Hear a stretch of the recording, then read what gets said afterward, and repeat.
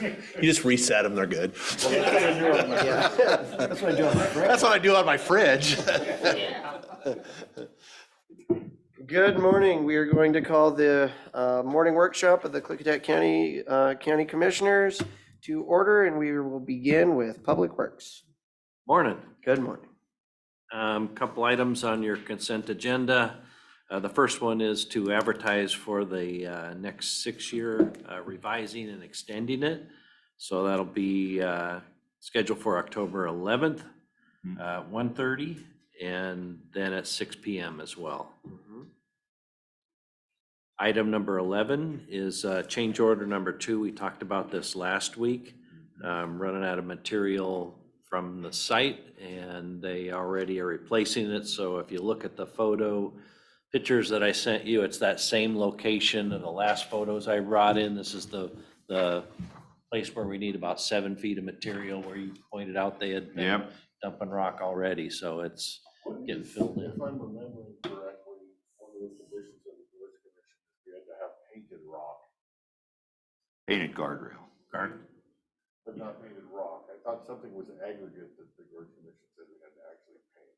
No, they make, if you do like rock bolting or Yes. scaling, you have to restain the rocks so Yes. they look old. That is a requirement. That's what I was thinking. Yeah. Yeah, thankfully, we have no cuts or anything Not like on, that. no. I noticed that is what they did on 14 a little Yeah, bit further, yes. because it's Rest like, what are area. they doing? And it's like they Yeah. were staining the rock to make it look old. Yeah. A little patience and it will look it will look old. Yes. Yeah, so that's, and we have to paint all the backs of the signs brown. They can't be the shiny aluminum, and yeah.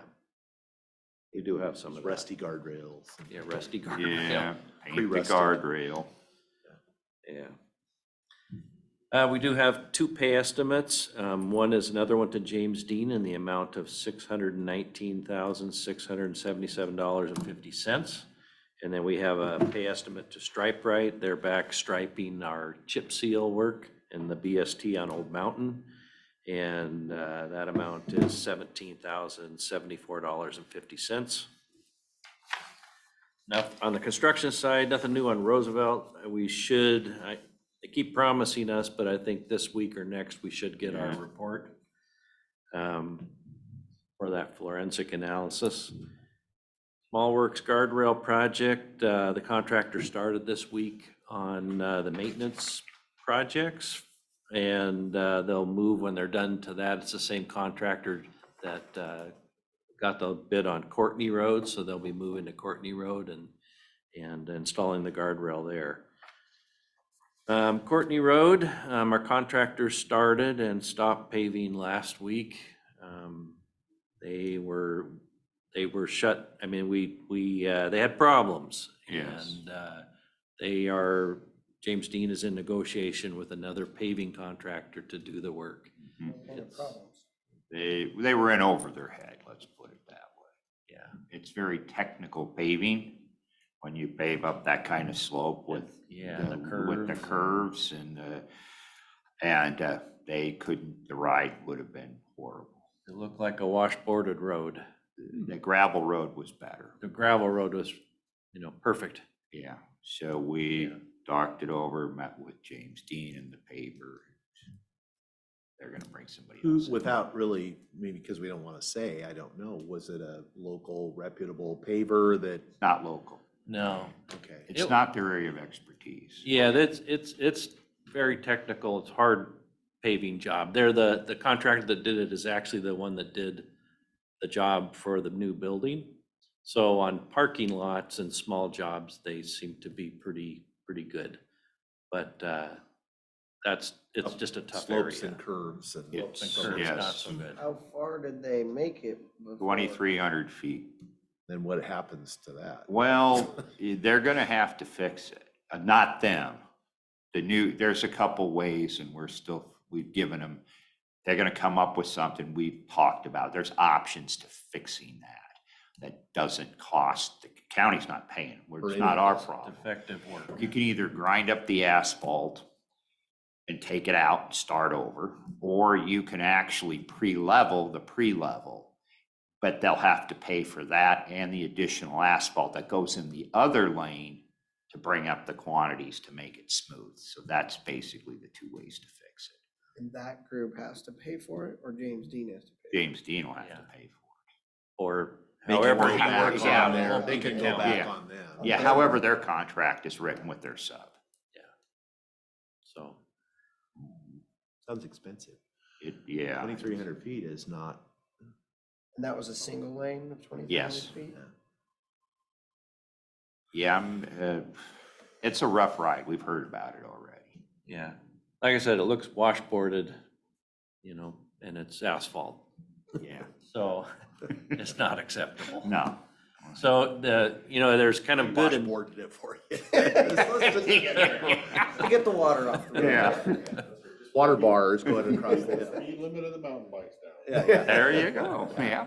Yeah, so the good news is, the person they're in negotiations with can't do it until October, which gives them time to maybe finish up this section where I give you the And then pictures do and the whole Yeah. thing. do the whole thing this year. So I guess that's the silver lining in this. But it's still a hassle. It was an interesting week last week. Yeah. And when did we find out about it? I mean, to make it 2,300 feet, that's a long ways. Well, you have to let them pave to a certain, because we go in and we stop them. We don't want to do that. We don't want to do that. That's when you pay. We put them on notice pretty quickly that, hey, this is not acceptable. You got to let them get through the problem is you got to let them get through the whole roller train and everything and get it set up. So they get quite a ways up the hill before, Oh, right. because they're like, well, it'll get better. Well, it never got better. And then we sat down and said, well, you come up with a different plan. Because I think they wanted us to shut them down. James Dean wanted us to show. No, The it was paver. the paver. Yeah. Please make me stop.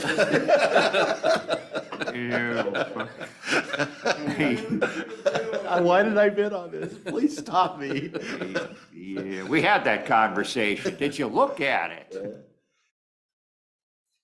I drove it on Google. Yeah, that's what they said. Ooh. Did we, snow plow in sand or gravel Courtney before? Is it one of our, I think the upper piece might have been a sanding because there's a few gravel sections that we actually sand. Tyler Road is another one where they're Uh-huh. just really steep. And, But we always have plowed to. it because there's a bunch of Yeah. houses. Yes. Yeah. Stuff in there. yeah, Yeah. it might have taken a little longer, but they There you got go. plowed. I was Yeah. gonna say, how in the heck are you gonna hire somebody to run a snow plow and go downhill on that road in the winter? They'll do it. We have good people working for They us. do it all over the place. Yeah. I don't wanna drive my truck down that thing. I mean, I was smoking brakes last time I went down that thing. I could you Downshift. imagine Yeah, in a plow full of gravel. that's why I generally only go up. I go up that way, but down the other How way. do you plow up Yeah. with gravel and, yeah, I know, maybe. Yeah. Or- Yeah. I don't know. Plow up We it. do Klickitat Appleton grade. Yeah. It's that's another Oh. smoke and break job. Yeah. But we still plow going up it. You don't plow going Yeah, down you both. go with traffic, so you're gonna do both. Yeah. I think coming down from the top, though, was basically one lane, so they probably came down it, but I don't know for sure. It's gonna be easier now than it was then. Gotta test some guardrails, what we gotta do. They're already Moving on. pre-rusty, so you don't know where the scrapes are. All right, let's see, so stripers are back out doing phase 2 work. Klickitat Path, the guys finished that, so, and they've moved on to Tro Lane, so we promised to put some culverts out there and upsize those along the roadway. Those are going in this week. So that work's happening as well. Let's see, courthouse parking lots, we started this week with our guys. I think we're we have a plan hopefully to finish, but that'll depend on the weather this time of year. But Yeah. the goal is to get the parking lot in Annex 1, it's parking lot D, finished first. So hopefully we can move all the sea of white vehicles from the bank lot out that direction to provide parking closer in for employees while we're working on the other lots. I think it's about 190 feet, so that's not too many steps further from the bank lot to get to our new Yeah. Annex 1 lot, so. And it Is should that our be, guys that are out cutting this Ye- morning? yes. Yes, Yeah. we're doing it. We're getting concrete Thursday and Friday. I told him, we know somebody that has some ordered. He'll be more than happy to give up his. Yeah. Oh, I need to give mine up, actually. If you're not, we To could, we sell. got No, there'll be placement. some, no, I have some Friday and I don't want it now Ah, till later, okay, so all I'll right. free some more up Good for to you. know. Okay, good to know. Yeah, so our carpenters are actually doing the forming up and pouring the ADA ramps and as much curb as we're comfortable doing. And then our guys are paving, so our west side guys are coming up to pave next week while the rest of our crew here in Goldendale are prepping the other lots, so. I think we have a pretty good plan and hopefully we'll get close to, I know somebody who has a little bit of time on their hands who might want to come in and pay for a cheap amount. that's right. They can do parking lots too, yeah. Oh, Let it dig down too deep when you're doing it. no. Okay, Rock Creek Bridge, designers are working on the environmental documents so we can get that one out early next year. Sundale Old 8, we're putting together the plans so we can start laying out alignment and moving ahead on that project. Our federal safety projects, they're all being worked on either in environmental documents and all the DOT and federal paperwork, as well as staking in the field so that we can get some of those out next year as well. Maintenance projects, I think we've talked about most of those. Yeah. Mhm. Facilities side, supposedly I heard this morning that the designer have fixes for all 3 remaining HVAC issues in this building. The people doing the pickup or punch list items on the outside of the building are here today. The painters were here yesterday cleaning and doing some touch up. They still have more because there's some areas where they needed to do sheetrock work before they painted. And I see they actually came through and touched up most of these, so they look a lot better. The hatches are really where they had issues and they were kind of rough.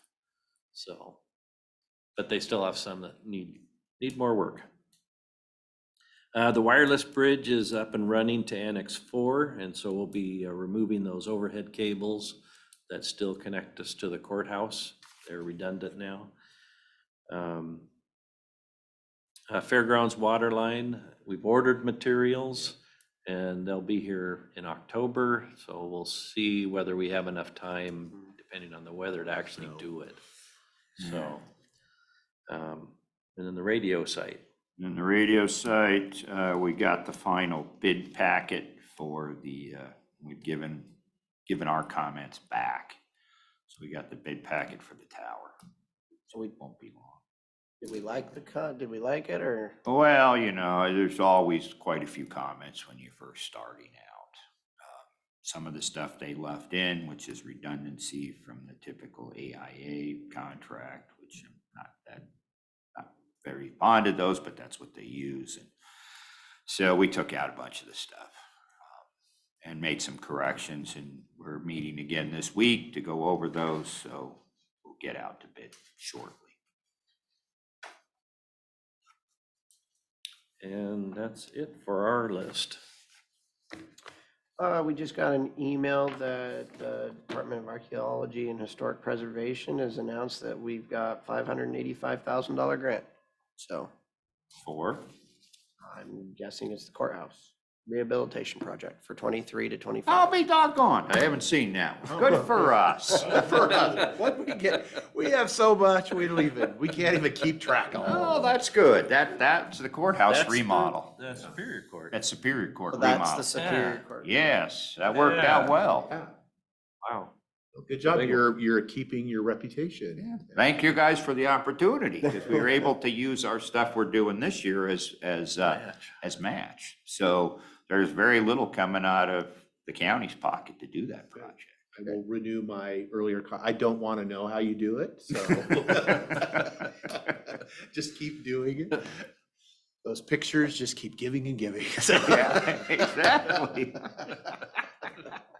It's Dave S. at KlickkitatCounty.org. The horse heads keep rolling. That's right. So the other question I have is, where are we at on the Title 12 Road Standards Committee? We're still working on trying to get the time together to put that together. My main guy just got married that's helping me. He's back now, but he was out for 2 weeks. Trying to set time aside to put it all, package it all, and then get it to the group. I've been talking to the different members of the group, so we're still pushing forward on it. Because I think we were talking about September and, Yeah, I'm afraid I might have lied. so what are we shooting for now? I'm shooting for now October, but I will try to get it. We're gonna spend some time next week on it. Okay.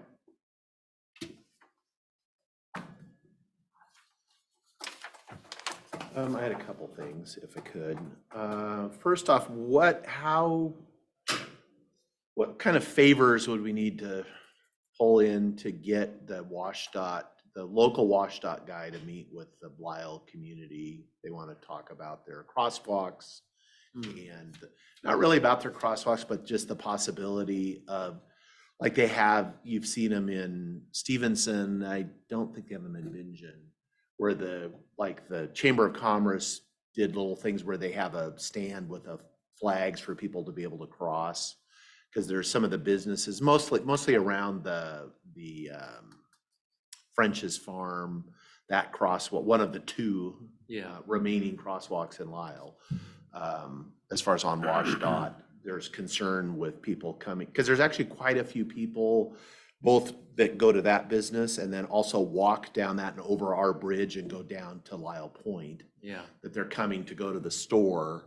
And the community was wondering about if they could even legally put up stands that had flags. And I said, again, I have zero jurisdiction over that road. You need to have a discussion with the WashDOT folks. But, and they said they've tried, but they don't, and I know from dealing with WashDOT that they're definitely a bureaucracy as far as you have to work your way through the labyrinth to get to the right person. And I know we can get to the right person. Yeah. So that's why I said, that's the one thing we could maybe do. We could help try to facilitate getting the right person or people to the community so they could have that conversation about what they can and can't do. Sure. They have, last time I talked to Dave Berkey's the guy, and I think he's still the right person to talk to. Right, I didn't want to give up a name, so I didn't. Yeah. But last time they talked about that, I won't say okay, but it's an acceptable method to put the lighted signs. Okay, But because that was something else they wanted to talk about. Yeah, Is that's kind of the tool that I don't think they'd let you do less than that. okay. But the cost to pay for them, and I can't remember if it's, they'll pay them for them, but the county has to be willing to maintain them forever. Or you have to pay for them and maintain them. So what happened, because there was one on the west end of town that was associated with that development that they actually haven't done anything on the south of the road on the, where it drops off. Somebody was gonna build townhouses in there. And that was one of their conditions of approval in their conditional use permit. And the developer installed a lighted sign and had to, because that was one of the things with the conditions, and it was up for a few months, and then I don't believe it's still there. Yeah, I don't So I don't know remember what it being happened. there. Yeah. It was very short period Yeah. of time. Right. I think it was one of the speed, this is your speed and when you came in. And I thought there was one on the west end of town. This is your speed, isn't that, the state puts those up? And But they're I think this temporary. was but this was a condition of the approval. And so the developer, and I think one of the conditions too is they're supposed to actually have a crosswalk Mhm. across there Uh-huh. over to the state highway to the north side of the road, because there's no shoulder on the, because it's so steep. Drops right Right. off, And yeah. the developer has to pay and maintain that crosswalk, because Yeah. WashDOT won't. Yeah, that's kind of how I think I remember it being when I've heard, the last time I heard them talk about it is they're not really interested in paying for it or maintaining it.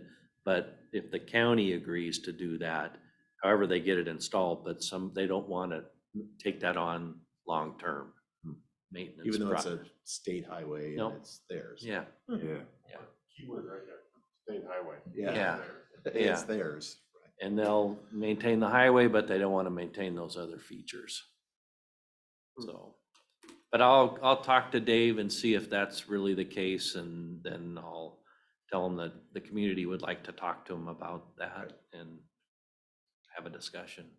It's surprising, I mean, it seems surprising to me that that was their number one issue, was in the community, when I was there for the community council meeting. Last week was Highway 14. Huh. So, which again, good for us, because it's, I don't, nothing I can do about that. Community No. council might have a different number one priority than the majority of the residents. have. I don't know, there was a pretty good, because it wasn't the community, it actually wasn't them driving the bus, it was the community. So, That's good. yeah, sometimes people tend there's. to drive the bus that the people aren't on, so. Right. No, this was the people driving that bus, which was not the same priority, I You would have say. something else on? Oh, and, yeah, sorry. Jeff, Dallasport Park grant, Yes, that's due, I actually have a conference call with them on the 14th of October. okay. And they did, I know the community came up with some little draft or a draft of a, Yeah, I don't know that I'm that's a actually gonna reach out to some of the people from the community, from the meeting when we went down there that I've contacted. Okay. I've talked to them, so I'm gonna reach out to them once I get all the stipulations of what the grant has to do. So, okay. But yeah, I just said I'd follow up. I think So it's, you're having a phone meeting middle of October about it, when's the grant supposed to be? I think the grant might be November or something like that. I don't know. That's when Commerce set it up, so. Right. Okay. They probably don't give me much time, you're right, probably the end of October. Well, we have another one over here, so I'm trying to make sure we're on the right time frame. So just to follow up on the lighted or the crosswalk issue, is it 6th Street or is it 6th and another location? It's. 6 is by our crosswalk or our sidewalk projects. No, it's 7th, be 7th and 14th.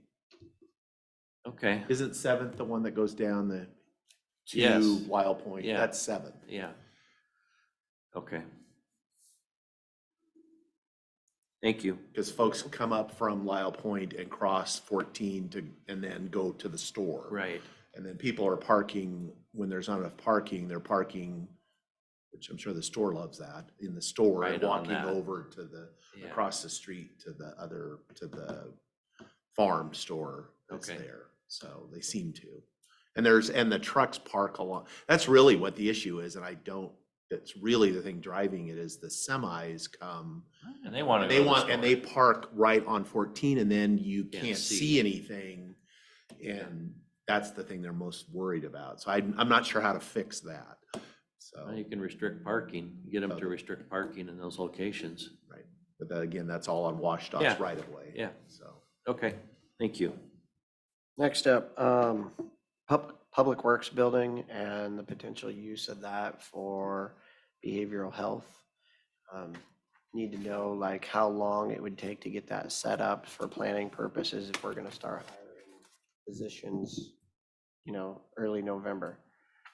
So Aaron talked to me about 8 people, but Rob mentioned there might be We're significantly more than that. starting with 8, Okay, 7 or so. Okay, Seven's the number I remember. okay, we'll,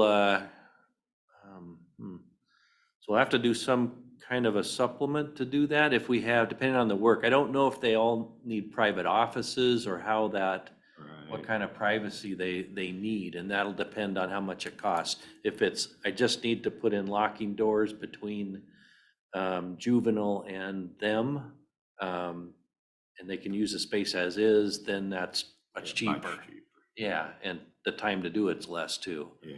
So I'll have to, Those just the locking doors, and we're gonna survive with what's in there. yeah, we might have some that we We can might- use we'll have to see what already. we We'll have see in what the door Yeah, for. because we saved a bunch of stuff when we tore down the other buildings. Okay. So we may have enough hardware and doors to, To actually do that. yeah, and then it's just our carpenter work, breaking them free to do it. But, so I'll work with Aaron then to make sure we understand what they need and then go from there Yeah. for the 8 people. And I don't know, you guys, late this afternoon, do you guys have some time? Maybe we can walk over there? Sure. Yeah. Okay.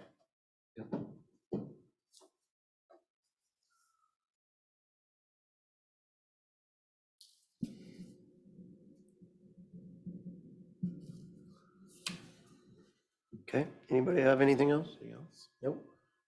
Okay, let me go cancel my concrete. Or I'm gonna get a bill. All right, thank you, gentlemen. Thank Thank you. you. I'm sure you Yeah. Could could. make money off of it right now. Actually, I know some people that need some. Yeah, we'll take This her. week, actually. No, you can't sell it to us. Yeah. Give it to us. So did you have ideas on what's going on with the water out there, or? No, I'd heard that last night, because we have somebody sent in a maintenance request that the water, they were seeing particles in the water. I saw that last night, so I meant to talk to our guys this morning, and it slipped my mind, but I'm gonna call them as soon as I walk out of here. And make sure that we check to see if it's not a filter. If it's an, Go take a test and tell me what it tastes like to you. Well, and look at the cloudiness of the drinking fountain too. okay. Cause I couldn't figure out what it tasted like. He almost puked on the floor walking down there, so. Thank you. It was good, it was fun to watch. Okay, next up, we've got the Underwood Conservation District Manager, Director Tova. Are you online, Tova? There you are. Hello, Good morning. how are y'all doing? It's a beautiful day outside. And our seatmate is here. So anytime you're ready. Great. Well, hi. So everybody can hear me okay? Yep. Yes. Great. Did you get the written report that I was able to send over? Yes, ma'am. Got it now. Okay, great. Well, I won't throw it up on the screen then. I'll just not worry about that. But I did want to walk through that written report and just provide a few updates, just as my usual annual presentation to you. So of course, pop in with any questions as you think of them, and I can expand on anything that you see there.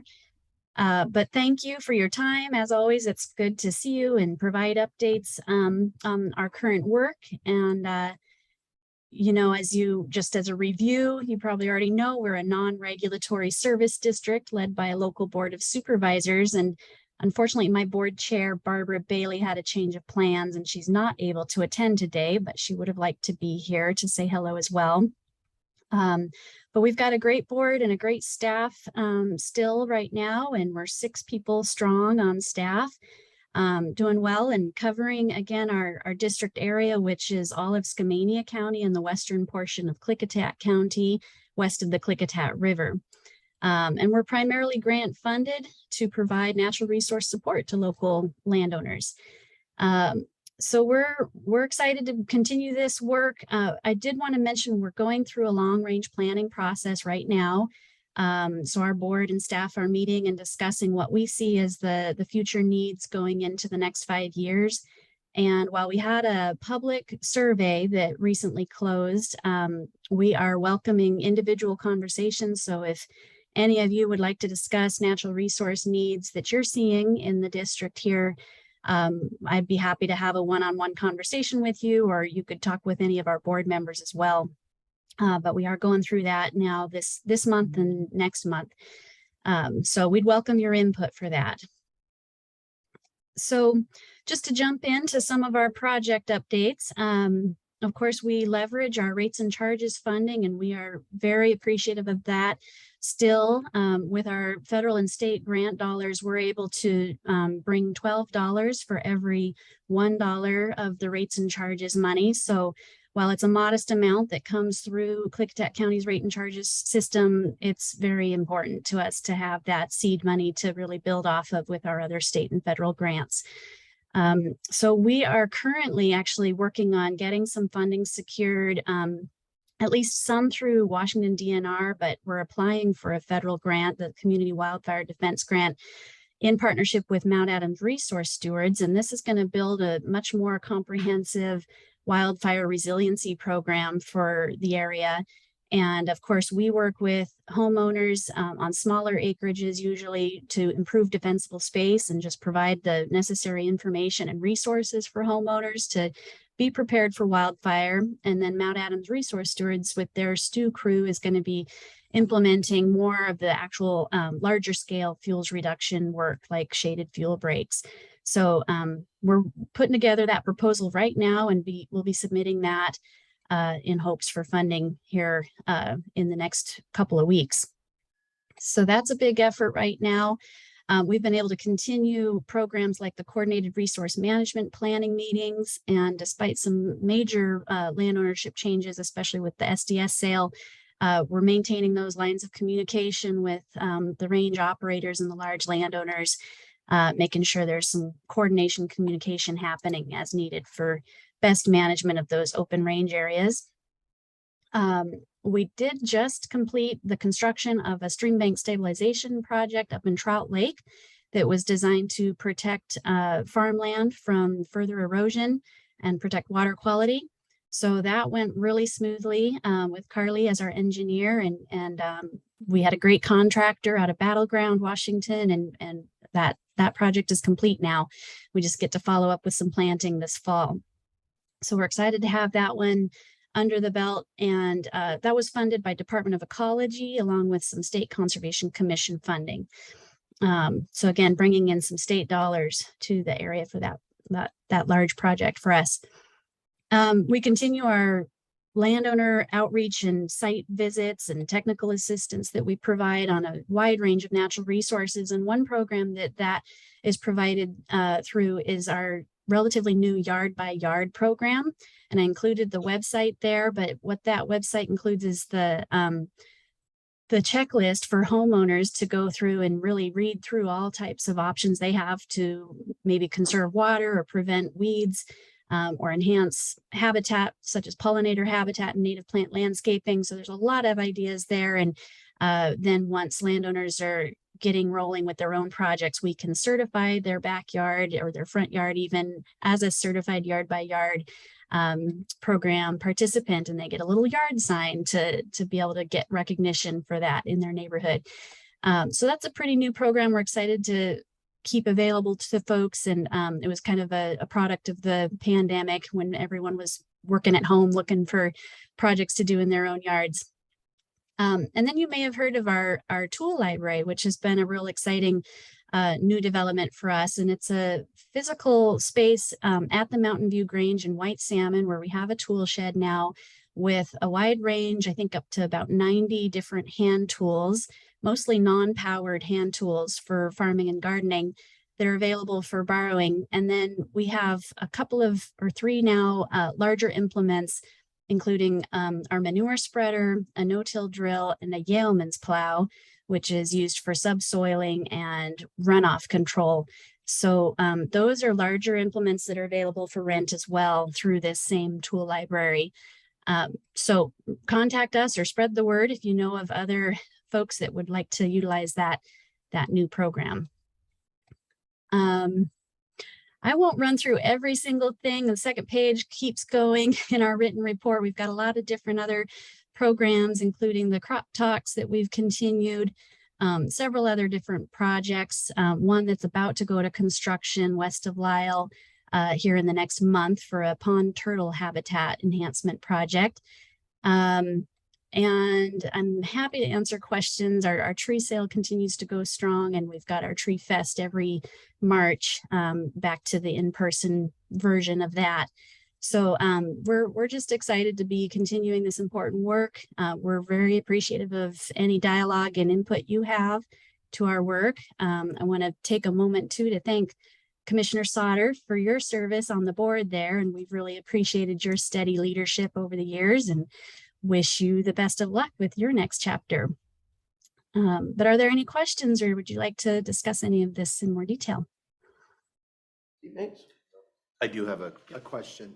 Tova, you, when you were talking about the work on fuels reduction that you're, advising and helping folks as far, which I think that's a great program. And I think unfortunately there's more need for it than ever in the area.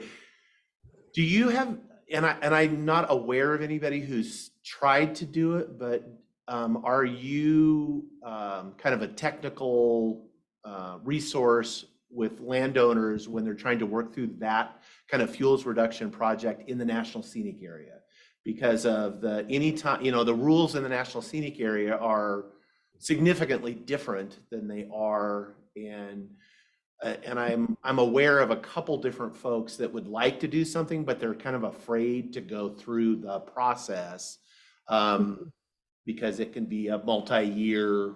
And anytime you're talking about limbing or cutting stuff down or removing vegetation, then there's obviously an impact, a scenic impact to that, and that really has to go through a permitting process with the National Scenic Area for any of those. And I know we've utilized your service. The county has utilized your services on some scenic area permitting. I'm thinking of Courtney Road and our big project up there that you were able to really help facilitate, I guess, dialogue, I'll call it.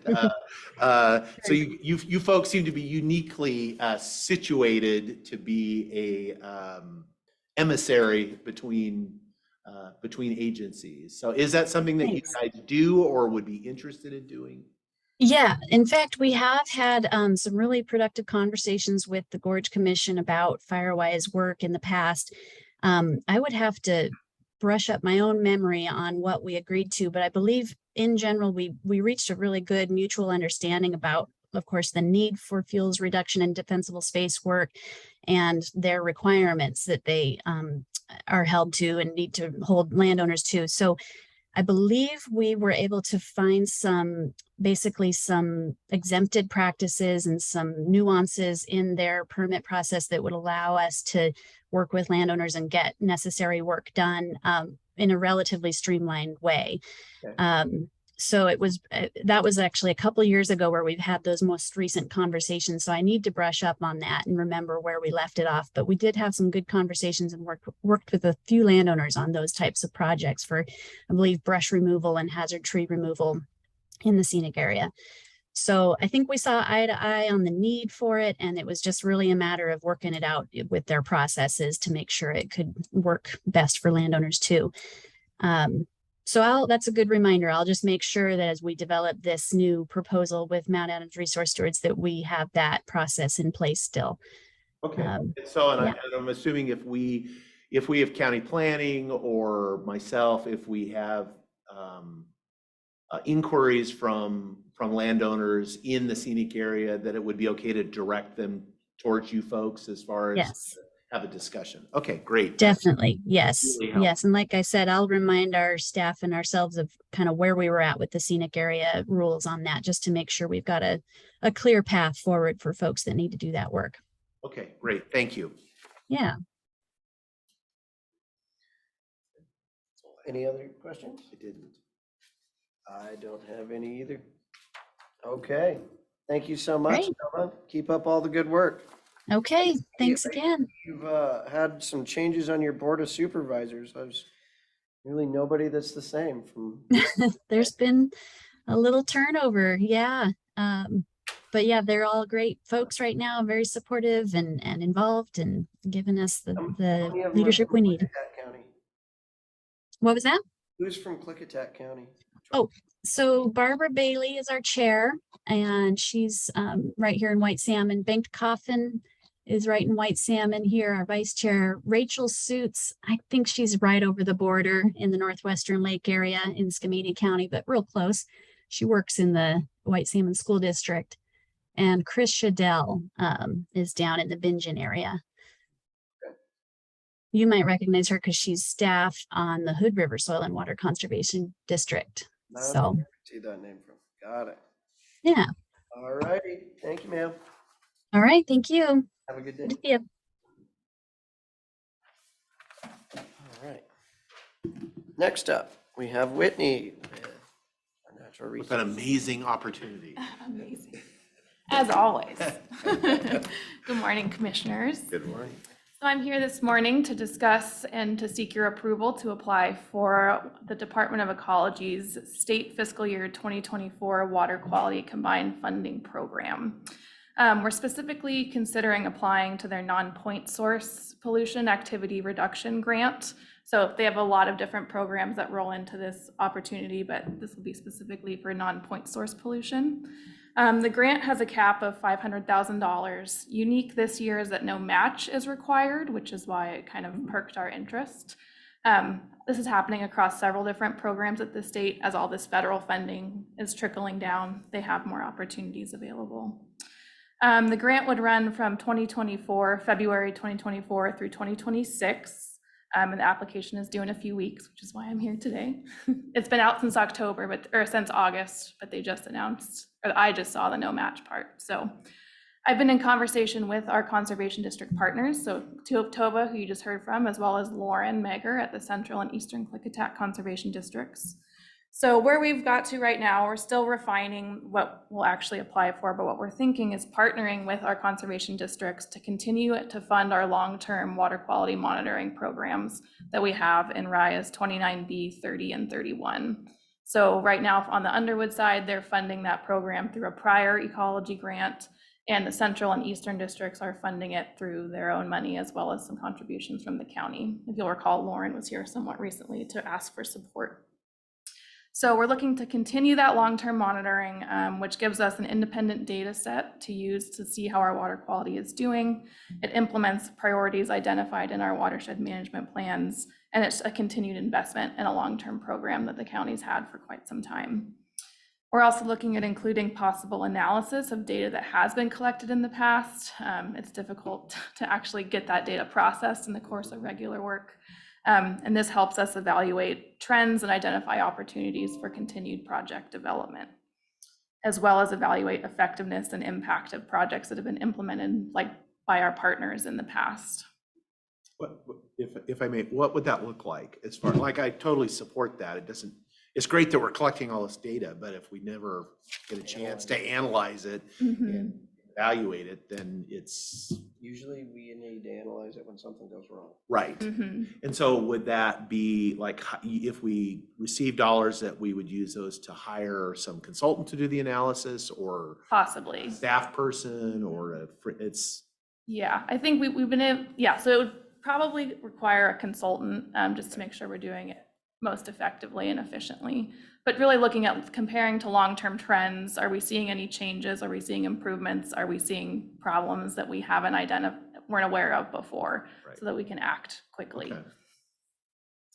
Additionally, we're considering updating, reprinting, and continuing to distribute landowner education materials about how landowners can best protect water quality. So for example, Underwood Conservation District has their landowner handbook, which we distribute through our website, and they also distribute to individuals that they work with. At times, those things need to be updated and reprinted, and it's an opportunity to continue to get information into the hands of landowners so we prevent problems instead of having to deal with them later. And it's also timely given that our critical areas ordinance is going under review and an update. So it's, again, just opportunities to get information to landowners so they know how to best manage their land for maintenance of our natural resources. We may also include an on-the-ground project like a beaver dam analog in certain places, but that's getting more difficult to fund through ecology. They just have a lot of requirements for the landowners. There's a lot of paperwork involved. So we're still fine-tuning those details if we'll actually include an implementation project with this grant. But I think the bigger picture is really looking to maintain that water quality monitoring, look at our data, see how we're doing, and that in turn will point us in a future direction of where we need to go. So are the districts going to apply for funds as well for their own projects, or is this going to be the county's going to apply and we're just going to manage the grant for both districts? Correct, the latter. Okay. Ecology's programs continue to get more difficult to apply to. It's a pretty lengthy application. So both of all three of our districts here are doing really great work on the ground, and it's an opportunity for the county to support it and be a partner in it and to help, in the broader management of our watersheds. Thoughts, Commissioner Christopher? No, I'll ask you since I was gonna remember to ask Tova about, because I saw in their thing that they've constructed 20 beaver dam analogs, and you mentioned it again. Describe a beaver dam analog to me. Sure. What's a beaver dam analog look like? Sure, so Tova can get into the specifics, she might still be online, the specifics of what it looks like. But essentially, it's a structure that's placed in stream, and it's supposed to mimic what a beaver dam would do. So it holds back water on the landscape. It allows that water to infiltrate into the groundwater, recharge aquifers. It's also really important to hold back water because it then is released later in the summer, so it can help with stream temperature issues and low flow issues in the summer. It's just a dam. It is, yeah, maybe Tova can provide some. Yeah, I forgot. I was going to ask. That was one of the things I had a question about. So Yeah, there's a few different ways people are doing it, but I think the main design is to pound posts vertically into the ground in kind of a cross section across a channel bed. So perpendicular to flow, and then you weave branches and especially live willow stakes or dogwood and things that will sprout on their own. You weave those horizontally between the vertical posts to kind of create this woven basket that just kind of goes across the cross section of the channel. So it is like a dam, but it's also meant to be pervious and allow flows through. Over time, just it holds it back and slows it down, and also will start to aggregate sediment and catch other debris behind it. So it basically is, again, just like Whitney said, to mimic what a beaver dam can do. okay. All right. Thank you. They're very popular these days. Are we actually getting beavers to do some of this work, or? Yeah, good question. So there is beavers that are. They're in the Yeah, there's a little local work group that's focused on beaver reintroduction work, and I'm actually a participant in that, and so is Margaret Newman from Mid-Columbia Fisheries Enhancement Group and Mount Adams Resource Stewards. We're all talking about where there may be nuisance beavers, trying to learn where there could be problem beavers in the county, and also where they could be relocated to be doing good work for watershed health. So we've identified good locations to relocate beavers, and then they've got some permitting going on. I believe it's Dave Ryan at Mount Adams Resource Stewards who's going to be doing have the permit to relocate the beavers themselves. So there's a lot of talk about that right now, about where they could be doing good work for watershed health. Okay, good. Thank you. Yeah, some people don't like the beavers reintroduced to their area. Sure. Can't believe you're gonna make those beavers homeless and move them across. Not their free will. We don't say homeless anymore. We say Undocumented. houseless. And they're Pondless. Pondless Pondless beaver. Yeah. No, I actually have seen one in a place that I've never seen in my lifetime. So, right, witnessed a beaver in the wild in the local area where I'm close to where I live. I'm not gonna pinpoint it exactly. Which I was kind of excited about, just thinking, that's not something I've seen before in my lifetime there. And so it came from somewhere. It's kind of reintroduced itself, which is, I think, is a good thing. In this case, I know it can be a nuisance in some places. So let's put them where they're doing good stuff and not in other spots. So, okay, thank you. Exactly. Okay. I think you have consensus to go ahead? Yes. Okay, thank All you. right, thank you. Thanks, Tova. Yeah, thanks, Tova. Okay. What do we have left? Is there anything else that you gentlemen would like to discuss on board pending? I still think that it would be better to have contract negotiations during the workshop than during the regular session this afternoon. And there's plenty of time for it. I think we're okay. I mean, we have no clock that we're on that I'm So aware of. It would be my recommendation for the board to have us sign off on Zoom, tell everybody thank you, and come back this afternoon while we enter into contract negotiations. That would be my recommendation for the board, asking for consensus. Is that your consensus? Yeah, I'm good with that. Okay, so we're, Wish a motion then, Mr. Chair, to recess? Well, we're not recessing. Oh, I'm sorry.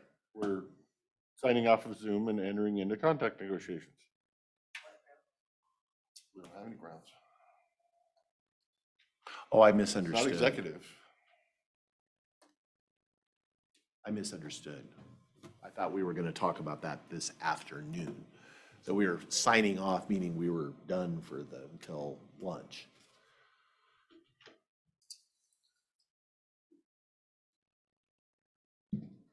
now what are your thoughts?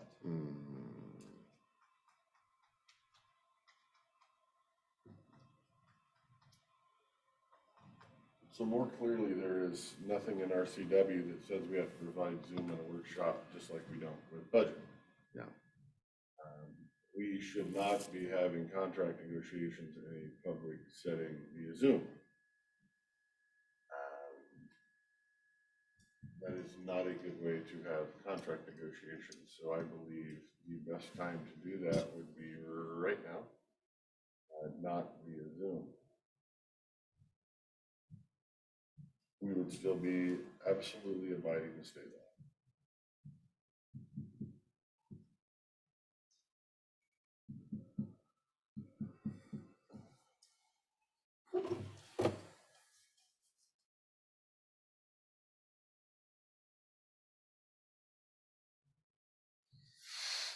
Based on the schedule of this afternoon, that could be different.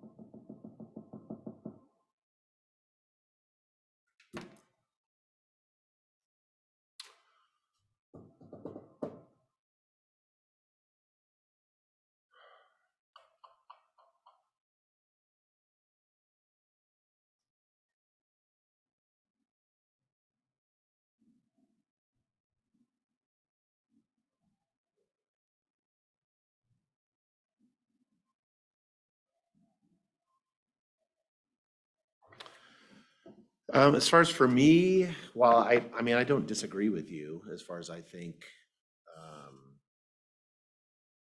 I don't think it is productive to have contract negotiations while we're broadcasting those. I think it's difficult to, I mean, I guess that we're being transparent about what we're doing, but that's why. But I think it will,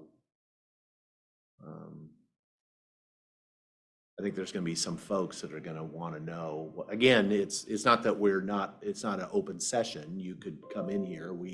The door is open, but we obviously there's nobody in the room right now.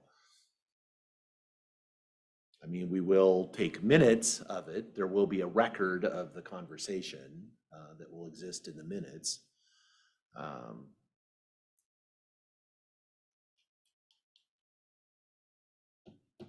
my point. The Zoom is not there required by state law. The Zoom is there out of our free will, just like.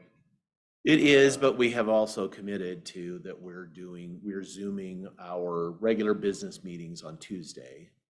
And this is a Tuesday and it's a regular business meeting, so.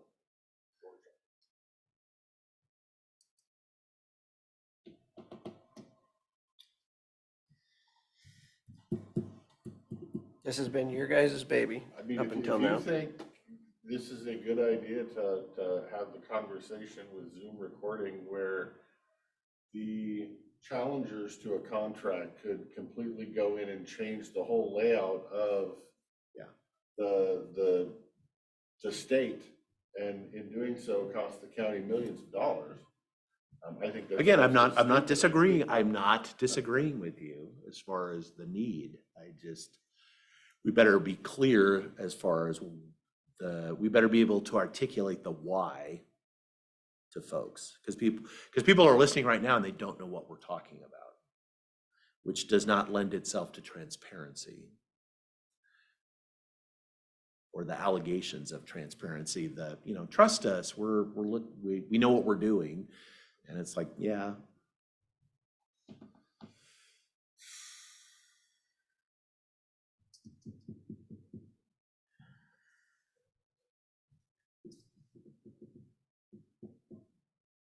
I guess, speaking that this is contract negotiations, that this is what I think that should always be done in executive session. Well, that's- But and I also think that, anything that has the potential for financial harm to the county should fall into executive session. When you look at, it's one thing if it's on Zoom and we know who's there. It's another thing when it's recorded and you can have all of the competitors come back and look at the contract negotiations and start their decisions on how they're going to bid on future contracts with regards to the landfill. That's scary. I mean, in private business, you never tip your hand. Yes, but we are required when we are talking, about a public contract that has to be done in front of the public. Right. Because we're assuming, and we're assuming positive intent is that what we're concerned about is providing information to competitors that would be harmful to the citizens' interest.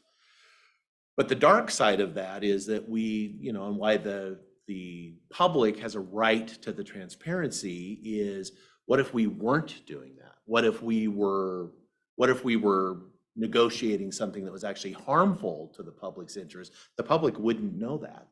And that's hence why it needs to be in the public. Now, I think there's a difference that as far as, it is open to the public. Folks could come in, there will be a record of it. And again, any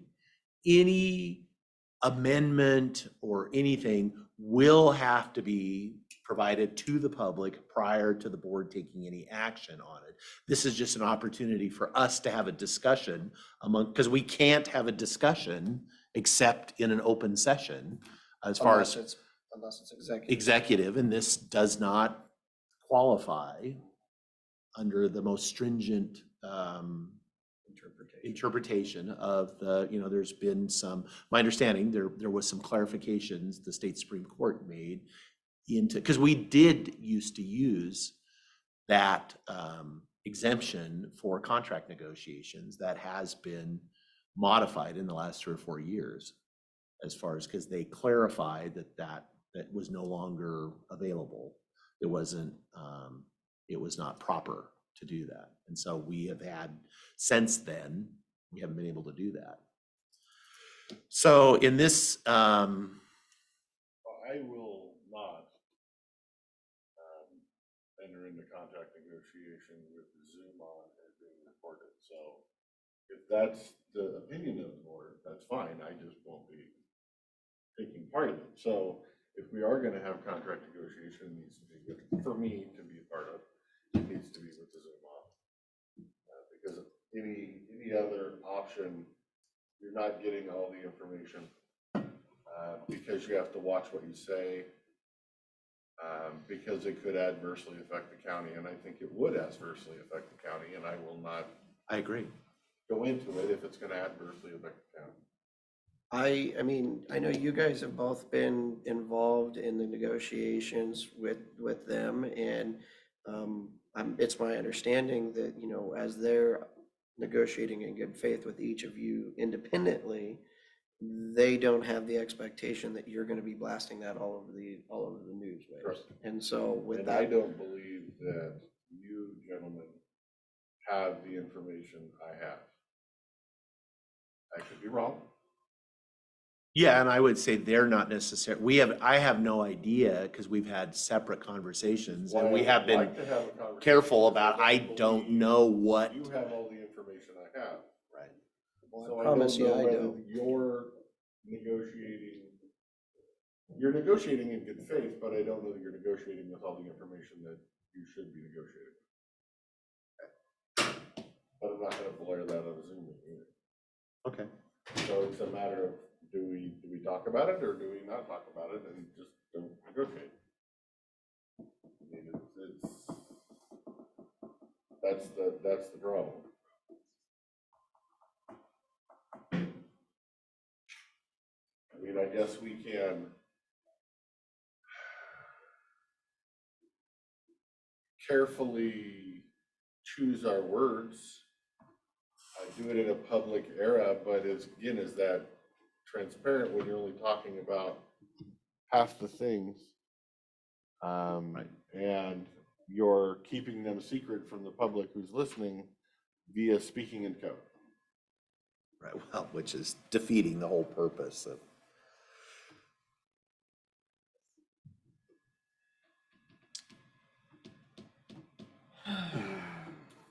Gotta love it when the Supreme Court makes life more difficult.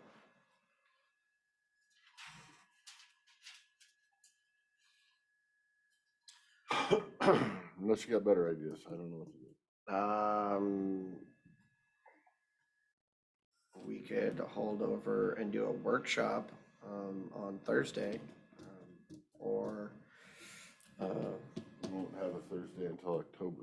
no, we could have one this Thursday. I will be out of town at a work, at an insurance thing. Oh, Yeah, I can live with, we can just shut Zoom off. Because I think it's important. We need to have a conversation and we are open to the public. We do have folks come in, but I think we should be really transparent about. If I thought we could postpone this conversation until our next Thursday workshop in October, I would be more than happy to go that route. But they want contract over, done and signed if it's gonna happen by October, which does not give enough time for ground truthing and legal opinions and all those kind of things to even be anywhere remotely close to that. and you want to do that right now? I guess. Okay, we have a majority of the board who wants to shut Zoom off. Unanimous board or not?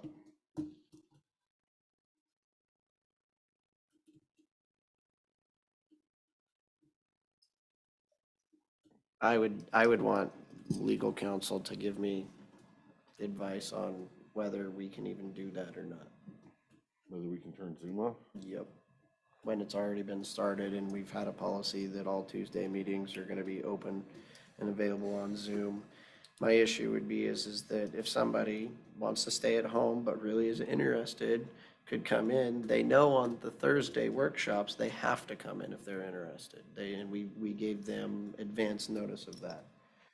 For Tuesday, and you put it pretty plainly that for Tuesday, we've said that everything will be in the public, online, recorded. That's my issue. And so when we've said something, I don't want to create any type of liability.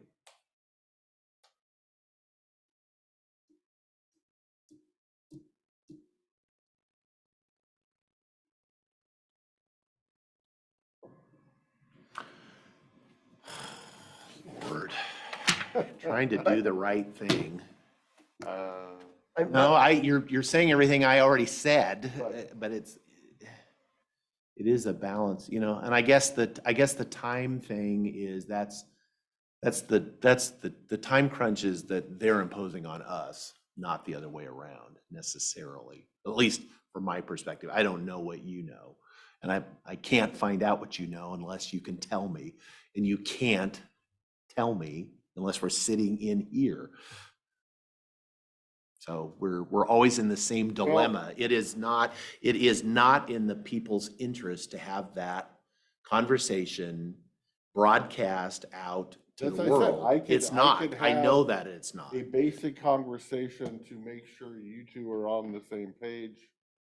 And we can talk about part of the negotiation. The public just wouldn't know, for the most part, the why it needs to happen or what potential changes are in the industry.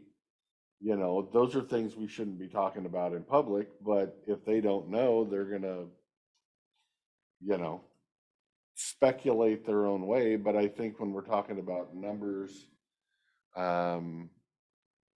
the numbers we have received, the numbers we're going to receive, CPI inflations, things like that, that's open information anyway. So I don't mind discussing part of it with the Zoom on. If you wanted more than that, we'd have to wait. But that's fine. I'm fine with doing it that way. I mean, I thought we decided to allow Dave to negotiate in good faith, and I know you've been working on it as well, and I think that's great. From That's my my, kicker. I want to make sure we're on the same page because I don't know. from my perspective, you know, I think that the negotiation should begin, you know, at where we're at with the CPI for this year. And that should go from 0 to 2 million pounds or 2 million tons. And then from then on, we make it so that it matches, you know, we're not gonna lose money. That's off the table for me. And then as they start this process with all these with another landfill and everything, I have no problem adding the CPI, whether it's the CPI that they're doing or the CPI that you know, I said was you came up with 2.6%, a 10-year rolling average, which only an idiot would right now not take that. And then moving that forward so that as they grow their business around the state, moving to other landfills, we're still getting a piece of it. But then where that goes is then they can still pay that local landfill their portion and they're still whole. Are you willing to give up all CPI for the year 2022 and 2021? Absolutely. No, I said, I don't think that's appropriate because I know they're getting the CPI on their contracts. Correct. And it's probably close to our CPI. Why would we give that up when it's the two of the highest CPI years Okay. when we have our expenses going So up? But remember, we all talk about $4 a ton of tipping fee. Well, the number was actually $3.96. And then after the last CPI adjustment, which was, I want to say 4.1%. That was last It went up to 417, which we've known that number. In July 1, it went up to 446. Right. That's a big number, okay, that you're aware of that. I'm aware of that. Is different. If you run 446, and let's just say we don't have any contract negotiation, we just, nope, we're good the way we're at. That puts our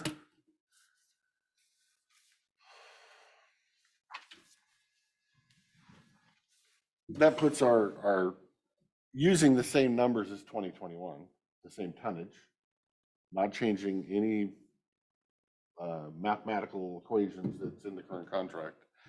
What we did get in 2021 was 9.21 million. Just with the how current. many total tons?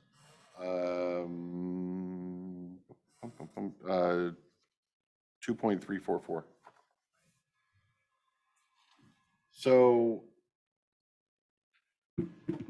I guess my point is, on that tonnage, not changing anything else, just with the CPI is gonna lift what we did get paid at 9.2 to what we will get paid at 10.1.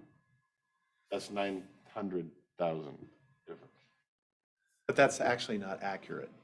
Because we don't receive, you keep making the assumption that all 2.3 is at the or now 445. It's not. It's only half. I'm It's not. already, I'm not.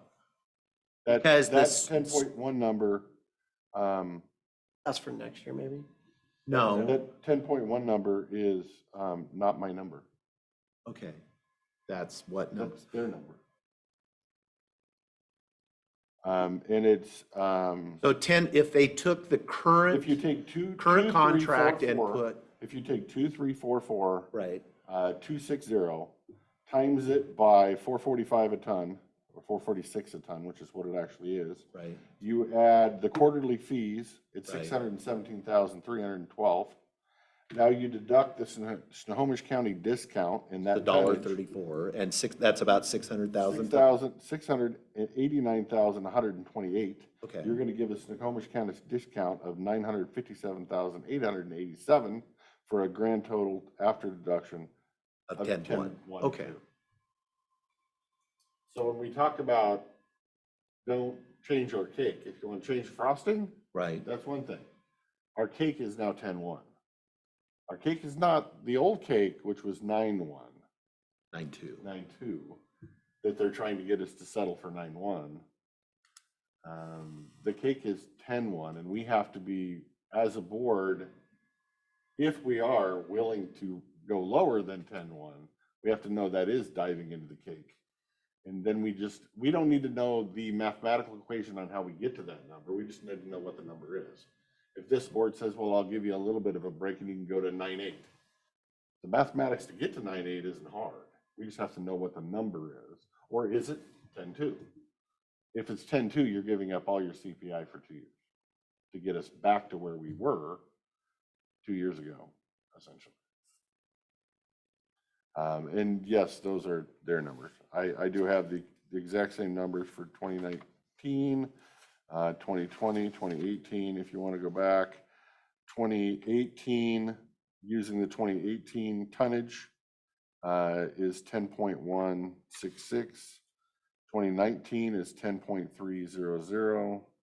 2020, even though it was a COVID year, is 10.028. The only reason we were really down that year wasn't really COVID related. It was they made a bad landfill payment, so they had to make up for it that year. So even though it says we only got 8.8 million, that's not necessarily the case. Anyway, that's 10.02. And using 2021 would be 10.1.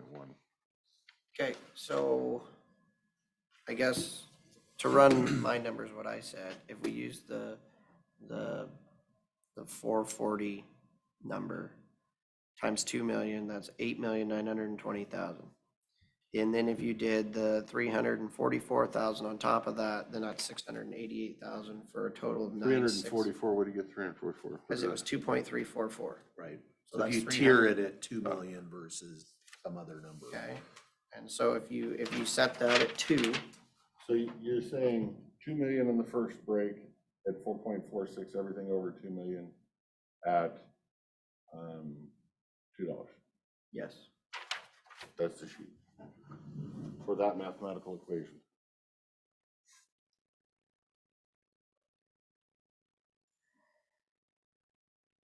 Why did you add then the Snohomish reduction? No, though? that isn't. You're over here. Oh, yeah, that's what I said, 96, So it's 9608. so 2 million at 4 46. is 446, what is it? 8.920. 344,260 is 9608.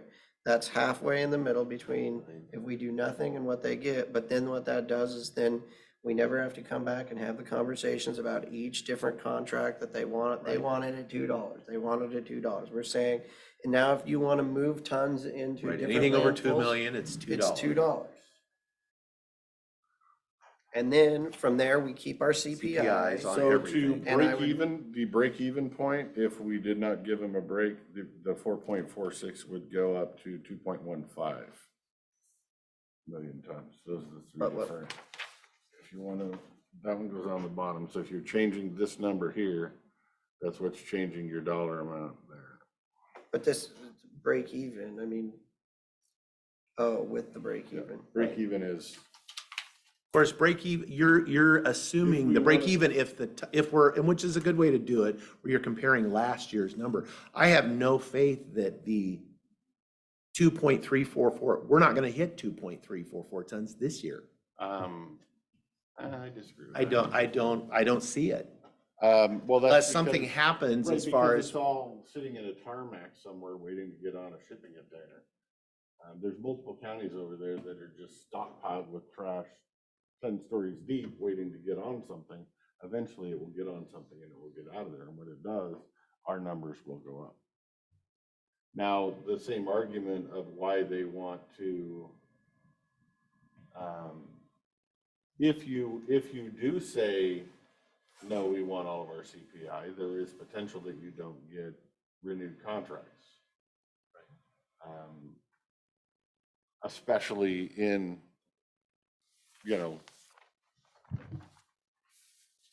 Island, Skagit. yeah, Island, Skagit. but There's a third, again, it's there's a a third one, small, Jefferson. if you add Jefferson, Skagit, Mason is also one of them. Right. They want to add, they think they're going to add another one over there. But even if you could lose a couple 100,000 tons over there, at $4 a ton. Or 45. Yeah. Since that's really important. 4.6 actually. 446, right. So it's I guess I'd say I was unaware the number was 446.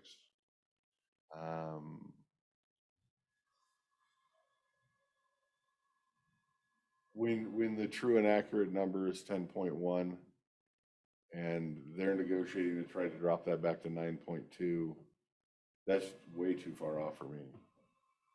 I mean, absolutely way too far off for me. I think you take something like that, because I think you also have to look at it with a grain of what is their CPI on all their different contracts? I don't know. I can't get the answer. But I do get the answer. I don't that know, they and do I have will CPI. push back on I don't think the negotiation was to get to 9.2 from I think it was within the context of up until July 1st. Meaning, just hang on a minute. The CPI takes effect in July.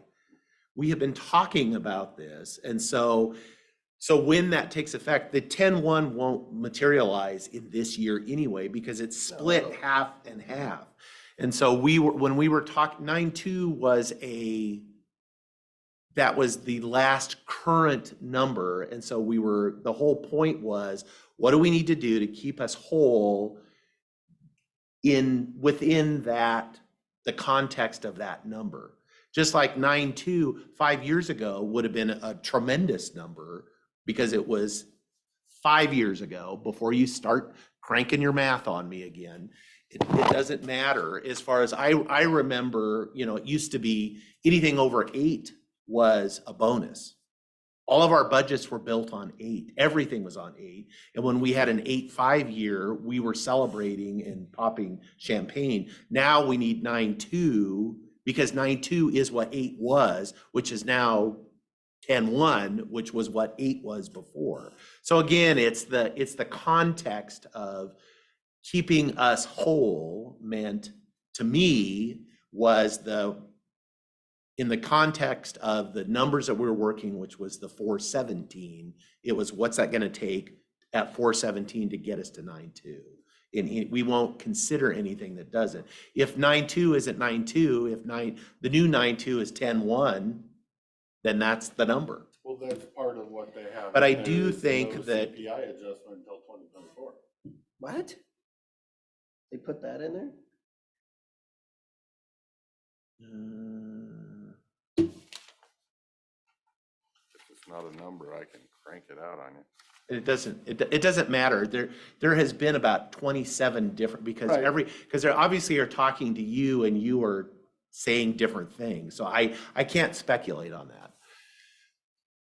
So I guess let's, for. The message that I was to take back to them, which I did, was, The solid waste fees shall not be adjusted in 2023, but shall be adjusted annually beginning in 2024.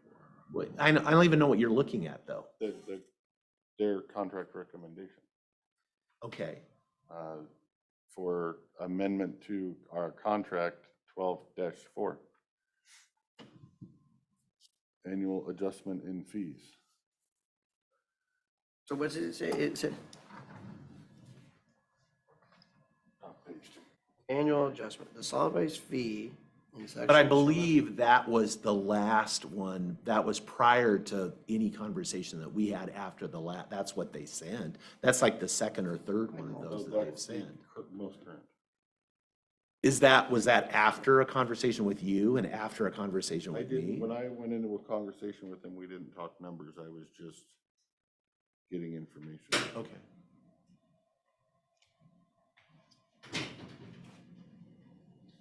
The numbers they're happy with is 2 million cut off, but only at 425. Okay, that's not the number I was told, so. What were you told then? I was told the current number for 2 million, Okay. The current number, 442 for 2 or million. whatever it is, 442, 446, whatever, and then everything over 2 million is $2 a ton. And Oh, CPI, like the it. normal, just like what we're talking about, and then Oh. everything is CPI. And that would get us And- somewhere around 9.8-ish, I think, No, 9.6. 9.6, whatever it was. Okay, because that's different. How long ago was your conversation? That was last week, How so. long ago was your conversation?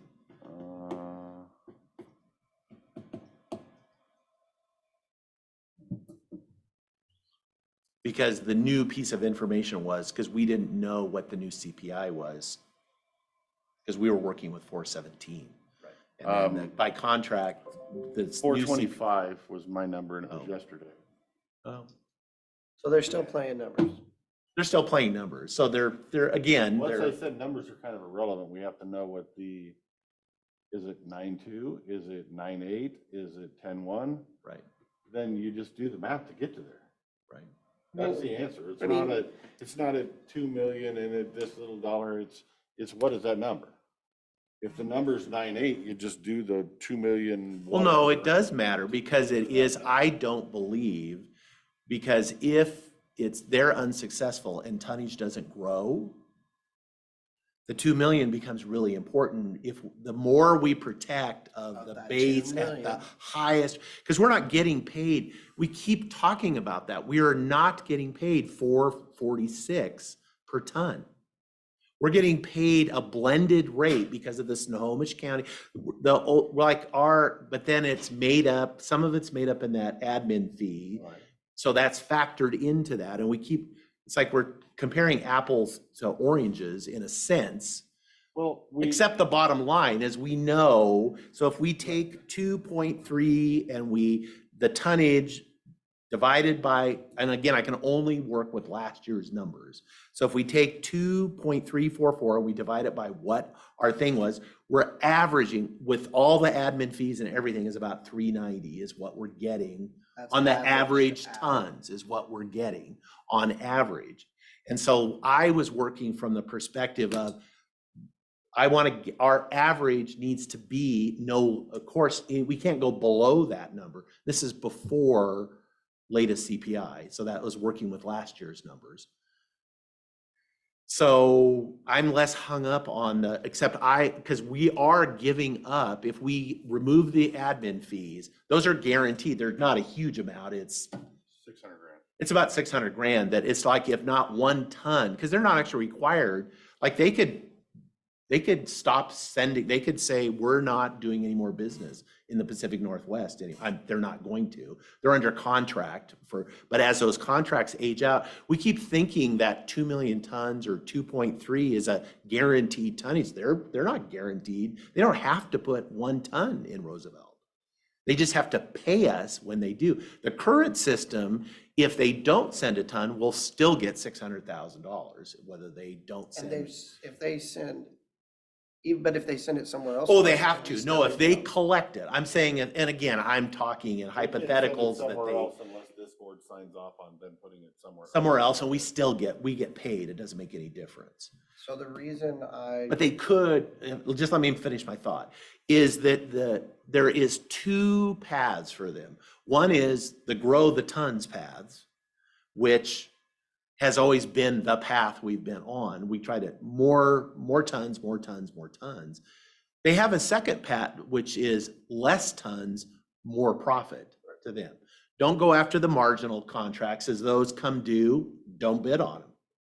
Right, but I also. So I also want the highest number of, if I can get the average for the first ton at the highest number, that's what I'm gonna go for. But I would also say that that's another problem I have in the latest contractors. They want to delete section 12.3.3, which is the threshold tipping fees, and the 3.2, which is the problem waste. Because if they decide to go for dollars, they can get into that Seattle market and start removing all the special waste that they're making bank on. I mean, big bank. And then we're gonna be getting $2 a ton off. But only if it's over that threshold. Okay, but right now we get $80 a ton. We get $80 We a get ton. $80 a ton. No, we don't. Yes, we do. We get No, we $80 don't. By the contract, it's in the contract, we get $80 a ton for asbestos.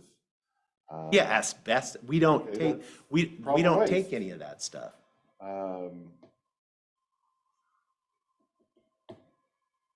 The incinerator ash is 50. We get $50 a ton. No, we don't. Well, No, that's what's written in the contract. that's not the way that you're missing. You're either, I can't talk to that, but I know we don't.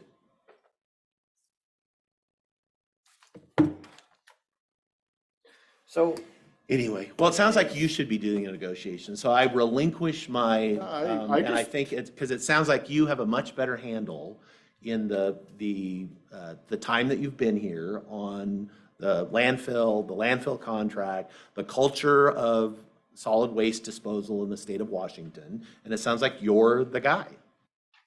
So it makes it super easy, is that we have no conflict, is go do whatever, come back, brief the board, and the board will make a decision on what that is, just like we've been doing. And that seems like the most productive way to do it. Because it's really hard to I negotiate. find your statement childish. No, it's not childish. It's like, It's that you're the best, we all know, it's no, tainted. it is, if you have somebody that's negotiating, it's having a conversation, you let them do that. You don't have other conversations of, because, and then again, they're using that, obviously, if they're talking to you and saying things different than they're talking to me, that makes it really difficult because you don't know what they're saying to me, and I don't know what they're saying to you.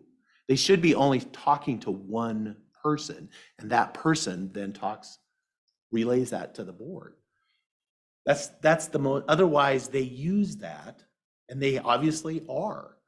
So I'm saying, especially in the long term, and I'm not being I'm genuine when I'm saying, because I'm not going to be here.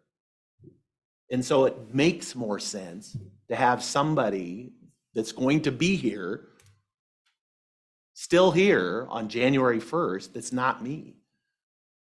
So that makes sense. I'm not doing it, I'm not trying to say, I'm actually looking after the interests of the folks. Yes, Mr. Chair. So the reason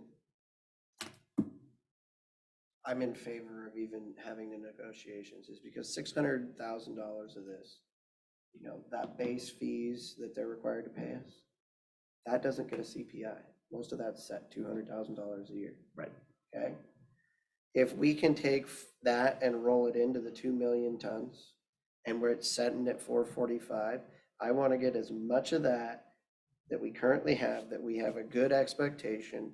And I want that at the highest number, because then when the CPI kicks in every year, that number goes up by more. I would rather have 7% or 6% of $4 than of $2, right? It's compounded. I'm completely in favor of that. 2 million, I think, is a fair place. We've had the conversation about there's a possibility where the tonnage is going to go down. Well, if the tonnage is going to go down, I want to get the highest rate on all of that as possible. In fact, I want to give them a good reason and rationale to make their toll program as efficient as possible, meaning if they want to take tons to some other landfill, as long as we're going to get to audit that and we're going to get paid $2 a ton on that, and it's not taking up airspace, I'm with that. As long as that's on a CPI too, I don't care. When we look at it in terms of, yes, they were pushing for about 9.2 and his numbers, and I thank you very much, Commissioner Christopher, for running all the numbers through, multiple different ways. The 10.2, sure, that would be nice to be at, but then we'd have to create a third category somewhere in the middle, which is fine too if we want to try to get to 10.2 for this next year based on, the next full year based on that funds. I don't have a problem with that. I don't like too many cooks in the kitchen. That's why I haven't had any conversations with them. When we said that you're going to do the negotiations, I said, okay, good. Then Steve doesn't need to call me 3 times a week, and I'll be the bad guy or bad cop, whatever you want it to be. Right. And I'm fine playing Right, that I role. guess what I'm trying to accomplish is instead of having 9 million conversations, if you know what the number you're willing to accept is, you can have one conversation. Because every offer they've made is still in the 9.1 to 9.2 numbers. That they've. Because the ever- number we started with last year was 9.2. I, That was what we started with. We said, we don't even bring us anything that results in less than 9.2 because that's our number. Right, but But then, now it's been so long, 9.2 isn't 9.2 anymore. It's now 10.1. but what they proposed to both of you, I mean, if what you're saying, what you had a conversation with them last week or whatever, Right. was the new number, that's 446 for the first 2 million, $2 after that. Yes. Add their CPI rules to that, fine. I mean, in essence, we're getting a 9% increase, and it looks a lot better than what we were faced with looking at. Yeah. And based on the direction that they want to go, sure. Because there's only so many tons that we're ever going to get in this landfill per year. And, they keep saying, we think we could do 3, we think we could do this. I'm sorry, I haven't seen it and I doubt I'll see it. But if you want to truck a bunch of stuff on the west side and give us money for that, okay. That's probably going to be where that growth comes from. It won't be coming into this landfill. Heck, if things keep going sideways with the you're willing- railroad, you're willing to essentially go to 9.6 and give up 10.1 and give up 500,000 and take 300,000. no, I'm not looking at it. I'm looking at it as a long-term position and a long-term play. I think we'll make more money in the long run because at least they know they can go out and bid on all sorts of things. But that's not saying, there's also other pieces. I think that, for the special waste and all that kind of stuff, that should be, if they're making, $100 a ton off of that, we should get a cut off of that. But, that's the other pieces of that contract that they want to make changes to.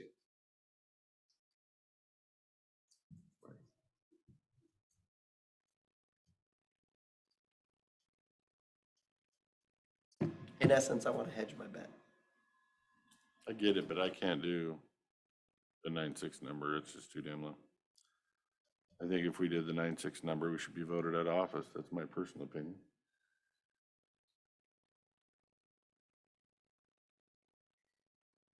Then, I mean, in essence, what would your recommendation be?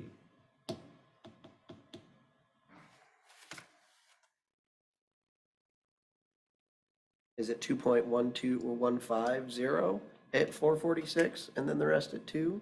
Is it a middle? I don't know that even if you do 2.150, you're still at 9.977. You're damn near 10 mil. You gave them $100,000 break. That ain't gonna be enough to make or break them one way or the other. But I also don't think discounting them 500 grand is gonna make or break them one way or the other. What's gonna make or break them is the icing on the cake. It's the $2 number. It's the allowing them to take over more of the state by not hauling the trash to your landfill. That's what's gonna make or break them, not what's currently the cake.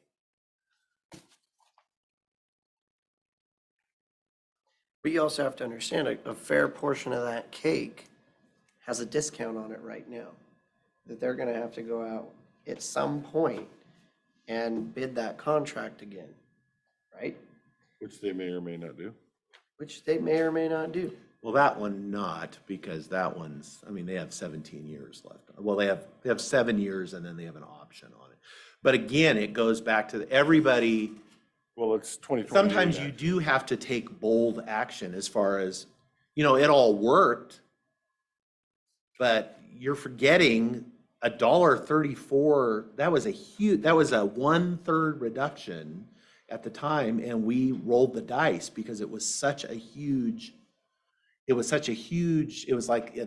Snohomish County is it's the anchor contract. And so the board agreed to that so that they could go bid that. And I will remind you, they won that bid by 12 cents a ton. So we gave up $1.34, but we got, and in the end, the tonnage grew and it put us back, after 2 or 3 years where we were. If we hadn't taken that action, they would have lost that contract and we would be looking for. You're saying that we won off 12 cents and thank God the county deducted its 12 cents because. It didn't deduct its Republic 12 couldn't have cents. deducted the They 12 did cents deduct. To make it work. No, they did. Have you seen their books to see what No, their profit margins are No. on that contract? No, and again, it's not, but I could see what their competitors, bid based on their cost to do business is probably roughly the same.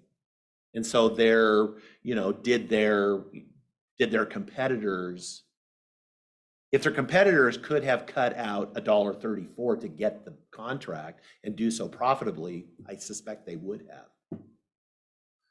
So there is a But I floor would also somewhere. say that theoretically, if this county didn't cut out the $1.34. well, I thought it was $1.39. I thought it's $1.34, but $1.39. okay, $1.39. If this county didn't cut the $1.39, would Republic have said, crap, we're gonna cut it off our end? Potentially, we don't know, and that's what. No, we don't know. I'm Okay, not saying that it was a bad decision to not give up the $1.39. I'm just saying that just like Bickleton Highway, if we don't fund it, it doesn't mean it never gets funded. There's other. No, there is, and but it But is, it's a that game. you understand though, that there is always risk associated with, you will find out, like you can go back and say, we could say, because we're not required to do anything. We can just let it ride the way it is. And then you will get it ground truth at some point, whether it works or not. And if it hurts. but if the risk is, if you're wrong, the number's not 10-1 anymore, it's now 6. Or if you're right, the number's not 10-1, it's now 12. We don't know. It's a risk. Yes, Mr. Chair. How about the 446 for the first 2 million? Anything after that's 216, because then what we're doing is we were talking about $2 last year. Oh, and it's got the But CPI I into added the, 8% CPI for the year to it. That makes it up to 734, 400 on that bonus. Because remember, my goal is CPI, baby. That's what's gonna save us in the end. Because if we didn't, like, their first thing, they didn't want to have a CPI on the $2 thing. And if we didn't have a CPI on our original contracts, remember, our original contracts were was around three just and $3. $3.02. Well, and for that's their special other waste. argument is none of the other landfills have a CPI. Well, it's I don't not think my that's fault. true. It's words out of their mouth. Not my fault, other landfills are stupid. I don't disagree. They may not have CPI, but they have renegotiations on a Right. more regular, We're on a regular, on a That's regular the- basis, and because that number that's what has it is. gone up everywhere else. everywhere else too. I would suspect at least CPI. Because I think the gap has maintained itself between which it is, we have, I mean, I get that, that's, our host fee is significantly higher than anybody else's. We are higher, So what was your, And older with more space. and we're older with more space. you had the 446 number to 2 million, and then what was over 2 million? $2.16. For how much? We mean for, 734,400 versus the other one was 688,000. Right. Okay, for how many tons does the 216 go into play? Anything over 2 million. Oh, so not going all the way down to 2, it's, No, the $2. The that we $2 started is now discussing is 216 because that's the inflation kicked in. this inflation last- kicked in on it. Yeah. That's, I have to run numbers, but I will let you know my opinion by this afternoon. Okay. Other parts of the contract that we need to discuss, because again, I know you really want to get them to pay for, there's another piece to this that nobody else takes into consideration that is a bonus to us. The 20,000 residents of Klickitat County get free. get free dump. All we pay for is the fees in order to get it from here to there, and we pay for that in multiple ways. We're the last ones to get a new truck, we're the last ones to get anything. Yeah. But we're also not paying for trash service, and anyone who, anywhere in the world, would love, or at least the Washington or Oregon, would love to only pay $7 a yard. Yeah, no, And that is, I that remind is, people of that. that is a benefit to the county by itself. And sure, what do we do 20,000 yards a year or Yeah, something? it's not a whole lot, but it's still, it's for us, it's important.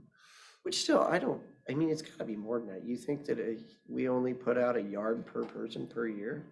It makes it to the transfer station. I guess it goes through the transfer station. That's only what goes through the Right, because transfer if it goes station. through Then it's pickup, it's collection, different. it's different. But through that, do you still, would the collection side? I don't know Does if we get revenue or not off of, I know what goes through the transfer station. We don't get our post fee on our own trash. Wouldn't that be great? Yeah, it would be. Well, it'd be a little bit more, but Yeah, what is it, $7? $7 a yard and we get $4 out of it? Or no, that's per ton. per ton. 40 cents, no. Oh, I can Yeah. write that down.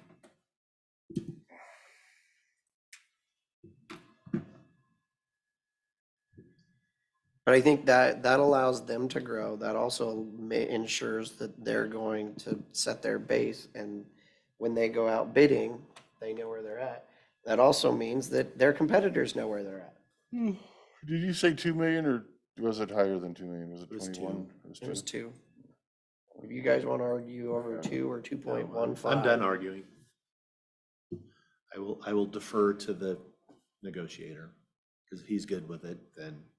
Yeah, but the way it's being handled, I would rather just allow you to negotiate. and me to vote Again, I'm not being, I just think it is more efficient where they're only talking with one person and there's only, and I Except think to there is, me, and I do think there's sound some benefit to that literally that they then are, because I am a lame duck and they know that. And so I think there's some benefit to us where they're, again, I'm not trying to be, this isn't Right, like, but the kicker to me is I don't really care, oh, the 446 number or the 216 number. It's really, that number is so manipulated based off the final number. Whatever the final number is, the actual 9.2, that's the cake that we're saying we don't want any lower than that. Right. So, I mean, it's the number you just gave puts us at a 9.55. No. That's the math, it's right here in the spreadsheet. well, but 344 But what's times 2.16 is what, is You, more, you only have, you don't have enough tons. right? No, it's Yeah, my math nine, was yeah, right. your number is better. It's 9734, I think.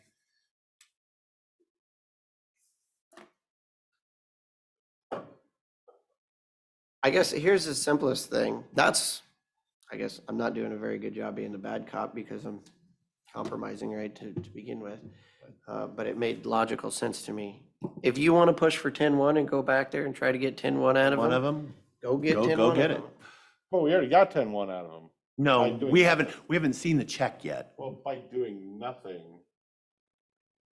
that's your only chance at that potential. Granted, you're gonna get it, it's just you're probably gonna lose money the minute they drop Mason and Right. and all those other ones. Right, over there. 10-1 may be the high water mark. I don't know, Potentially. Correct. potentially.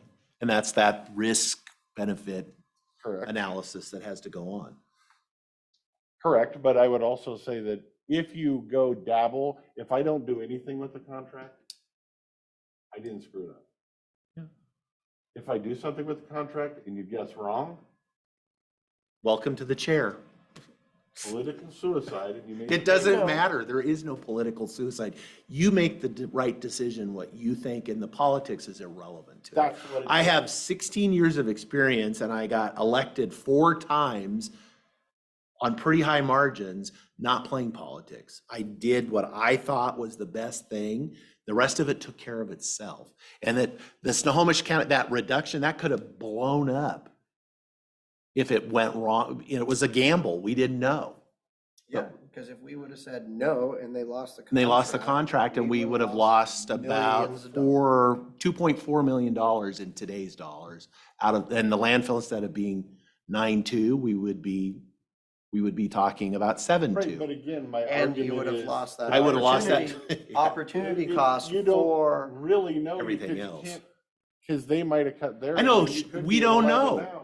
We it's all don't guess. know, but there was a risk of that. So I said, it's not, if you want some sure thing, yeah, the sure thing is all of us do nothing. Because then it's like, oh, I can't be blamed for it if I don't do anything. And it's like, no, do what you think, recommend or support what you think is the right thing to do, and I will support that. maybe. Well, if I'm still here by the time it works its way through the process. Okay, so what I'm hearing is, we have at least a consensus on 2 of us that we would be okay with the 446 for the 2 million, 216 then on up, plus CPI on all of that. But with that said, we are happy to have the new person negotiating, who will finish this negotiation before the end of the year, go back and try to get the 10-1. But I can tell you where I'm not going to go lower than, is what I just said. I'm not a person who likes to negotiate back and forth for pennies. I just say what I'm willing to accept. That's right, that's what I'm trying to get to. If the number's 9.6 or 9.8, it's just, here's the number. You either want to make it happen or no. That's kind of where I'm at with negotiating. I don't like to, oh, well, let's try to work the math this way. Here's the end number that we're happy with or no. And that's what I'm trying to get to. How you do the math to get to that number is really kind of irrelevant. No, If it they, if has, they wanna up the 2 million to 2.1 and stay at $2 for everything else, why do we care? because I'm looking over the long term. Right, but you're still gonna get CPI on the 446, just like you went on the 217. But my CPI on the 446 over time is going to be a greater number for the county on that base than it will be on the $2. Right, but that's my It's point. compounded. So annually. why wouldn't you, instead of 2 million, go 2,050,000 and leave the bottom number at $2?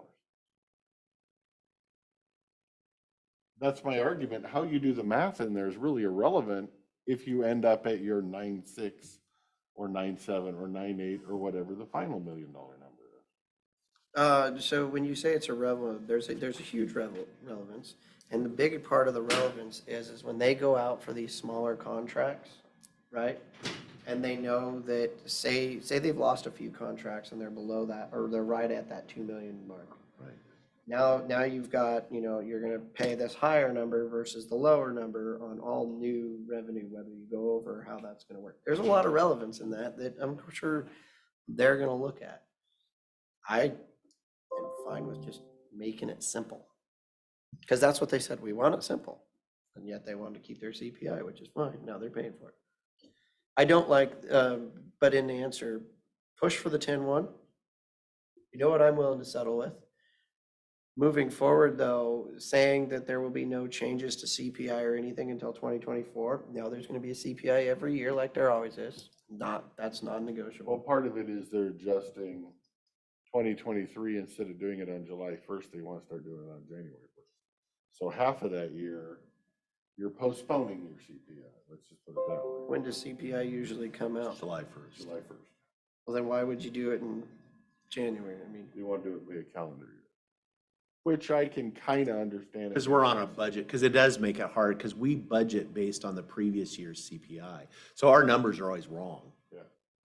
So Like we I said, budget, long-term, I because think- we're not factoring in the CPI increase. And that might be why sometimes our landfill numbers come in over what we budgeted, because we got a CPI for the last half of the year that we didn't budget for. But if you move the July 1st right, but I care to about. our January budgeting 1st, time. if you move it forward. Right, you lost No, that. no. You banked If it, I guess. They want us to move it backwards, Right. which means you lost 6 months worth of CPI. Yes, 6 months worth of CPI you didn't get to collect. If you move it forwards from, then you'd only get CPI at this number for 6 months, and we'd reevaluate. Then it's the new one. Right, I get that. Then And we there's, would lose dollars of CPI. that's a negotiation. It's gonna cost them more money up front. No, it cost them the same. No, it isn't. Otherwise, They would pay this over the CPI for course of 6 the months. life of the landfill. Right, but they're supposed to pay us a year's worth of CPI at this rate. They would only pay 6 months, and then it would. It will be a new number, No, it would a be- higher number, which they would have gotten 6 months at the lower number That's true. before. So no, it will cost them more money. And so they can run a calculator as well as any of us, so they know that. So that's why it's very complex.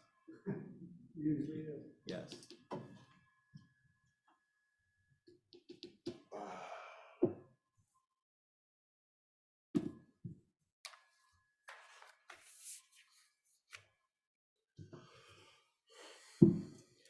So I think we have a consensus that you're going to finish this. And how'd you get out of another one? Good job. Another one, I don't know what I've gotten out of, but I'm getting out. And shoot for the 10-1. See what they say. I'm not, I'm not advocating to shooting for the 10-1. I'm just saying I'm also not gonna give up a big old slice of CPI for a year and a half. No, that's what I said. And from my perspective, there's absolutely not, we're not gonna not do a CPI. The CPI is gonna happen each year. I mean, honestly, when we do get to CPI in July, what we should be doing is we should be calculating that CPI that they give us and let us know into our next year's budget. See, now, if I had to think right off the top of my head right in here, where I would be, is instead of 2 million, I'd be at 2.1 million tons at the 446. Everything over 2.1 is $2, which is what they want. And that's where I would be. Why 2.1 though versus Because 2? the dollar amount comes out at another $150,000 higher than him. It comes out at 9.8 mil and not 9.6 mil. And I don't mind giving up 300 grand of CPI, but I don't want to give up 500 grand of CPI. I don't want to give up the majority of the CPI. I'd like to keep the majority of the CPI.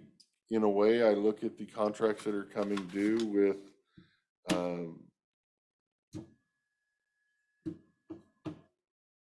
Mason and whatnot over there, and I'm not.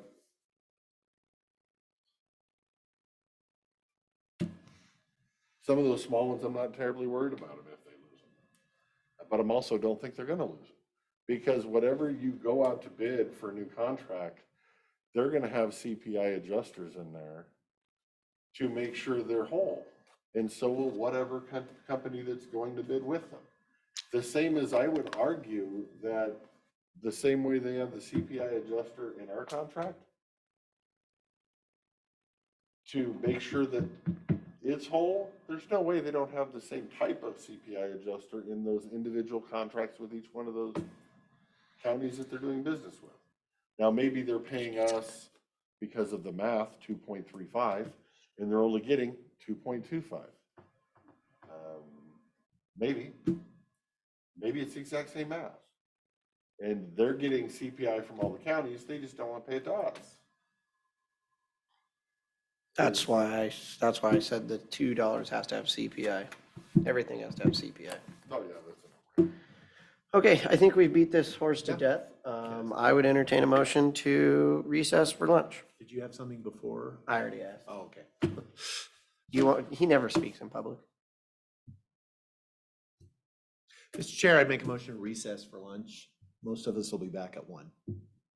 I would second the motion. There's a motion, a second to recess. All those in favor signify by saying aye. Aye. Motion carries. All right, being that it is 1 o'clock, we are going to call the regular business meeting of the Klickitat County Commissioners to order. We are going to begin with the Pledge of Allegiance. I pledge allegiance to the flag of the United States of America and to the republic for which it stands, one nation, and justice for all. Please let the record show all 3 commissioners are present.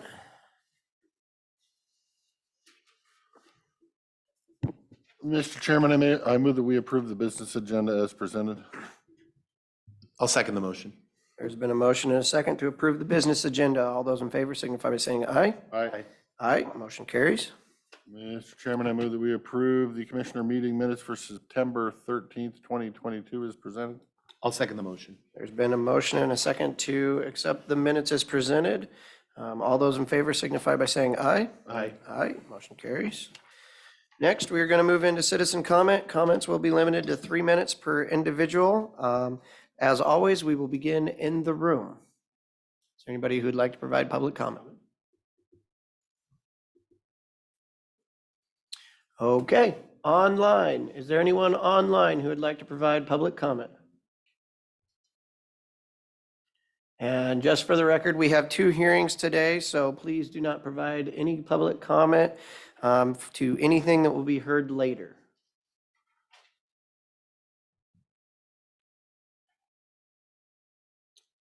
Sherry.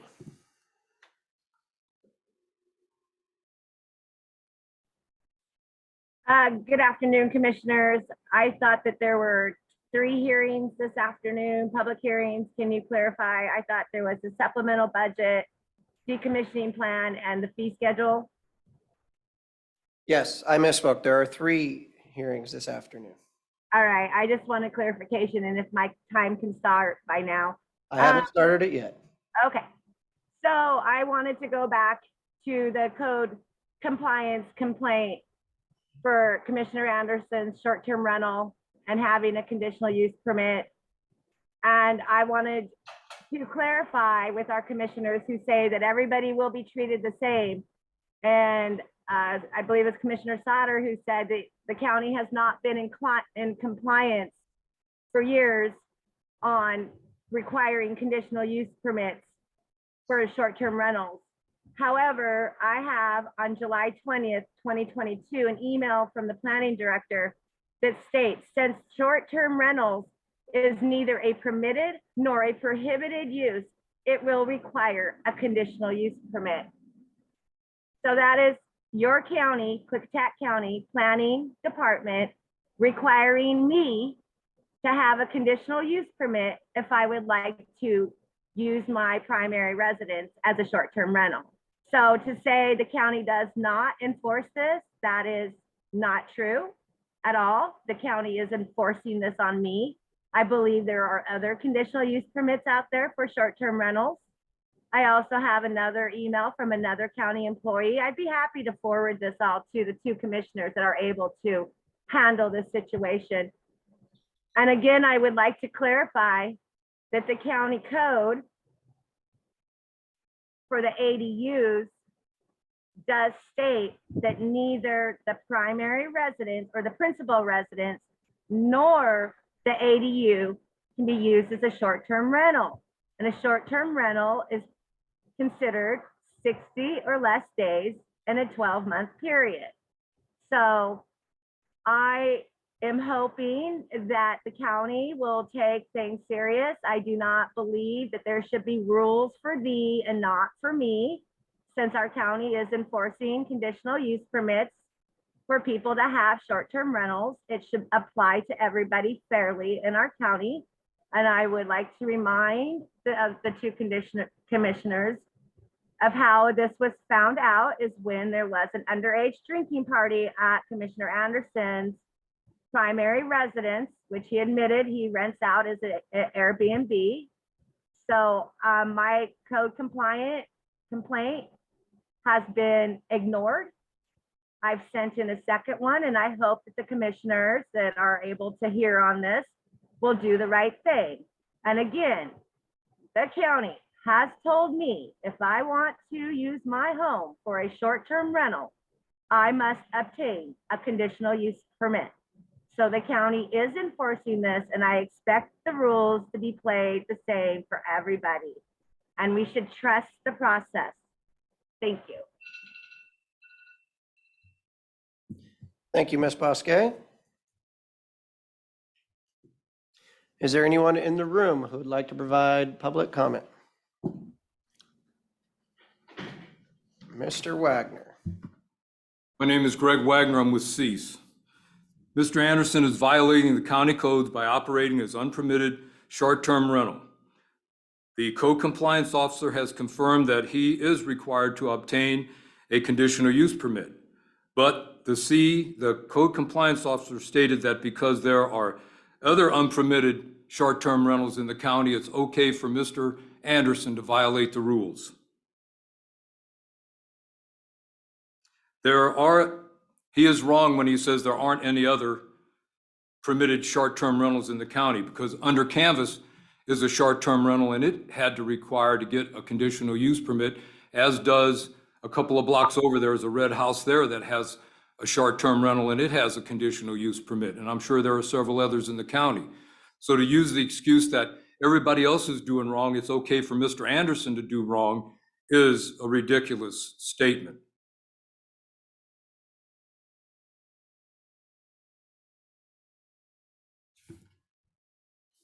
It's your responsibility, Mr. Sauter and Mr. Christopher, to see that the codes are carried out and that my code complaint is enforced on Mr. Anderson the same as any other citizen in the county.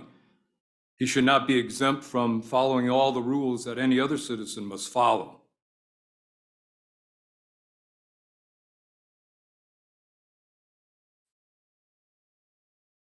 My code complaint is a valid complaint.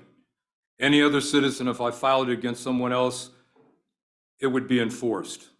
But yet Mr. Anderson is given special privilege and he doesn't have to be investigated to comply with the county codes. That falls upon Mr. Christopher and Mr. Sauter as the code compliance officer's boss to make sure he does his job to the fullest. And so far you haven't done that, because the letter I received from George says that he's not going to pursue this any longer. So if we're not going to have enforcement of codes for Mr. Anderson, I don't see the reason why we even have codes or a code compliance officer. Or do we just let every citizen in the county do whatever they want to do on their property? I don't think that's the way the county should be run, and as leaders, you shouldn't allow it to happen. So I would think that Mr. Anderson ought to be investigated for his code compliance complaint and not be exempt from it. Thank you. Thank you, Mr. Wagner, as always.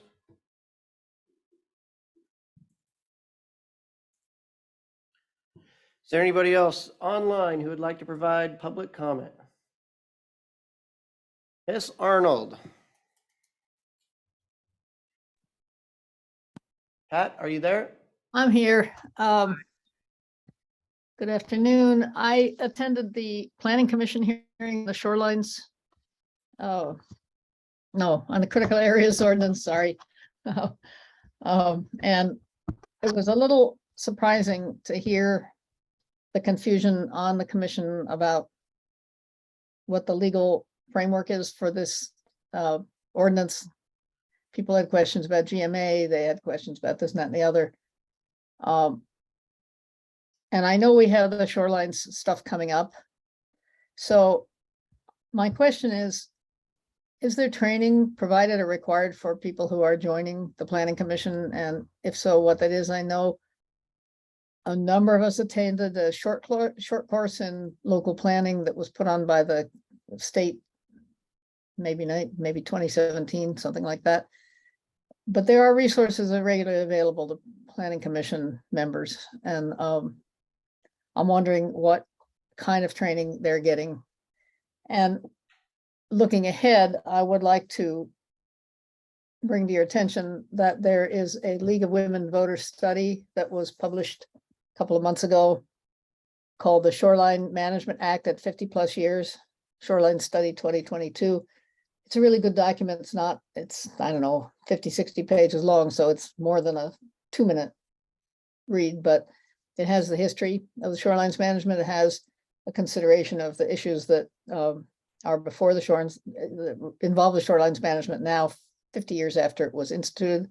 I would like to recommend that to everybody at the county who, I mean, I'm sure the planning department's aware of it, but I would like to recommend it to everybody as a good resource as we move into the process of looking at the county's shorelines management program or shorelines master program process. Thank you. Thank you, Ms. Arnold. Is there anyone else online or in the room who would like to provide public comment? I am not seeing anyone. Is there anyone online who would like to provide public comment?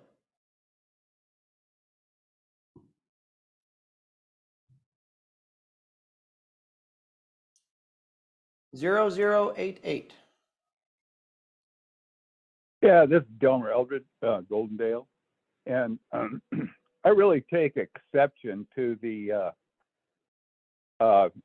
comments that were made on the radio between Sauter and Christopher calling being a whack job website referring to CEAS, which is basically got information that has received from the county, which Commissioner Christopher has complained multiple times about the stress that wanting public information requests have drained the county.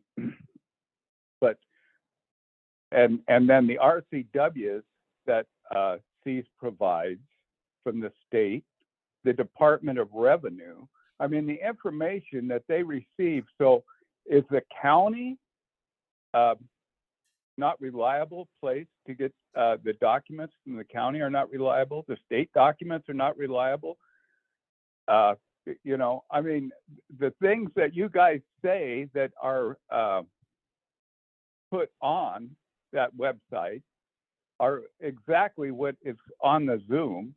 And so that means that you guys are not reliable either. You guys are a whack job, basically. I guess that's what you're saying. And then it's just like when Commissioner Sauter says that the internet is not a reliable source. You can get anything you want on it, which I will agree. But it is the way today that we do research.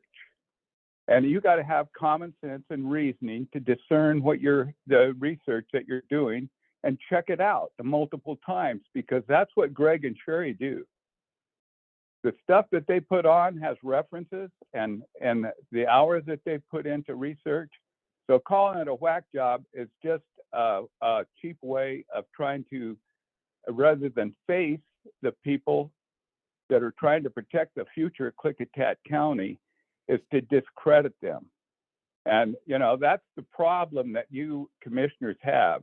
Rather than look at the future, at the negative impact it's going to have and the possibilities of what the damage is going to be done, you just discredit the messengers.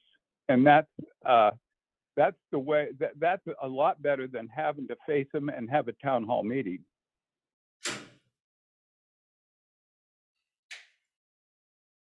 That's all I have to say. Thank you, Mr. Eldred. Lisa Evans. Good afternoon, County Commissioners. Can you hear me okay? Yes, ma'am. Okay, great. So I just want to shift the tone a little bit here. First of all, I've been hearing some ads on the radio talking about, I think it's the Klickitat County Commission is putting together kits for people who want to begin a child care facility in their home. And I don't know all the details on who to give credit to on that, but I think that's a brilliant idea, right? The government can't regulate everything and should not be regulating everything and should not be running everything. You know, no, right? No offense, but I don't want any of you commissioners babysitting my children. So whoever came up with the idea of just incentivizing and supporting the private sector, who's very good at taking care of other people's children, I love it. And I am just absolutely thrilled to hear that. So, you know, if that can be attributed to someone at the county commissioners level, I just want to say thank you very much for thinking outside of the box and utilizing the resources we have in the area to support the private citizens. And then I'm just going to close with, I'm not sure what this attack is on short-term rentals. But first of all, the Washington State RCWs, the short-term rentals or anything that's rented 30 days or less, and I'm not going to get into all the technicalities of this, but I just want to remind people out there, there are a lot of short-term rental owners out there because they have to be. Like, if you want to talk about affordable housing, let's talk about affordable living. And the way to afford to live in this area is being creative in how you create income. And we have a ton of short-term rentals in this county, and these people are running them very responsibly. And they take this very seriously. And they are very much in following rules, following guidelines that probably the average homeowner is not following. And then not to mention that tax money is being collected off of us. And then that tax money, there's actually a committee that takes a look at that tax money. And all that tax money funds our chambers of commerce, which then promote our area, which then brings more people into our area. So you have to ask yourself, do you want to have a bunch of big hotels all over our county? Or again, do you want to support people who need affordable housing in this area and need a way to pay their mortgage?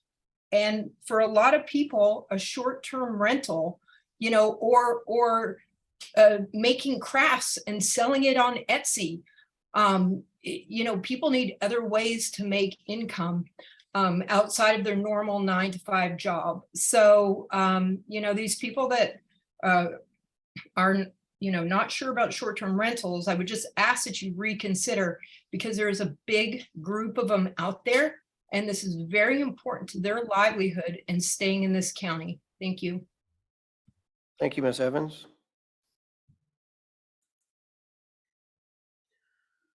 All right. Is there anybody in the room who would like to provide public comment?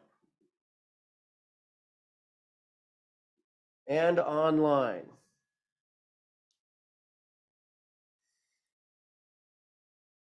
Is there anyone who would like to provide public comment?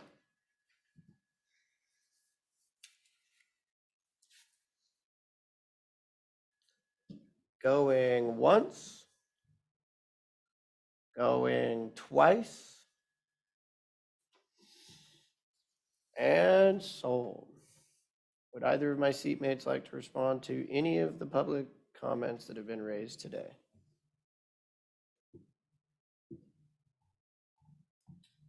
I shouldn't, but I will.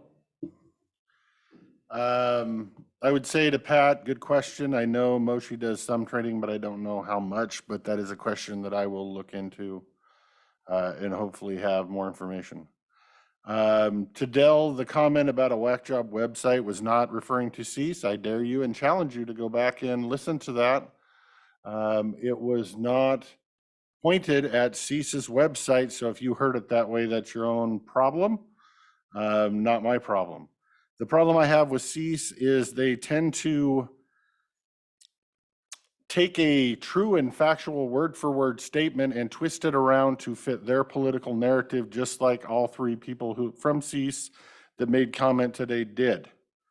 Yes, you're supposed to have a conditional use permit for a short-term rental. That is 100% correct, Ms. Bosque.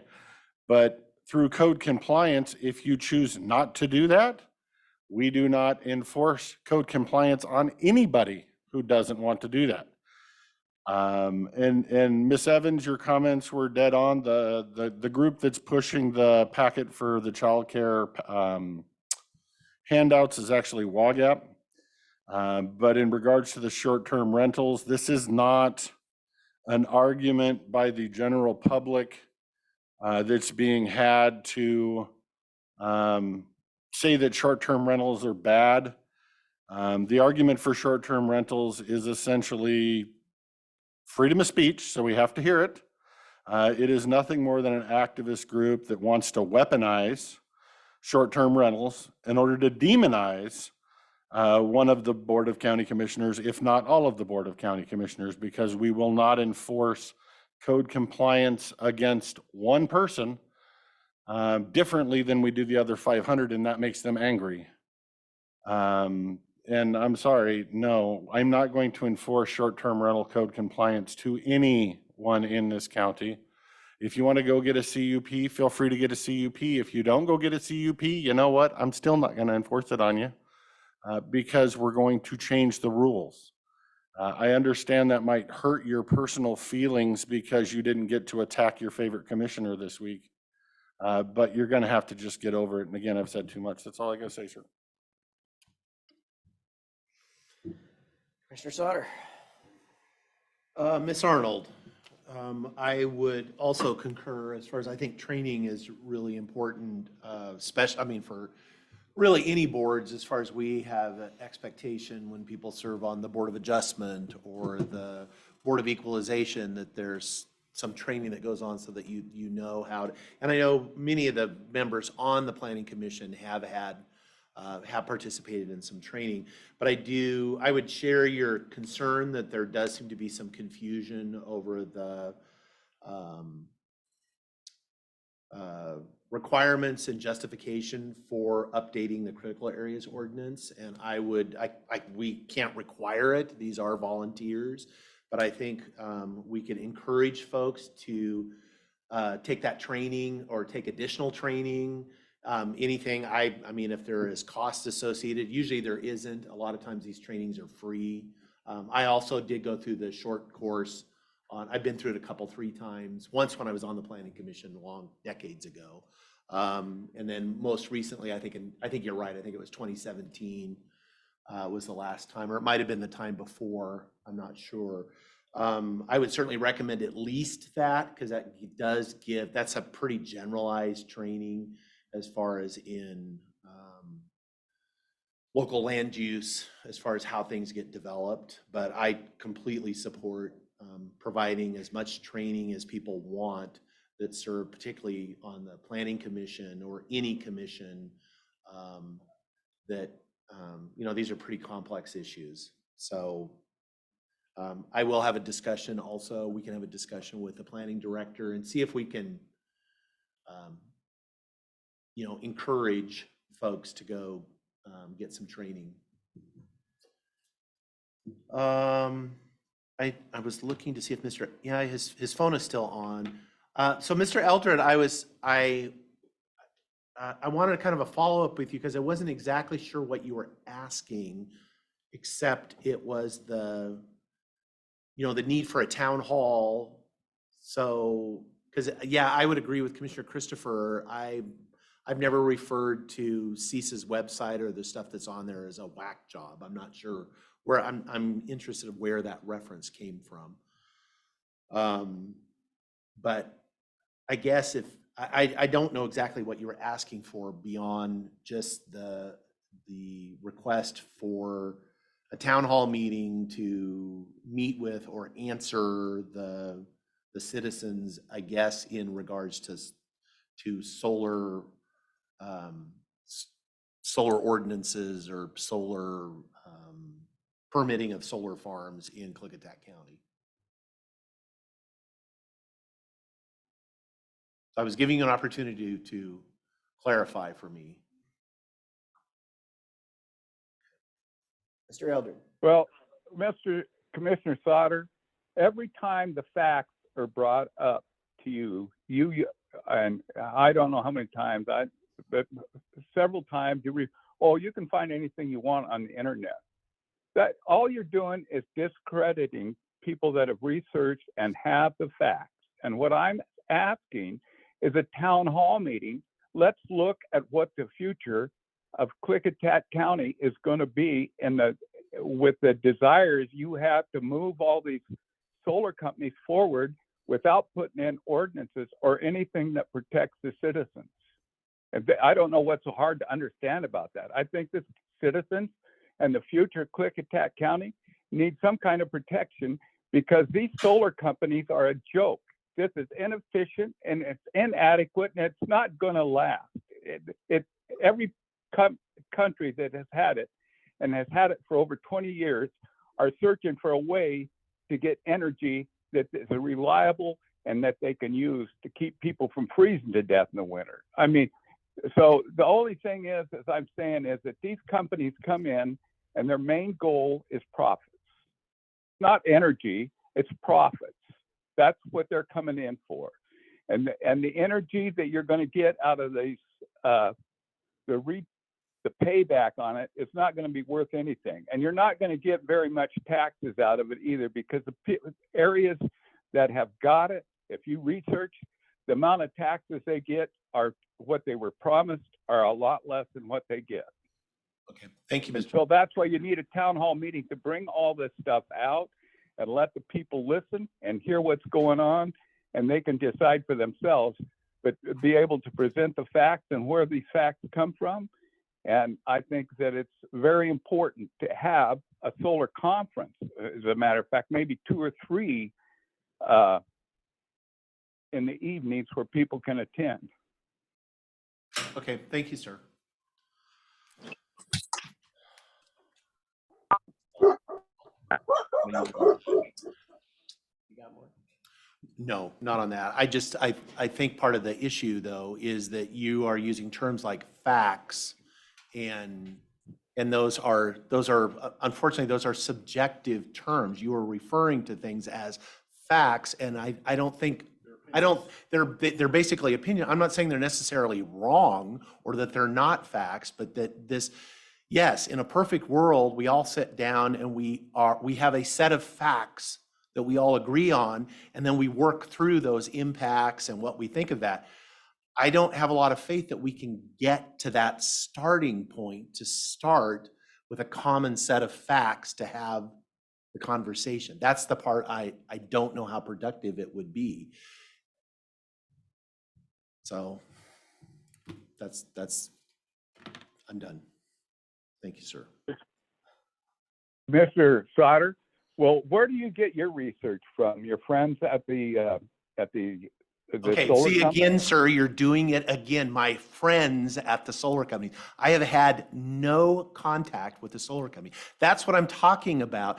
We're going to have a town hall to you is going to be a meeting where you can get a bunch of people together and you're all going to yell out various facts at us and we're going to have to respond to them. It's like, why do you want to have poison? Why do you want to have poisonous blah, blah, blah here? Where Your, do you get sir, sir, where do you this is get your actually my research? time. It's Where not do you get your yours. research? Maybe do you the get same your place you research? do yours. It's just a different You set. said you don't use the internet because the internet you can Oh, my find anything goodness, you sir. want. Have I ever said that I don't use the internet? I have just said that we all use the internet. I use Google every day. I'm just saying that you can Google and get any response that you want if that's what you're sorting for.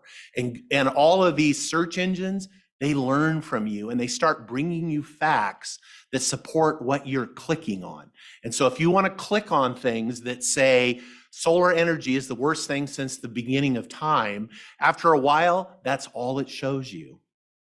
That's the algorithm. And I'm saying it is really hard to get, and yet that doesn't mean some of what you're finding isn't maybe factual or true. It is, but that's not the whole story. There's more to it. And so my friends at the solar companies, I don't know how they can be my friends when I've never even talked to them, are supplying me with this information that's absolutely not happening. So let me ask you, where are you getting your information? Well, I go to the I- internet. Just a minute. You asked me, I'm going to tell you. I go to U.S. World News. I go to Institute for Environmental Research. I go to, I could list about 30 or 40 of them that I go to.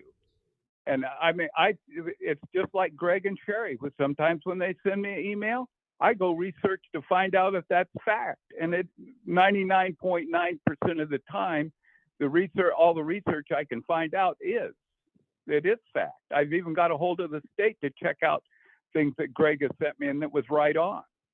That's through telephone. That wasn't through internet. So. One more quick statement, Mr. Jones. The EPA. This Mr. Christopher, this is the board's time to speak.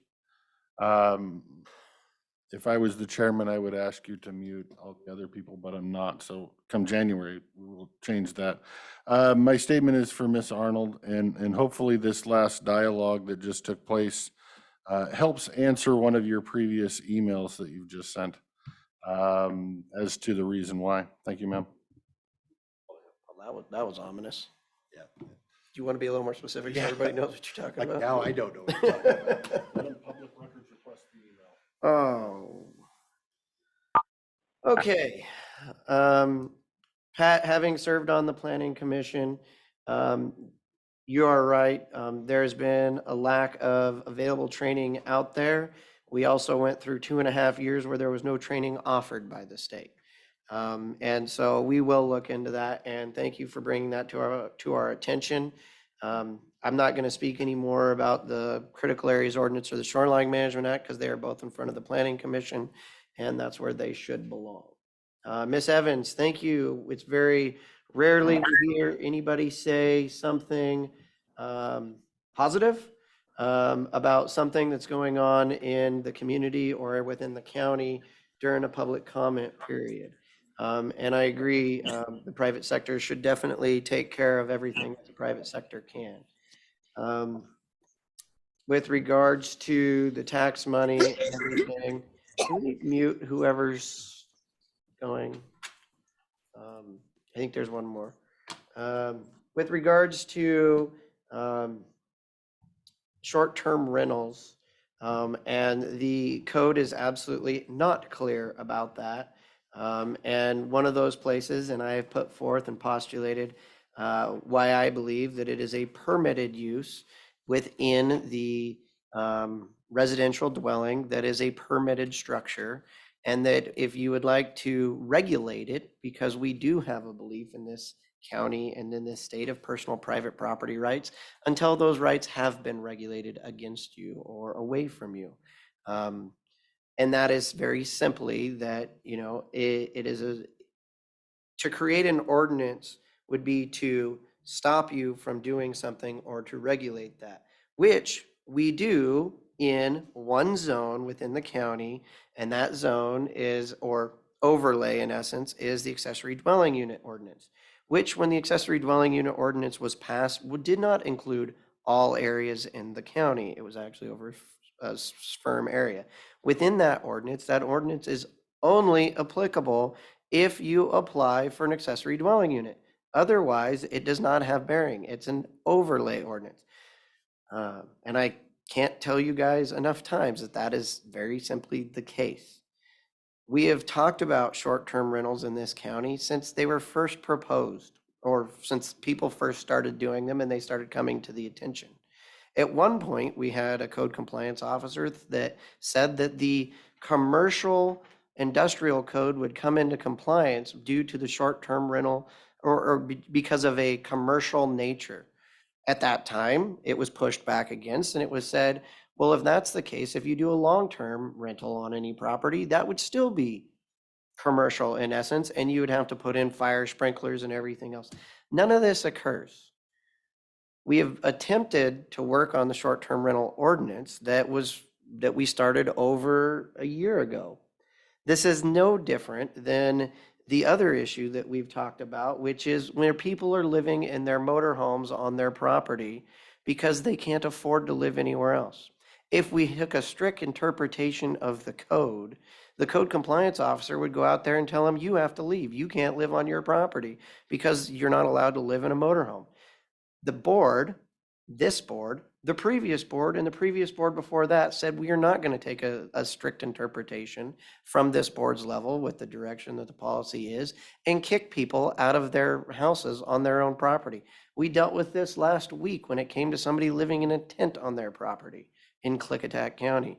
There are policy decisions that this board makes to deal with the situation as it is. This board is also, prior to me, and prior to Commissioner Christopher coming on, made the policy decision that we are not going to spend the available resources on code violations for short-term rentals until there's ordinances that are passed.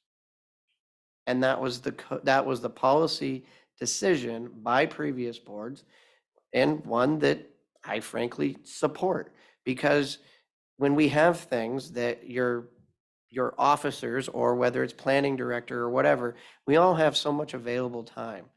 And if you're going to very easily put in one code violation, at the same time, you could say, I'm putting in a code violation against all of them.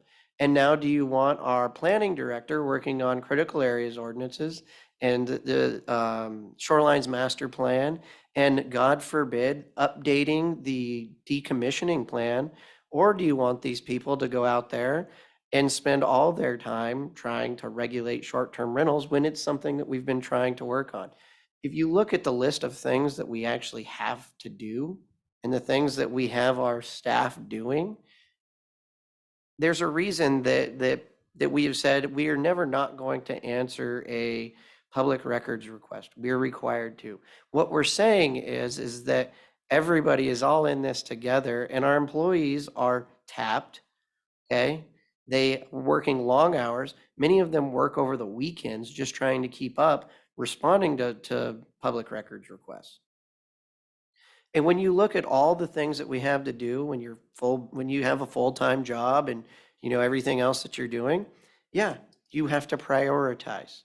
Okay. One of the things that we've prioritized due to CEAS's discussions is what we're having a public hearing on today, which is the decommissioning plan. Okay. And we've also been updating. We could have been working on the short-term rental ordinance, but instead, because of CEAS coming forward and wanting everybody to play fair and everybody to pay, now we're updating the fee schedule, which will hopefully help the bottom line and our budget deficits out a little bit. But these are the things that we could be doing. Now, if CEAS believes and wants us to put the decommissioning plan and the fee schedule and deal with short-term rentals and put that to the top of the list, sure. we can do that if that's the direction that the community wants us to go. But if you haven't noticed, usually what we're doing is we're just putting one fire out to the next fire, and that's about all we have time to do right now. Until hopefully we get a, long-range planner involved so we can update our comprehensive plan, which is, only 30 years out of date too. But then again, we've also been working on the Shorelines Master Program update, and I think we're 4 or 5 years into that. So when it comes down to it, everyone that works for this county, elected, unelected, employee, salary employee, are doing the best they can. And you know what? I'd like to say thank you to everyone in the Klickitat County who is putting in the time to work hard to keep this county operating. Between all the different departments and the millions of dollars that we spend, I think we do a darn fine job in this county. I think we do a better job in this county than nearly any other county. I know we're financially, even though we're looking at a budget deficit, we're financially better off than almost all other counties who, when we talk about, making these tough decisions, a lot of the others aren't even able to make the tough decisions because all they're doing is the bare minimum because that's all they have money for. And with that, I'm going to close public comment and say thank you to everyone for providing their public comment again. We are going to move into a public hearing, speaking about spending money, to consider the supplemental appropriations and amendments to the 2022 budget for various departments and funds in the amount of $971,000, and to hear public comments in favor of and opposed. Aye. Hi, Good afternoon. afternoon. So the second budget supplemental before you is one that originally started at a little over $1 million when everything was proposed to me after discussion and in a workshop and getting some insurance numbers from our new insurance carrier. We were able to reduce one of the line items by roughly $70,000. So now we're under the $1 million mark. Of those, 14 budget requests, 7 of those are partly due to the cost of living adjustments that were approved back in 2021 after the budget was adopted. So those are just the departments that are unable to absorb that cost of living adjustment. The some funds are able to absorb that with their own fund balances. One of the requests is a technical adjustment between funds. 8 are budget neutral, and 5 of those requests need intervention.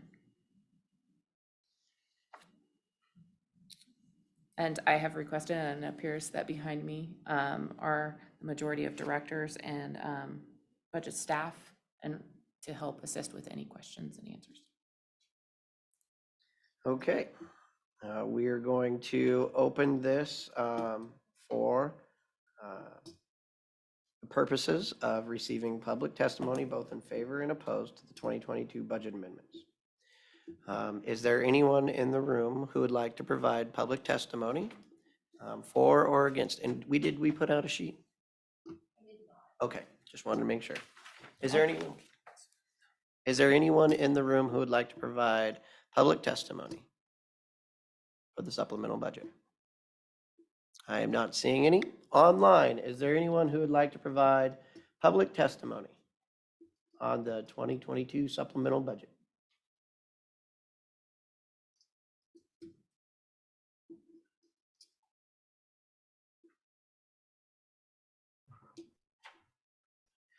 Ms. Bosque. Yeah, I'd like to say I don't think any of the budget supplemental increase should consist of any wage or benefit increase at this point in time. I just feel like everybody needs to live within their means. I understand the price of living is going up, inflation is going up, and people would like to have more wages and more benefits added to their paycheck. We all would like that, but my point is that in your supplemental budget increase or request, excuse me, number 2, and we're only in September, that it not include wage increases or benefit increases. And I apologize to the county employees, but here out in the public sector, and we are not getting our wages increased at this point, regardless of inflation. And I'd also like to say that I saw there was some money being spent for Courtney Road. And I hear you say you have to pay the bills, but I would request, that the county not enter into road deals that are going to increase by the millions before they're completed. That's kind of irresponsible, but that's neither here nor there. And I'm just saying that the budget, this supplemental request should not have wage and benefit increases, and you should look at that, but thank you. No, not right now. Is there anyone else? We will get to the clarifications. Is there anybody else who would like to provide public testimony for or against the supplemental budget?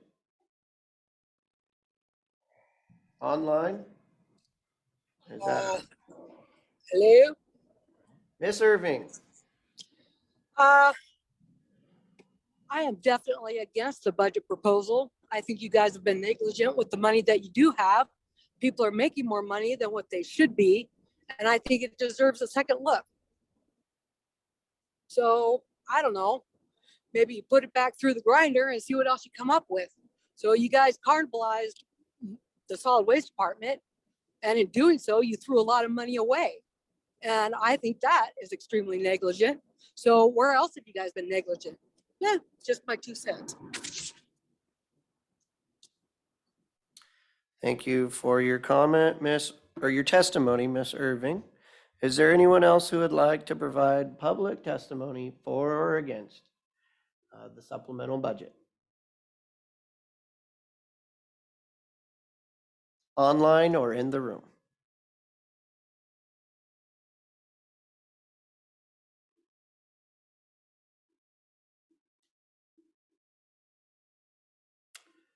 Is there anyone else who would like to provide public testimony for the supplemental budget online or in the room?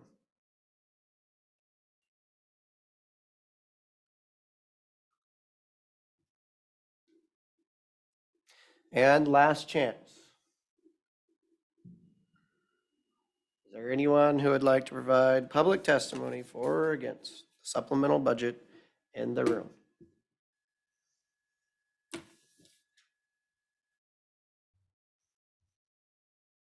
wanted to give Tracy one chance because she usually likes to provide public comment. Okay. We are going to move into the board's ability to request clarification of public statements or questions of the staff. You asked first. Please go, Commissioner Christopher. So this question is for Ms. Bosque.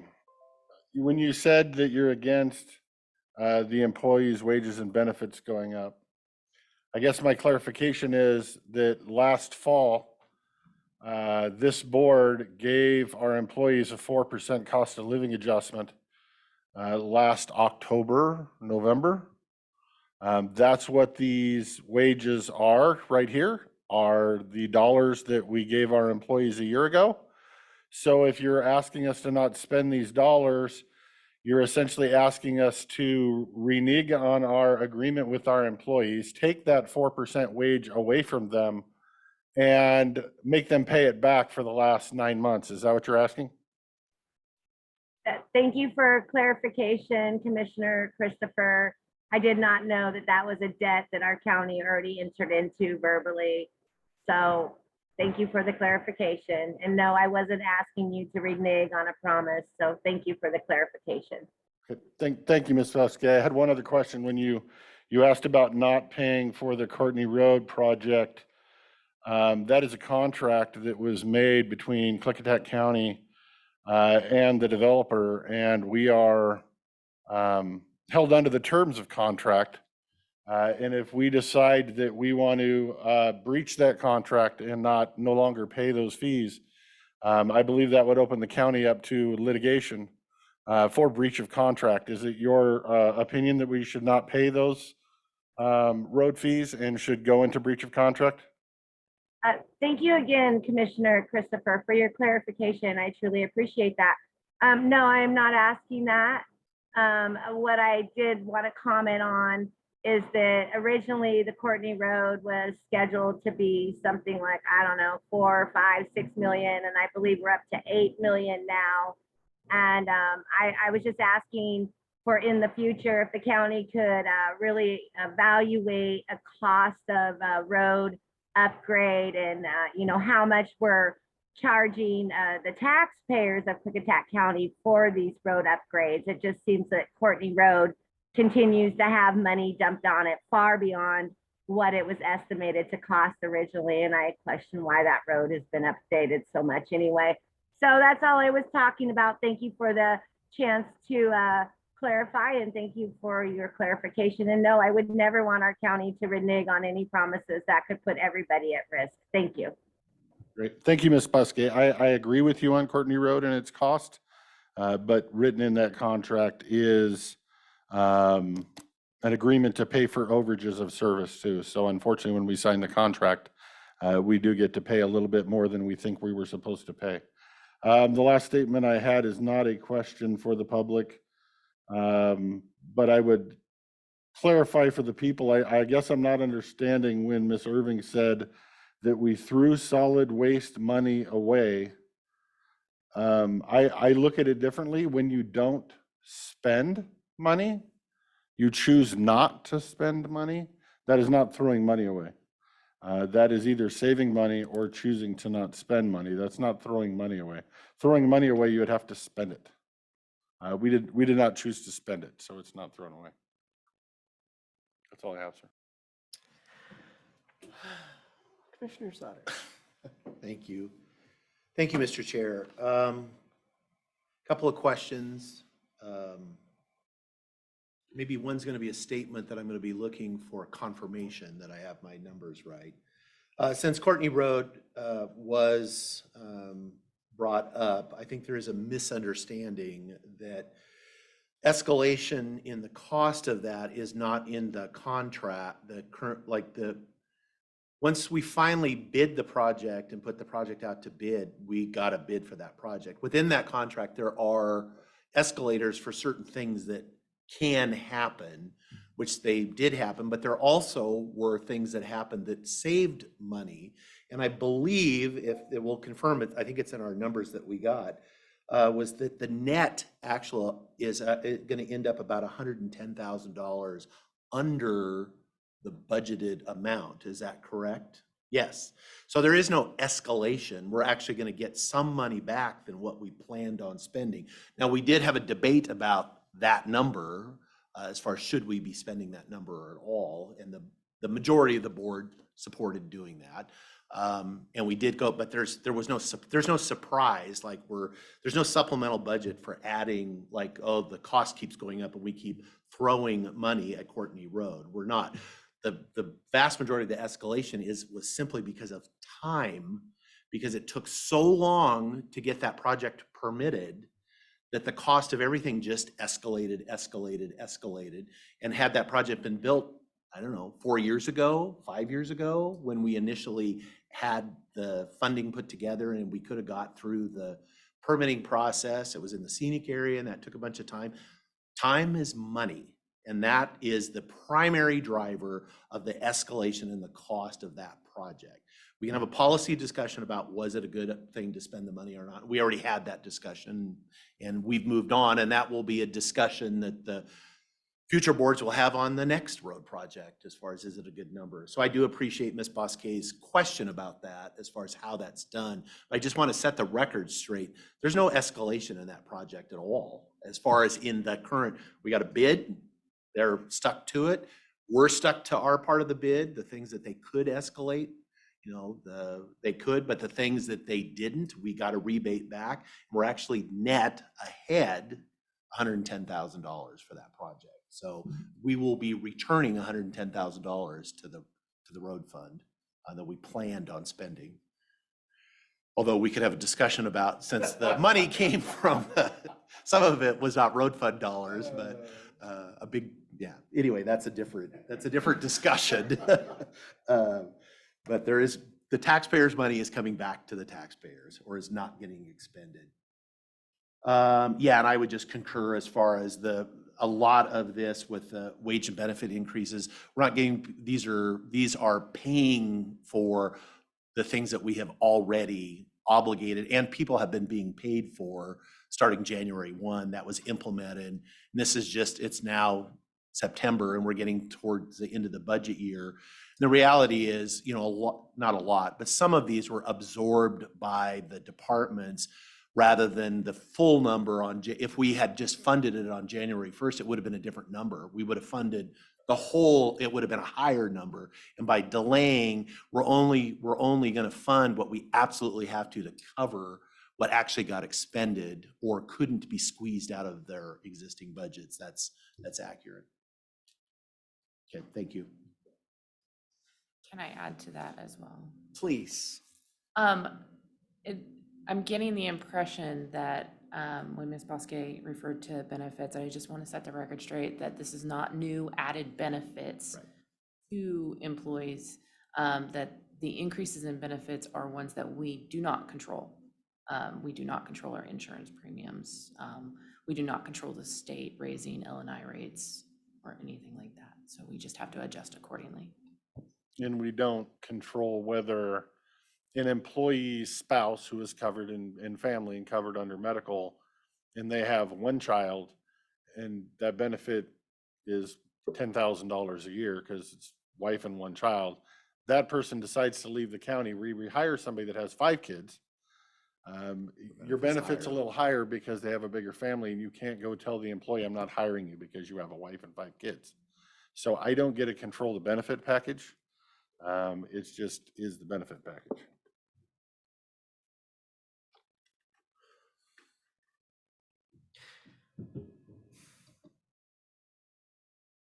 No, I agree with everything that my seatmate said in the questions. And I thank everyone for your public questions.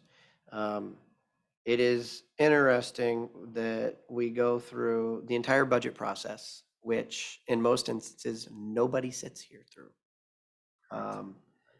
And then after we've already agreed at the end of the year for the next year to pay a COLA to the employees, and that doesn't hit until the next year, which is the supplemental, when we've already had that, we've already been paying that. And then we don't want to hear any raises.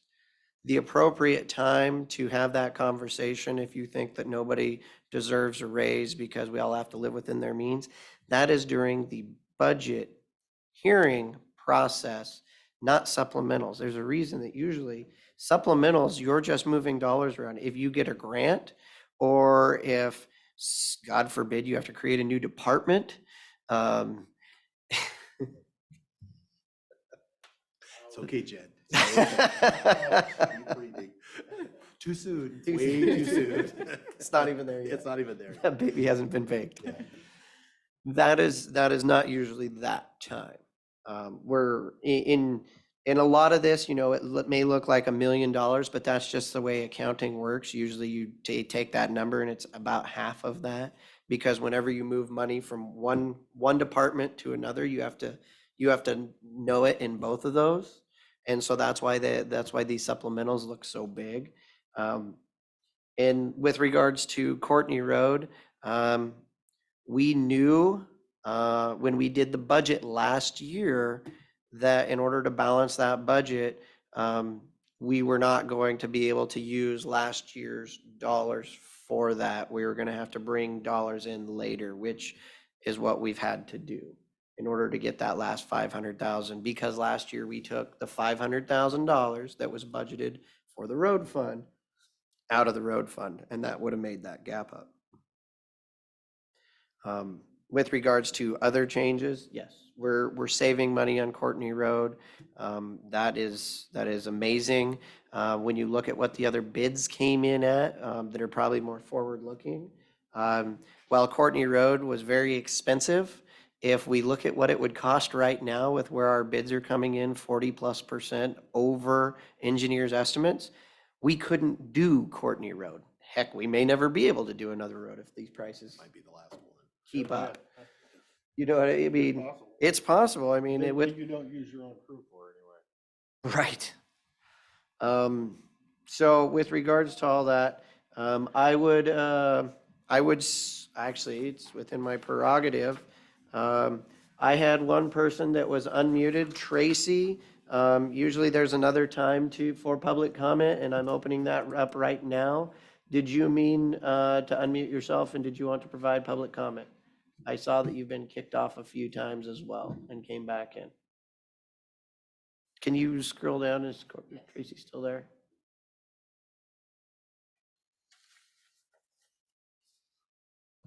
It could have just been a mistake too.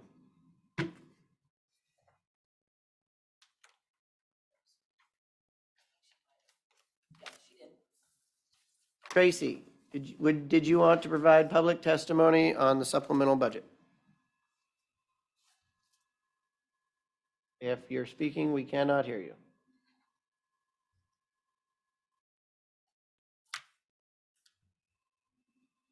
I am not seeing anything.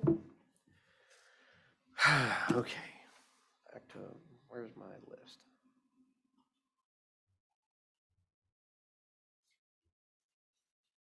Two, 662, did you want to provide? Yes. public- Yes, can you hear me? Yes. Okay, your Zoom is terrible today. I haven't been able to get on.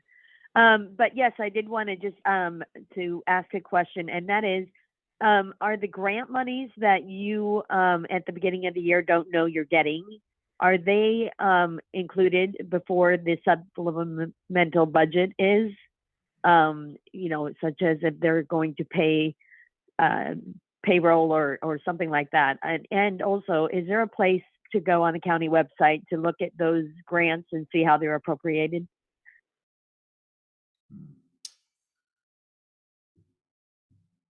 That's all I had.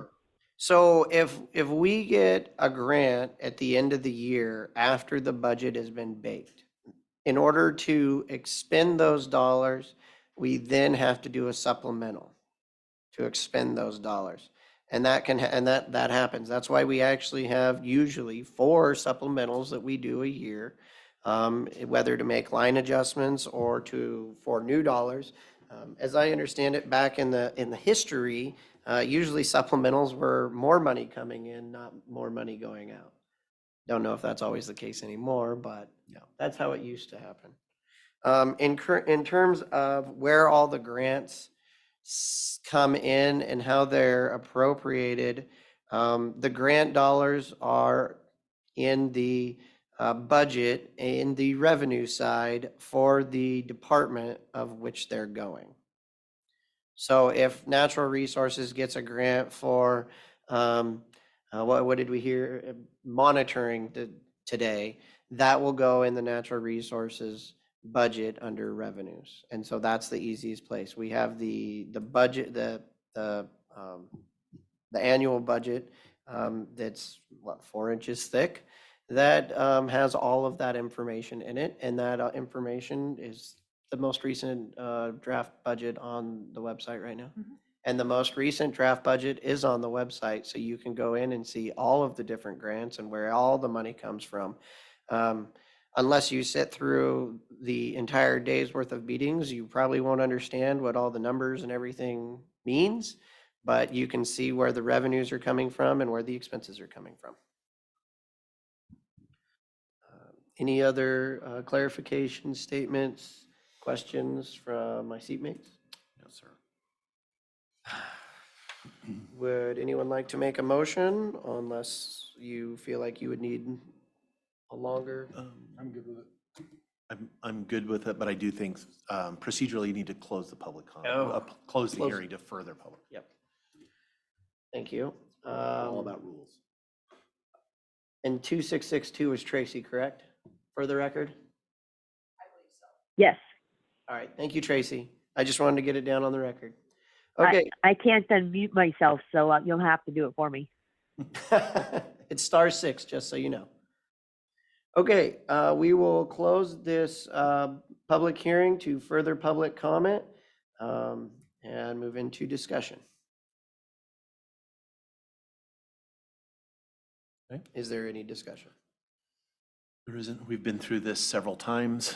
We've eliminated things that needed to be eliminated or were unnecessary. Oh, you just have the page highlighted in blue. I'm like, I'm looking at the same page and mine doesn't look like yours. Oh, I just Oh. pressed it. It does that. So if you're ready, if you're ready Anytime. for a motion? Yep. Mr. Chairman, I would make a motion in the matter of approving supplemental budget number 2022-2 and amending the 2022 annual budget in the amount of $971,614 as is outlined in the attached resolution. My motion is to approve the resolution and adopt the budget amendment. I would second the motion. Is there any discussion? Hearing none, all those in favor signify by saying aye. Aye. Aye, motion carries. And I Thank you, would Ms. like to Jen. say thank you again to Jen for all of your hard work. Okay, next up, we have a public hearing to consider amendments to the Klickitat County Code, Chapter 2.72, relating to land development fees. Director Lindblad. Thank you. Good afternoon. Should I Please overview, staff overview, give a staff summary?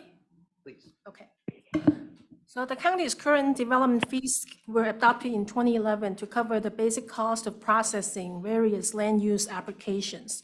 The fees have not been reviewed and updated since. The proposed fees are based on minimum staff time and costs in processing an application. Additional hourly fees may be charged if the level of staff effort exceeds the base fee charge. The proposal was reviewed and discussed during previous workshops. The proposal includes provisions for a fee waiver process and an annual automatic fee schedule adjustment for the hourly rate for staff time. Increases will be rounded to the nearest dollar and will not exceed 5% per year, because that's based on the CPI, a percentage of the CPI, but we put a cap to 5%. If the board approved the proposal, staff will recommend the new fee schedule will not be in effect until the first business days in 2023. So that's a summary. Okay. We will now open the public hearing for the purpose of receiving public testimony on the proposal for and against. Is there anyone in the room who would like to provide public testimony for or against the proposed fee schedule? I am not seeing anyone. Is there anyone online who would like to provide? Ms. Bosque?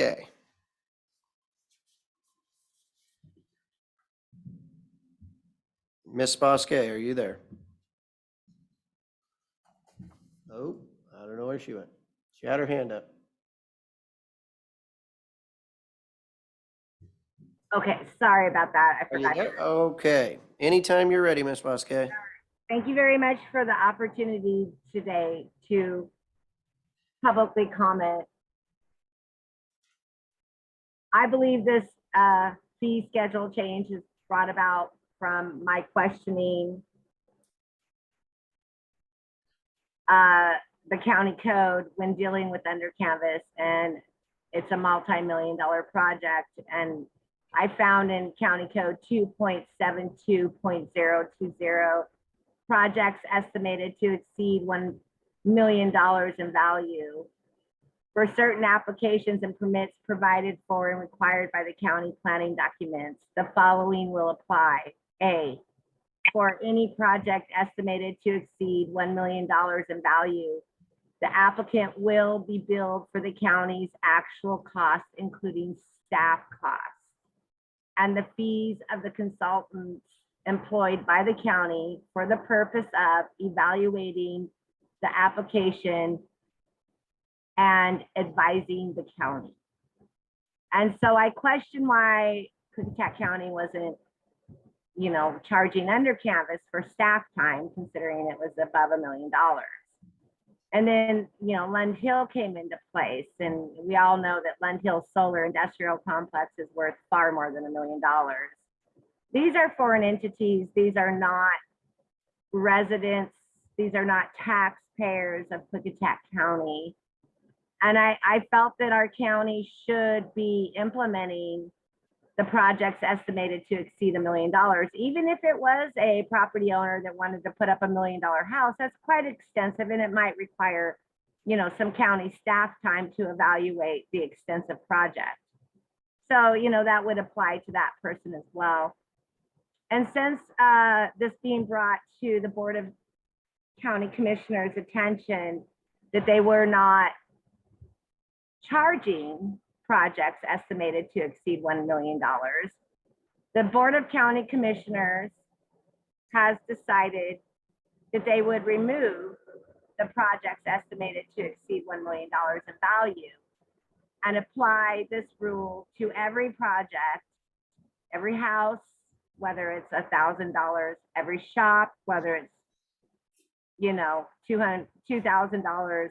You will apply staff costs to every person who applies for a project in this county. I would like to clarify that was never my intention to require our county to charge every resident, every property tax owner to be charged with this if they had a small project. I was only referring to projects estimated to exceed $1 million in value. Oh, am I going to be cut off? Okay, so what I am saying here is when you remove that 2.72.020, you also remove the verbiage of the fees of consultants employed by the county would be repaid. So I am asking our county commissioners today to take a better look at why the intention and the spirit of these 2.72.02 was implied in the first place. I am asking our county commissioners not to approve this because this will hurt every taxpayer when we already pay property taxes to employ staff to process our evaluations. So this removal of projects estimated to exceed $1 million and to apply it to every project I feel is unfair. And I ask the county commissioners to reevaluate your decision today. Thank you. Thank you, Ms. Bosque. Is there anyone in the room who would like to provide public comment on the fee schedule? Not seeing any. Back online, 2662. Tracy, did you want to provide public comment or testimony? Sorry. No. Okay. Would you mute? Thank you. Okay, is there anybody else who would like to provide public testimony on the fee schedule? Mr. Wagner, please come forward. Greg Wagner. I'd just like to agree with Sherry that over a year ago, I brought to your attention the fact that the $1 million projects weren't being billed for the county staff, SIME consultants, and everything that it says in 2.72.020. And the intention was for that you commissioners would start abiding by that, even though Mr. Sauter said they've waived that for over 20 years. I thought you would just start billing these billion-dollar corporations for their $1 million projects. Instead, you turned around and decided to charge everybody, even the citizens, for any project that they want to build, regardless of the value. So I think that puts a burden on the citizens. It wasn't necessary. We pay county staff time through our taxes. These corporations, they had been in here for years, the wind and solar, getting all of Mochi's time and everybody else's time, and they weren't being billed. And that was our tax dollar paying for the county staff time to work for these large corporations for free. So now, instead of just implementing the ordinance as it says, you change it so that all the citizens have to pay. That includes you guys too. So I mean, it just seems like that's another burden the citizens don't need to have. We should just pay our staff time, which then we pay our fee that's associated with whatever project you want to build, and that should be it. So that's all I have to say. Thank you, Mr. Wagner. Is there anyone else online or in the room who would like to provide public testimony on the fee schedule?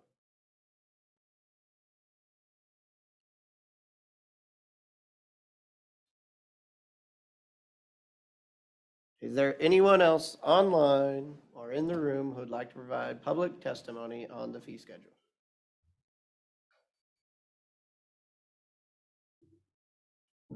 And last chance.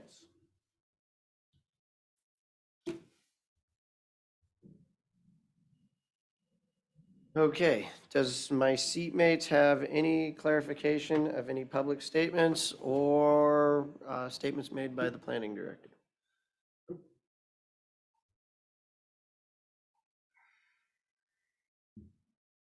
No questions?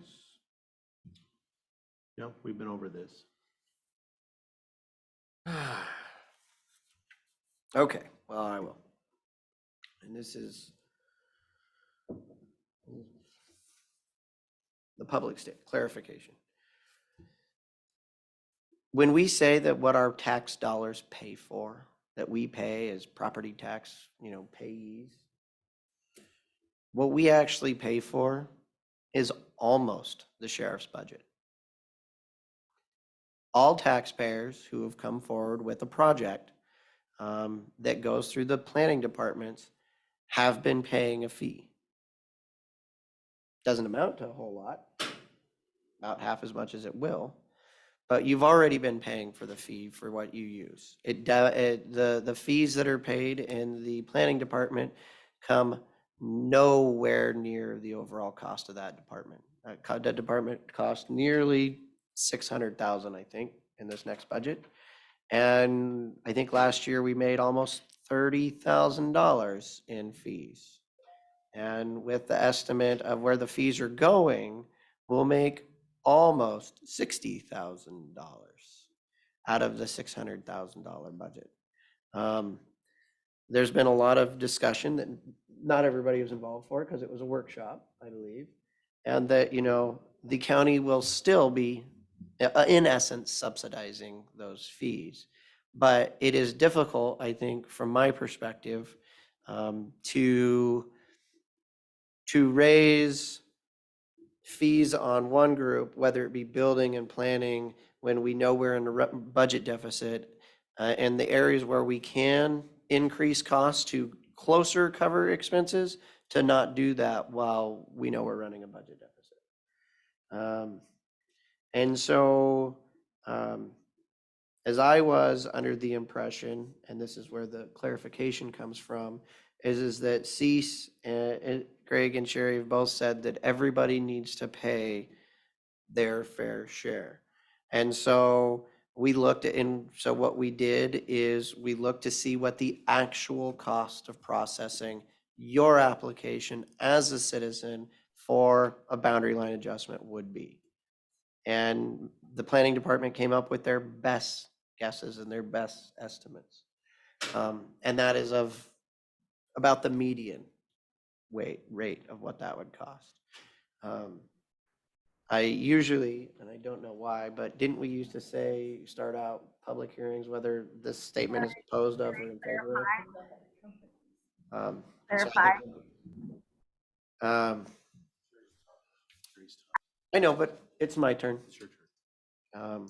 There will be another moment that I will open it up to the public until then. And what I think the discussion was during our workshops was really simply whether you're building a house that's $1 million or you're building a house that's $250,000, we can't treat one set one way and one set the other. And I think that is the direction that we were going. We also, Ms. Lindblad, looked into what other counties do and other counties' costs. And we are still far below the costs of other counties when it comes to our planning fees, I believe. At least I know of counties, what I looked into that are larger counties. So that would be my clarification. Oh, please. Now you may. Now I may, sorry. Yeah, I think one of the things that we did struggle with was that the $1 million, that was an arbitrary number. Why are we, it really does come down to, we either have to charge everybody or we have to charge nobody, which was what we were doing. Again, when I say charge, it wasn't like we weren't charging projects. We were. We were just not staff time. That had always been our, I guess, policy, was that staff time was already paid for. And so we charged nobody for staff time. And so it really was, we either have to charge everybody or we charge nobody. And so this is in line with, I'm not happy with it, as far as like, I obviously was part of the old way of that, we try to keep our costs as low as possible on the citizens, but it is also that we do have to recover our costs. And even with these fees are in line, or, we are under what the average, when we looked at other counties, are still pretty conservative. We are still not recovering our costs. We are still, as you had said, the department is, we're using general taxpayer dollars to fund the majority of the cost of providing planning services in Klickitat County, and we will continue to. So I will be supporting this development fee amendment, even if I don't like it. Any clarifying statements? No, I think Commissioner Sauter hit the nail directly on the head, and I would agree with everything he said, so there's no sense repeating it. Okay, I will move back into the clarification of statements. And Ms. Bosque, I know you were something you wanted to clarify yourself, so please. Oh, yeah.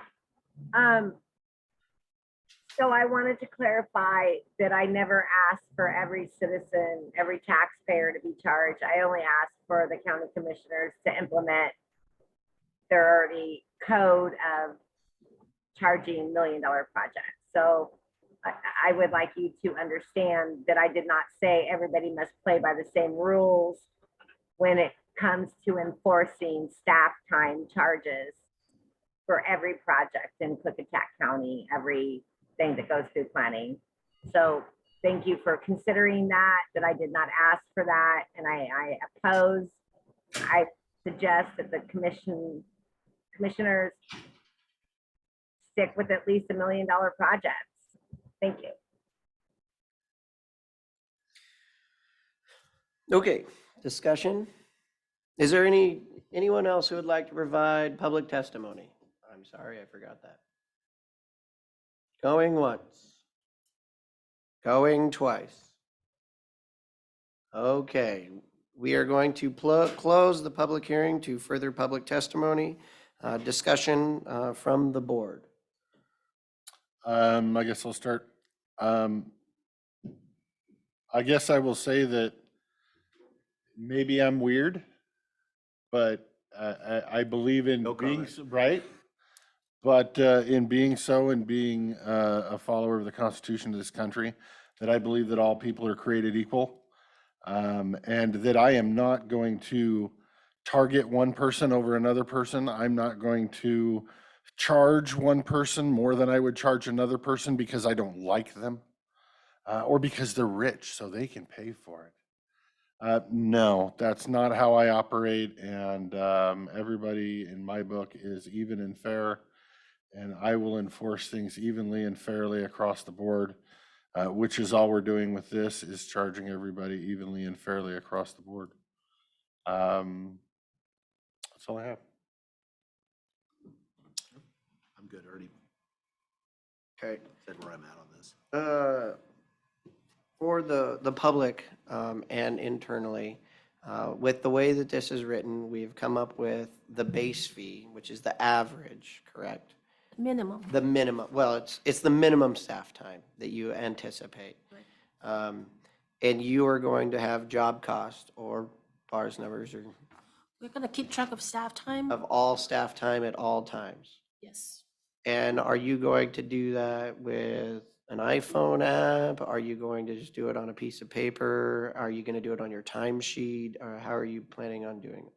We already implementing that as a practice. And so we're just using a sheet of paper, put in the file, Okay, and then you attach the file. So anybody touch the file, you need to write down the time and initial it and the date.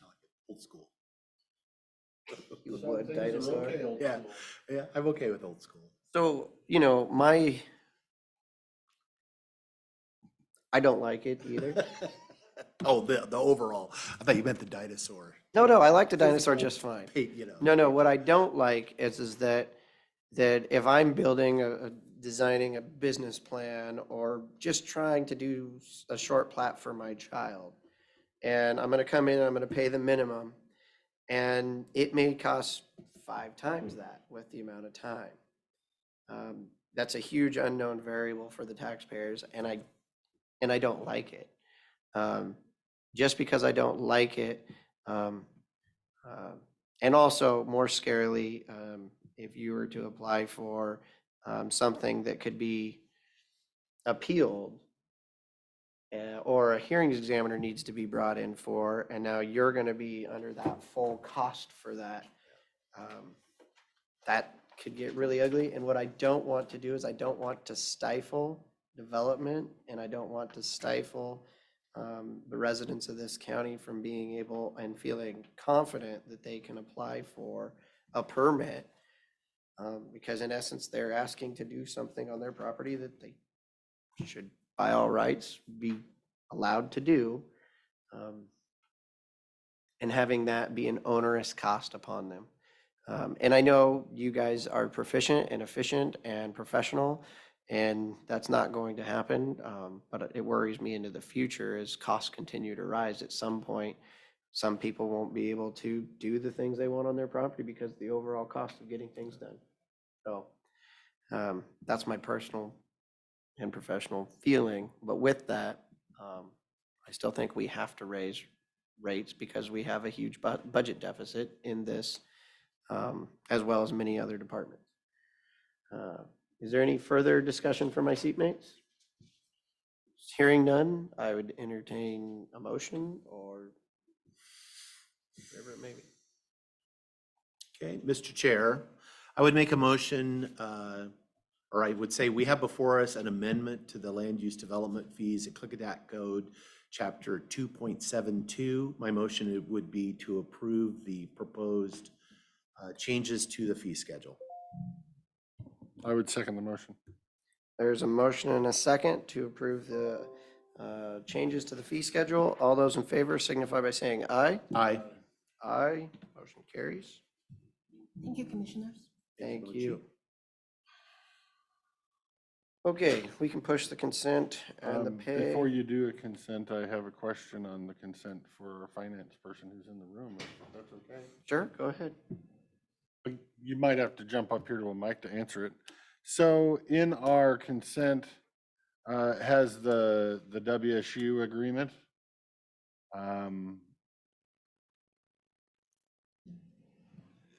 It's not making perfect sense to me, I guess.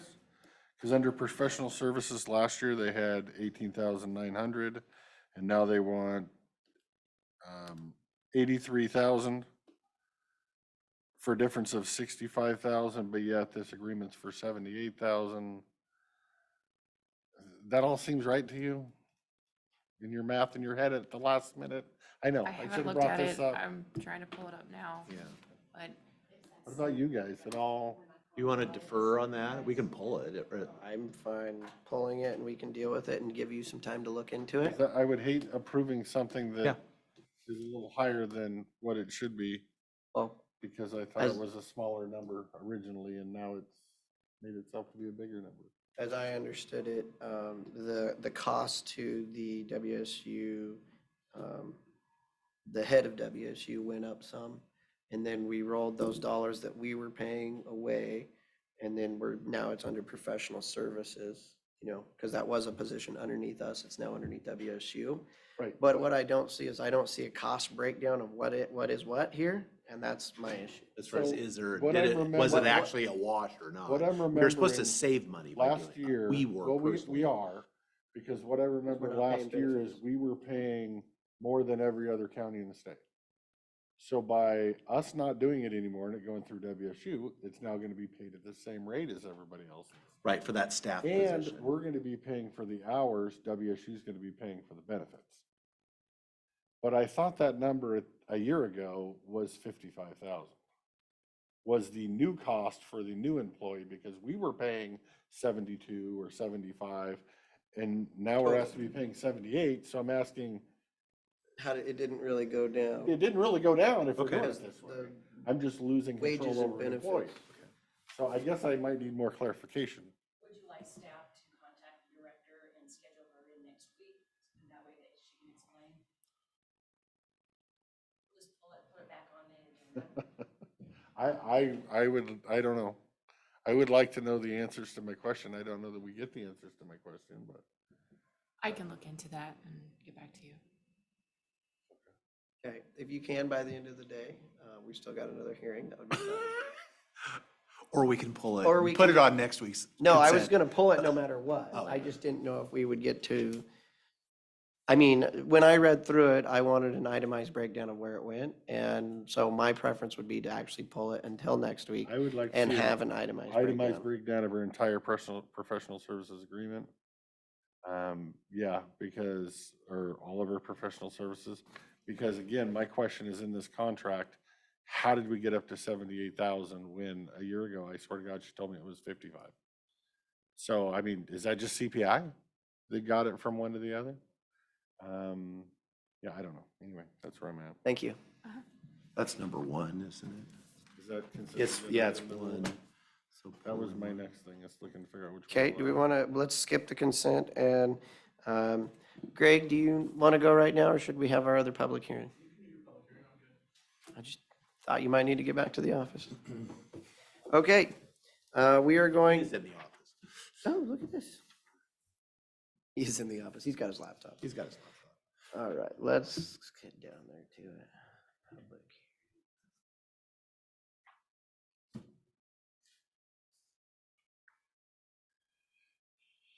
Okay, we are going to open this public. Oh, I don't have a sheet on this one. There we go.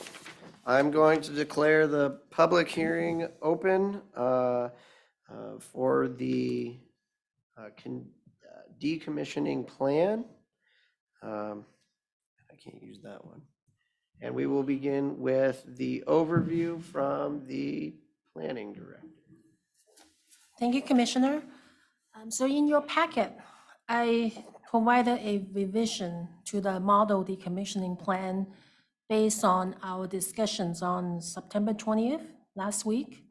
And I make some changes to it, and today is a continuation of the hearing for you to review this draft and take further testimony on that.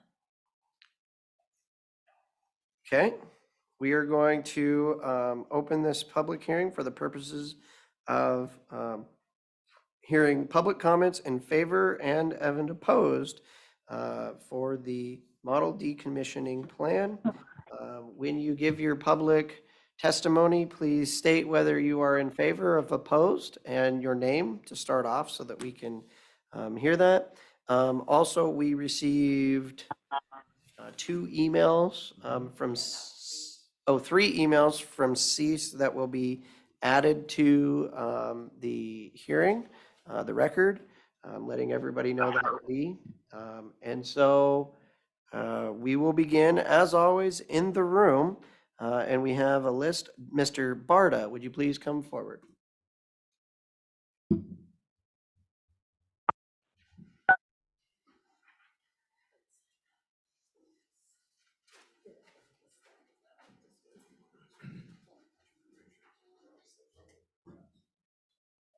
Good afternoon, Commissioners. Dave Barta, Goldendale.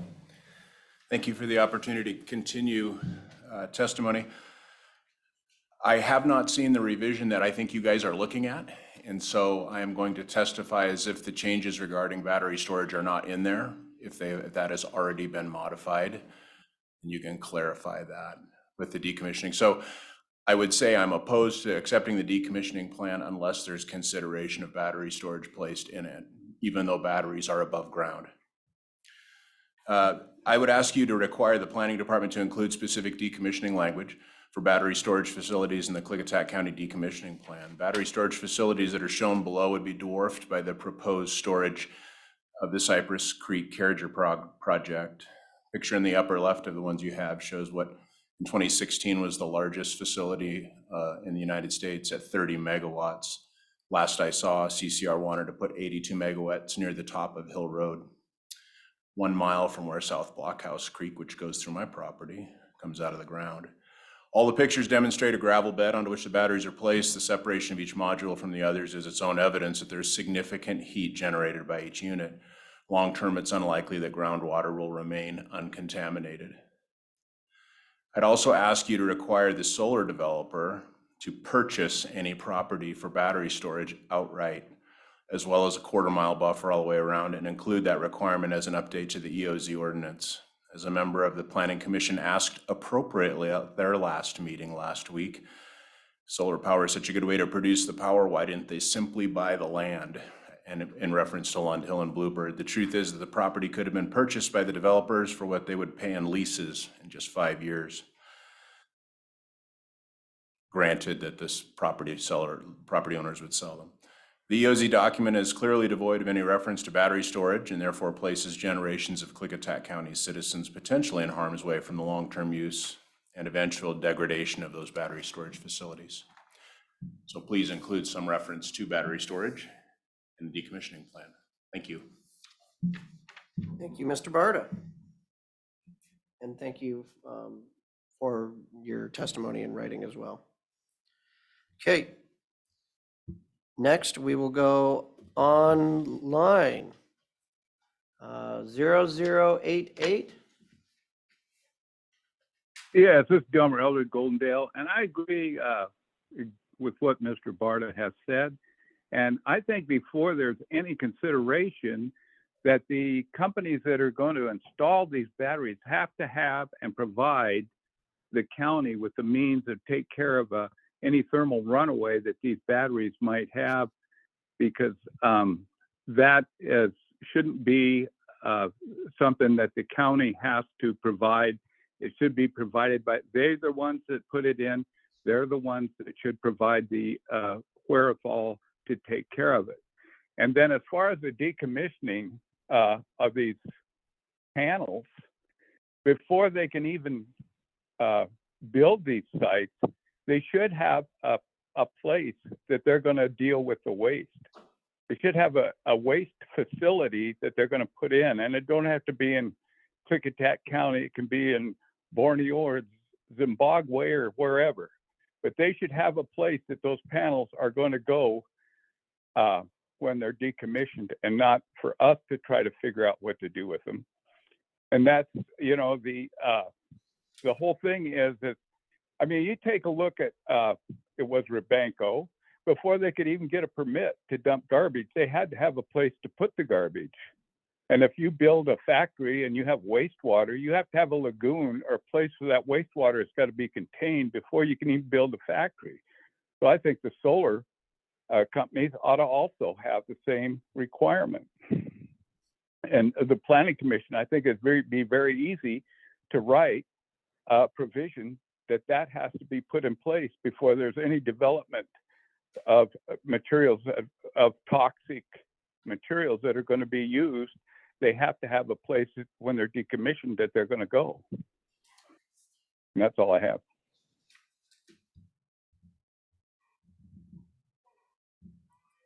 Thank you, Mr. Eldred.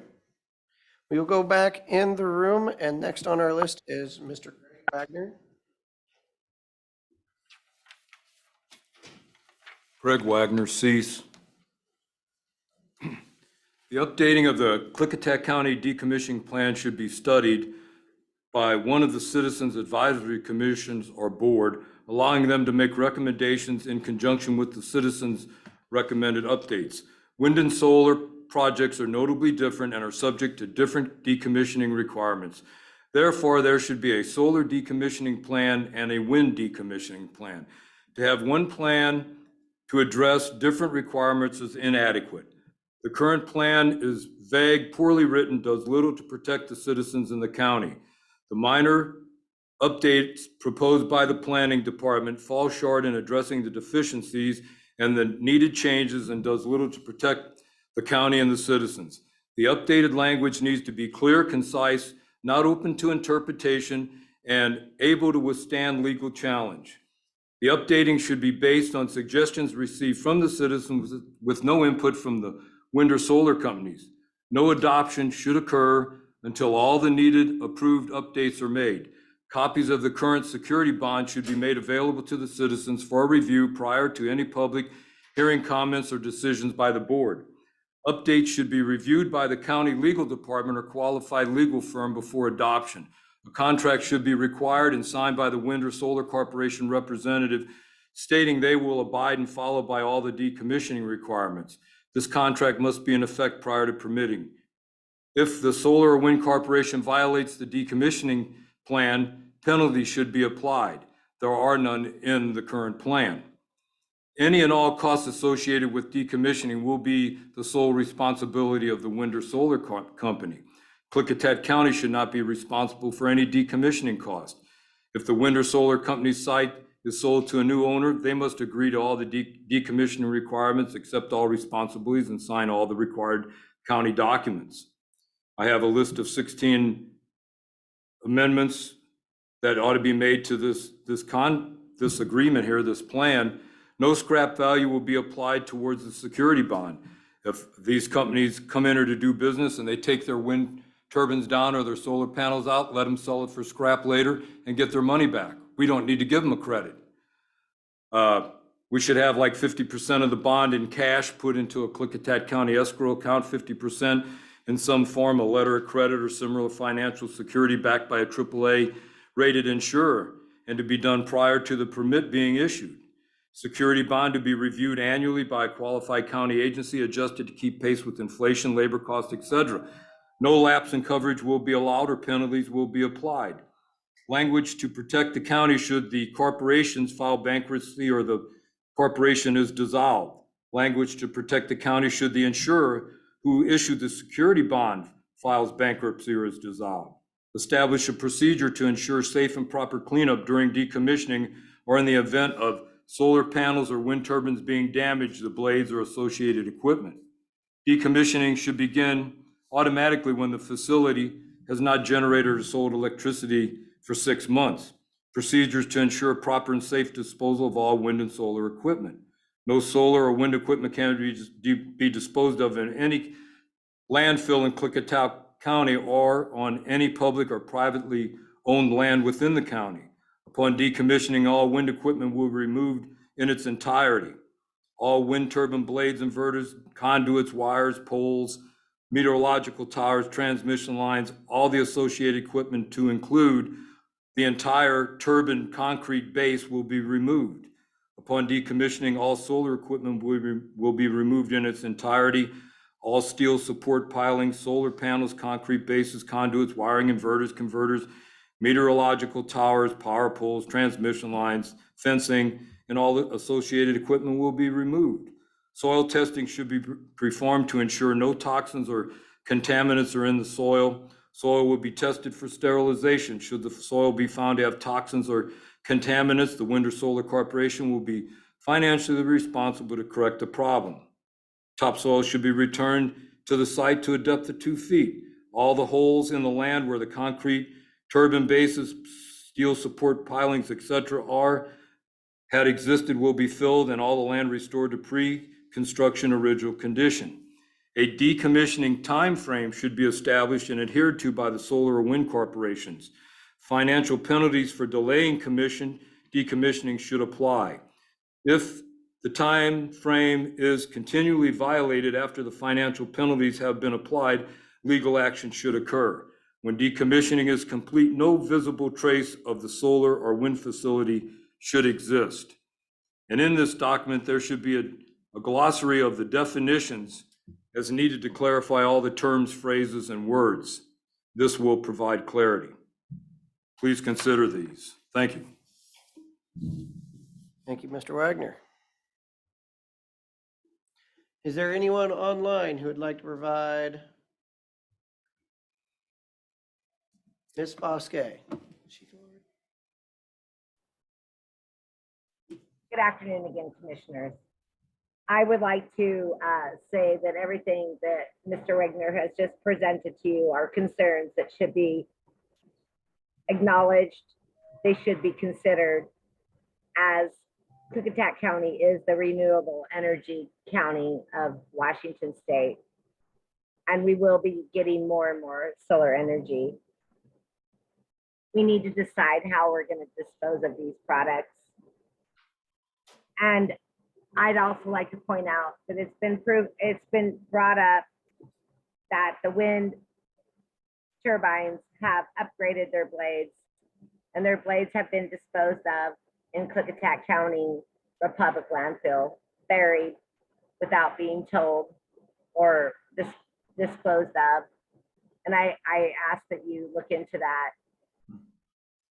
And also, you know, I have concerns about the farmers. Last week, you said, you know, or the landowners, land leasers, the people who are leasing their land to these solar companies. I have concern for them. And are they really going to get out of their land what they think they're going to get out of, or are they being scammed? You said last week that they would be responsible for decommissioning ultimately. You said that, you know, the farmers should take their leases to an attorney, and you can't help them if they can't, or if they don't, and they get stuck with the decommissioning. That could be millions of dollars to a farmland at the end of the day, at 20 years or 12 years or 30 years, or we don't even know how long these solar industrial complex will last. There's no, for the record, I oppose this decommissioning. I think you have a lot of work to do. You know, the Lund Hill that just went in, it had panels break during November and December. And I question where those broken solar panels went. As we understand in the information we've sent you, is that, you know, you can't dispose of these toxic solar panels in the landfill.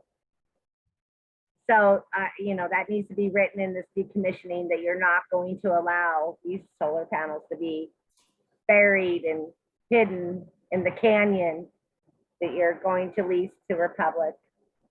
I ask that you protect the farmers. You know, there's a reason you're having a decommissioning plan right now for the county, and that's to protect you.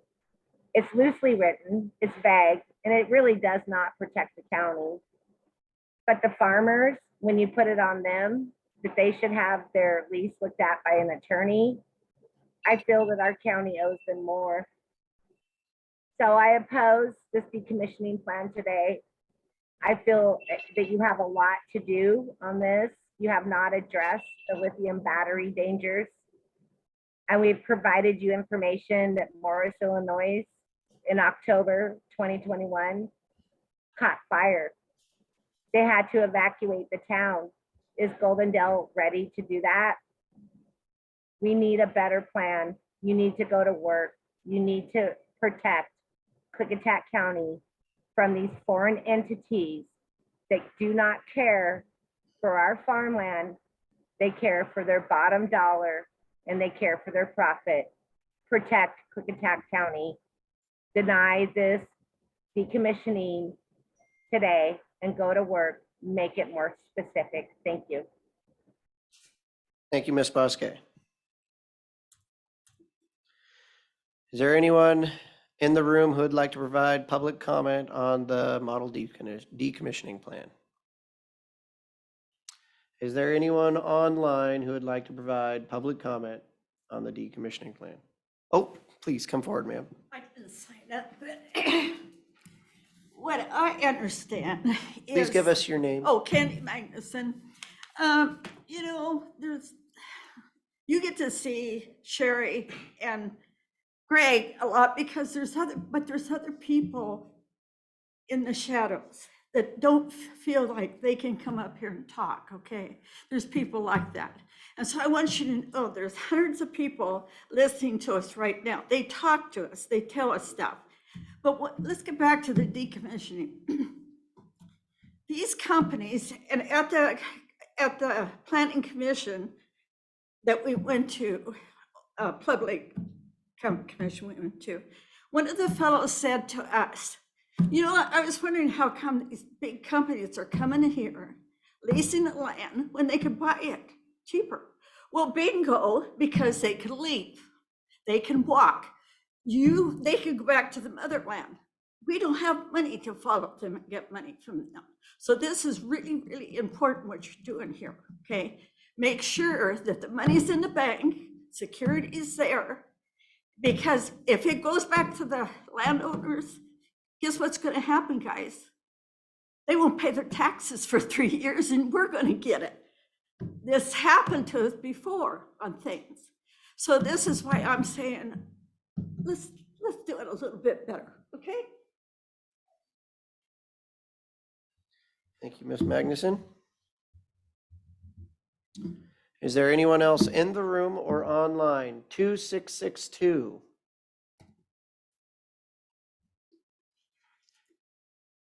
Online, 2662. On the phone, would you like to provide public comment?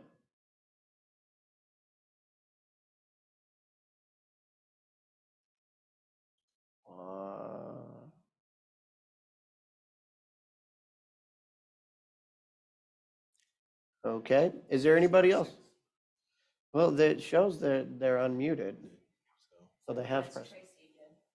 Oh, unless it's Tracy. Never mind. Okay, is there anybody else who would like to provide public comment on the model decommissioning plan?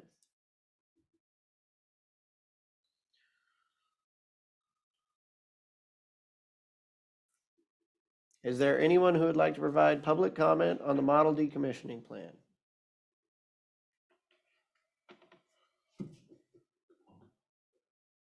Last chance, in the room or online.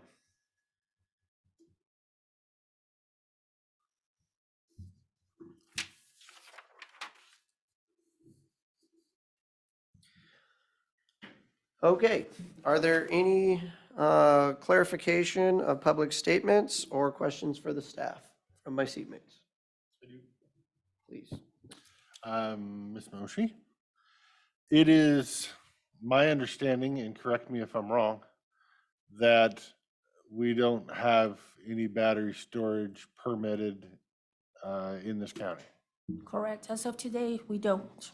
If we were going to permit in the future something that had to do with battery storage for facility, would we have time to write a decommissioning plan for battery storage facility before we gave them the permit? Those will be carefully reviewed during the permitting process. And I just want to be very clear about the proposal for today is a model decommissioning plan. It's a guidance document. It is not site-specific. What we are trying to do is because we do have a model decommissioning plan adopted in 2008 yeah. And over the years, we recognize some of the terms that we put in here may not be adequate or may not be sufficient to protect the county and the citizens' interest. And this is not a brand new document that I wrote. I just made those changes because those are the areas that we recognize there are issues. Every single operating wind project in our county has their own decommissioning plan. So for some of the more specific itemized items that we want to address, it might be more appropriate to address when we're actually talking about the site-specific project. Bingo. So you got there Mhm. to where I was going to. If we were going to have a conversation with a solar company or a pump storage or a windmill or anybody else that wants to have battery storage, during their permitting, there will be talks about battery storage. There will be public testimony taken on battery storage. There will be conditions or uses placed in the permitting on what they can and cannot do with the battery storage, including decommissioning. That's the intent of staff. Correct. Okay. So that answers that one. The next question is, has the county attorney had the opportunity to review this updated plan yet? Or are we still waiting to send it over there until we've kind of finalized it before we send it over there? The first draft that was presented to you last week was reviewed by the prosecutor's attorney and also the treasurers. The changes based on last week's discussions has not been shared with those two departments, but you know, I will at That's some the plan. point. Got it. Yeah. Okay. That's all I have. I got a couple questions. First, yeah, thank you for asking the question to clarify. Again, this is a model, this is the model.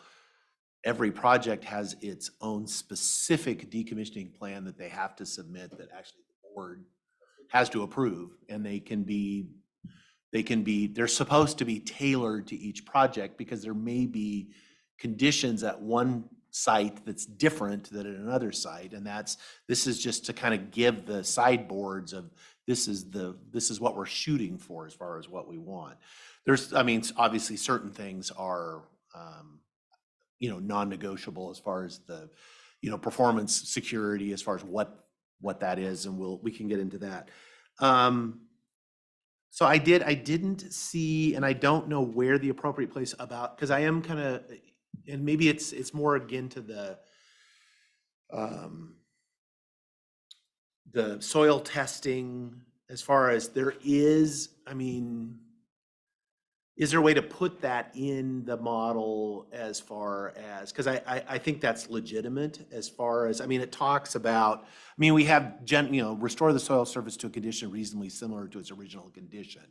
That would, I mean, you could construe that to mean, I mean, I would look at that if I have whether it's a wind project, a solar project, if I had a wind project and the transformer's leaking PCB-laden oil I gotta clean that up. Condition means not hazardous. Not hazardous, but I don't have an issue with specifically calling that, even though it is covered as far as it could be construed to not be. And so is there a way to add that in? Because I would like to see something that kind of specifically talks about, there are,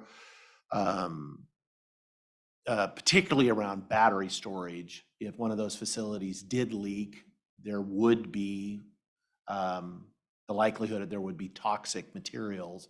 And the way I read this, they are absolute. I mean, you're required, I can't dump toxic materials on anything anyway already, with or without a decommissioning plan. But it's not a bad idea to just, again, kind of reiterate, or you're kind of specifying something that really is generally specified, but I don't have any issue with making that more specific.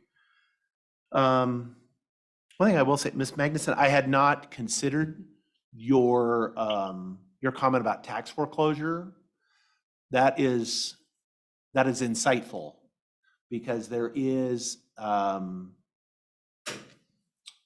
danger there, that if you don't, because that is, if I'm the property owner and our security does not, again, we're trying to put something in place that's kind of the last resort. None of this should ever be necessary. If everybody does what they're supposed to do, folks do it, but we have to be covered if people don't do what they're supposed to do.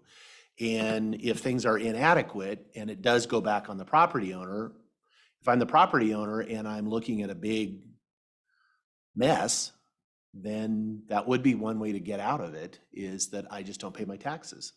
Of course, maybe foreclosure is at our option. I don't know. I have to look to the treasurer. Do we must take it? Or, yeah, I think so. We have to. Okay. So that is very insightful. So that is something I need to think about some more.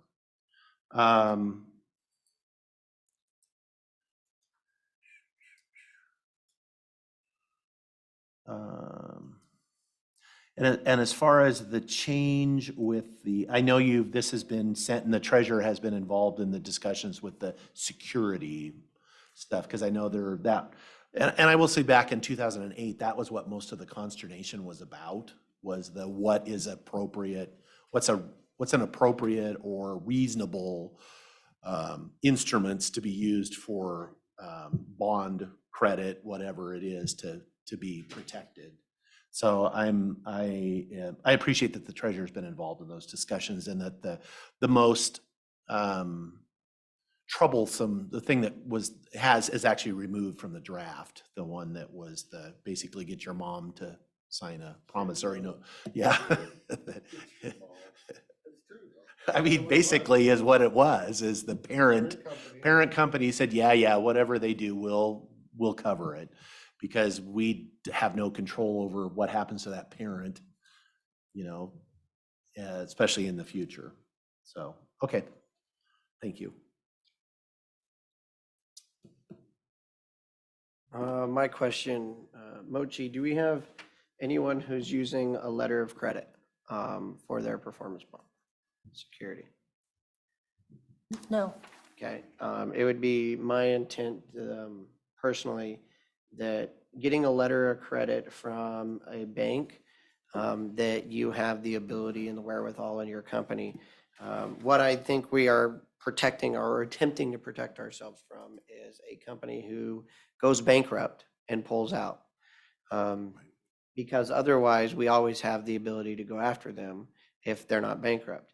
A letter of credit, to me, would be pulled from that bank as soon as they're getting close to bankruptcy, not providing us. So my personal is the letter of credit would not be allowed. So that would be 2.28 section B. And then in terms of the bond, That makes good sense. Good catch on that. and in terms of the bond, I don't really like that the performance bonds shall be for a 1-year term. Because you know that bonding company is going to try to get out of that every chance they can. And, a 1-year bond term and renewing it every year, that doesn't sit well with me personally. I think that performance bond needs to be,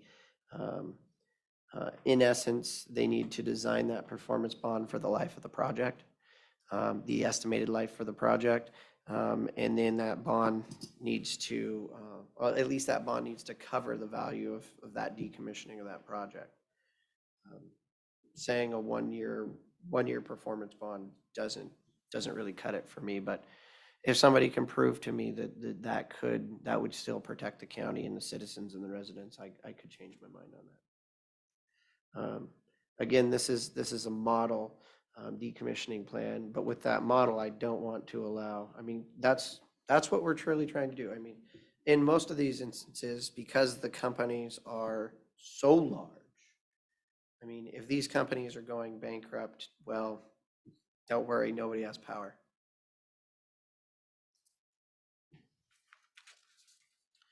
I guess I want to make sure that whatever we kind of think we want to do,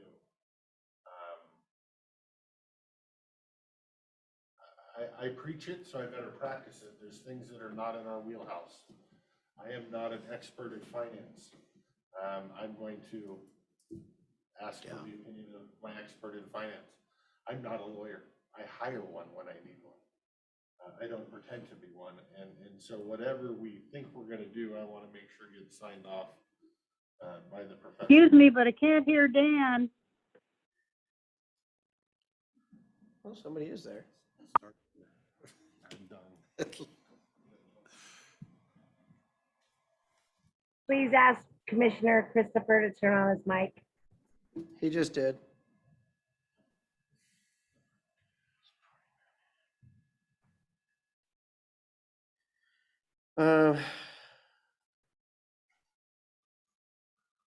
And to get back, to mention what two of you have mentioned that Cease also brought up was soils testing.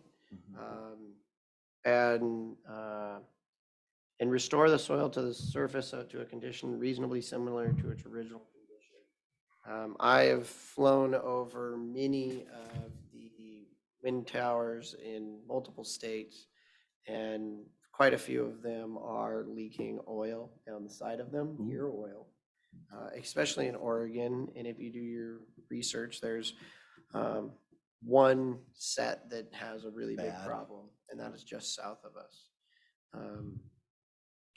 I don't know how to write that into the decommissioning plan, requiring it.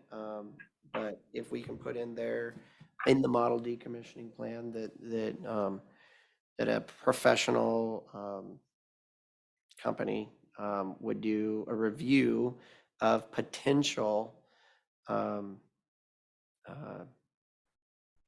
contamination before any decommissioning commences, and have that part of the decommissioning plan.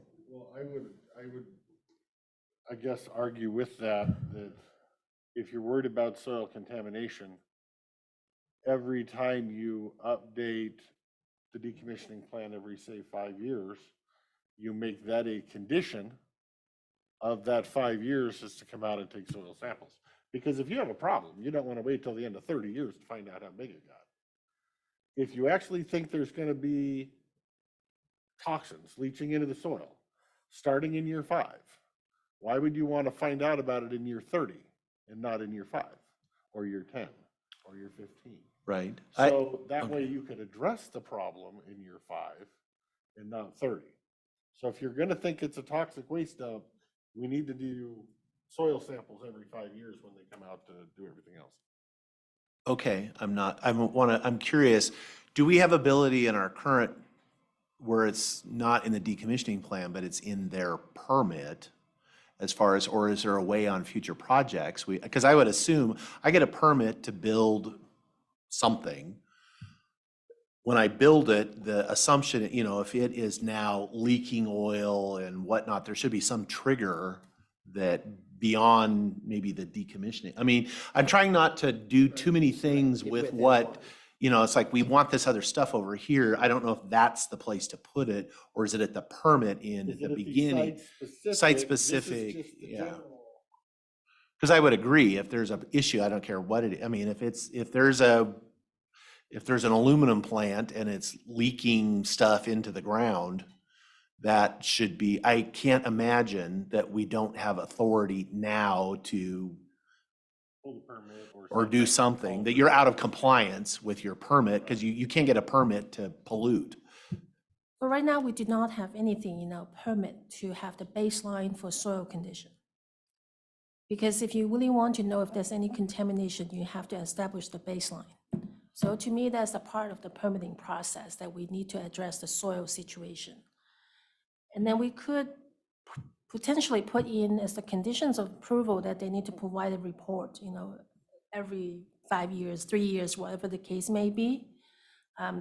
In the decommissioning plan, we have a section about soil and vegetation reclamation 2.1.4. It's not very specific about they need to provide us with, findings to talk about whether the soil was contaminated, but I can try to write some language. But I just recently have a shoreline permit that have similar requests, is to actually test the material to make sure that they are, they are not exceeding the level that is not good for the environment. It actually is really difficult to find, to put that in the detail about what kind of testing that you're asking for, because it has such a wide range that it could cost $2,000 or upward of $30,000. And cost is not a concern of mine. I just want to be able to write something here that I can actually direct the applicant or the developer to know what kind of testing, or within the 3,000 acres project site, where should you need to do those tax holes, Is that right next to the panels or next to the battery storage? Where are they supposed to do the testing? And I guess I would argue, what do we know as a board of commissioners on what you should be testing for? What do I put it in there? You have to test for chromium? I don't know. It could be a toxic waste dump for diesel fuel, and I don't have it in there.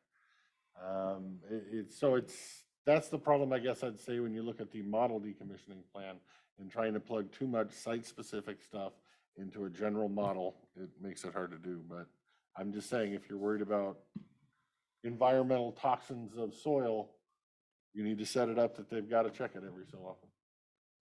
But that's not in your decommissioning plan, okay? That's in your permit.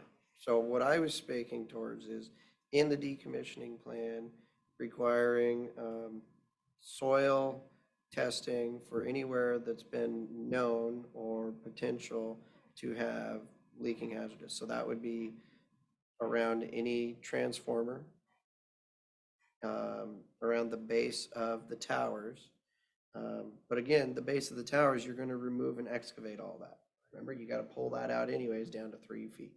And I'm sorry, that oil isn't gonna go through 3 feet of concrete. And it's gearbox oil and hydraulic fluid is what's on the wind towers. Battery storage, that's a whole different Yeah. ball of wax. Granted, those things usually burn up and get hot. But again, that soil testing, I don't see that would be bad around any of those lithium ion battery packs. But most of these, there's not a whole lot of places for there to be, toxic leach. But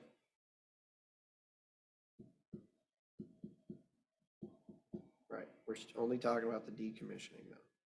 The general decommissioning plan. Because each site will have its own. Right. I mean, it'll be interesting to see. Well, I think it'll be more interesting to see if anybody ever applies for a battery storage permit, because that'll show, what then needs to go into the decommissioning part of that.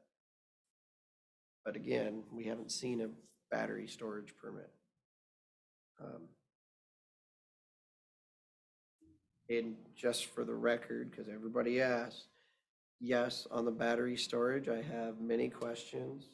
Yes, I have many environmental questions, environmental hazard questions. I believe another one just burned up in California 2 days ago, 3 days ago, and they had a shelter-in-place order.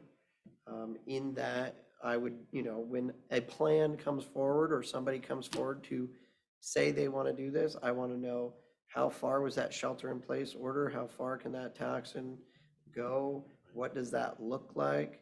And how do we protect the communities against that? If it's a, 3 houses over, 20 miles, that's one thing. If you're right next to town and your entire town could be evacuated, well, then maybe that's not the right place for those things. Right, but I would also say until somebody applies for a permit to do it, I'm not going to spend the next 5,000 hours of staff time Developing a plan for developing something. a plan or a project or something for something that nobody's ever asked to do. There's plenty of time to do that, and I don't want staff to develop that plan without public input, without the planning commission, and there's plenty of time to deal with that if somebody ever asks for a permit.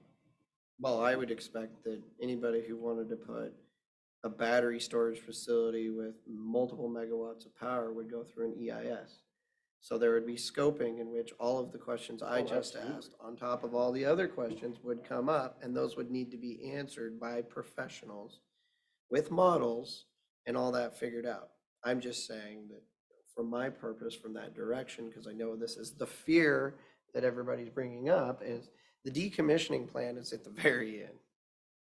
If the thing Well, even in the lasts. model decommissioning plan is one small step in a giant procedure that I think people look at it like it's the one piece end all, fix all. This has to be perfect. This fits everything and that's not that's not how it works. This is just a general overview of what we would like to see in the decommissioning plan. Then when they propose their decommissioning plan for that site-specific project, and we can put conditions on it. So I don't think a lot of people understand what we're dealing with today.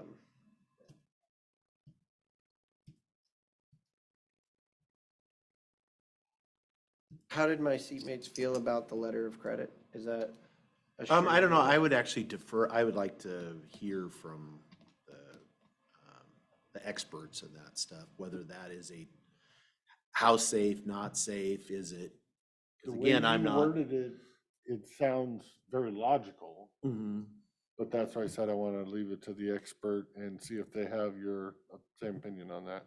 Whether he had enough time to deal with that today or wants to look over it and think about it, chew on it. We have time, so that's what I would recommend. Because I mean, I would say for me, the most, no, I don't know if I'd, yeah, actually, the most important thing is to get the security that I'm the most comfortable with. Because that's the thing, that as far as all this other stuff, you can't do any of this stuff if there's no money to pay for it. And so the thing that you got to be sure of is that there's surety, that there's the, you know, if it's, there's got to be a reasonable level of comfort around what's being proposed to be able to pay for this if it ever has to be tapped. And so again, it was a no-brainer to me before to remove the parent company guarantee, because that seemed the Right, the most. only part with that that I still have concerns on is who gets to decide what it's gonna cost to decommission? Does the solar company get to say, yeah, we're just gonna send a crew out there, it'll cost us 25 grand, so I'm gonna put out 25 grand worth of credit? Well, I mean, Or let's. are you making the solar company hire an outside consultant to come up with the cost of what it's gonna cost to decommission? Or are we gonna use his opinion of the value? Sure. So that's kind of my worry there, is he gonna give us the? Well, true no, those are opinion of the all value? those are all completely reasonable questions. I'm curious in the past, because we have decommissioning plans now, because that is one of those things. I mean, I will say it is super hard to have some idea about what's it gonna cost to decommission this project 30 years from now. Yeah, but we're gonna be doing it 5 years. I know, well, I guess you say Makes for it the a next little 5 easier. years, if I'm picking, but nobody's gonna decommission a project 5 years from now, but it is, Maybe. I mean, it's possible, but, and then, Hailstorm, okay, hurricane, it could, that's right. I mean, that's We're usually when you're gonna It's go possible, it's possible. Worst case scenario. I'm just saying that as you start, if you, I mean, I was a general contractor for years, and if you told me, give me a bid for a house 25 years from now, we're gonna revisit it every 5 years, I'm gonna be super conservative. Right, no, I don't want to bid for 25 years from now, I want to bid for 5 years from now. Okay. And then you can give me another one for 5 years later, So, and then you give me another. one As for to 5 years who later. provides it, I mean, I don't have any issue with it, because this is, they submit a draft, we have to check it, just, you know, and ground truth it. Are you gonna know, is that a good number or not a good number? Well, that's why I would trust an outside consultant versus somebody the solar company paid for. Or. I think it's a good idea to have an independent, Right. to have an opinion from somebody else, Maybe but it's still we- gonna be an We opinion. hire the independent consultant and it is paid for by the solar company. So it's not them hiring somebody, it's us hiring somebody. They just get paid for it. yeah, Yes, Sure, yes, Mr. Chair. Chairman, if you must. If you must. so as I said, I don't like this, the surety bond for 1 year. What would make the most sense to me is that surety bond would be in 5-year increments, and that bond would be based on a third-party recommendation of what the current value of decommissioning is. And that's what I would find the most secure in our model decommissioning plan. But if you guys want to argue about it a little more. No, I don't want to argue. I want to include the Glad you treasurer repeated in our the statement. discussion. Even if he doesn't want to get drawn in. He'll have time to look at it later and Right. give us an opinion. Yeah. I don't want to put anybody on the spot. but- No, I'm not saying right now, I'm just saying, Okay, it seems to me that there's clearly more work to be done on this, which, you know, we had our workshops and we've heard from the public, and I thank the public for doing their research and bringing up good questions, and questions that help the discussion and further discussion, so that we can protect the county and the citizens of Klickitat County. When it comes to the decommissioning, the issue that we have currently is that the decommissioning plans that we've already agreed to are already agreed to. And we're not changing those plans. We're talking about for future decommissioning plans. This is the model we give to the companies to bring forward with their thoughts. And if we don't like them, we don't have to accept them. And just for clarification purposes, the decommissioning plan is agreed to before the permit is issued or before they're allowed to begin power production? The decommissioning plan will need to, we have a draft plan in place before we can issue the building permit.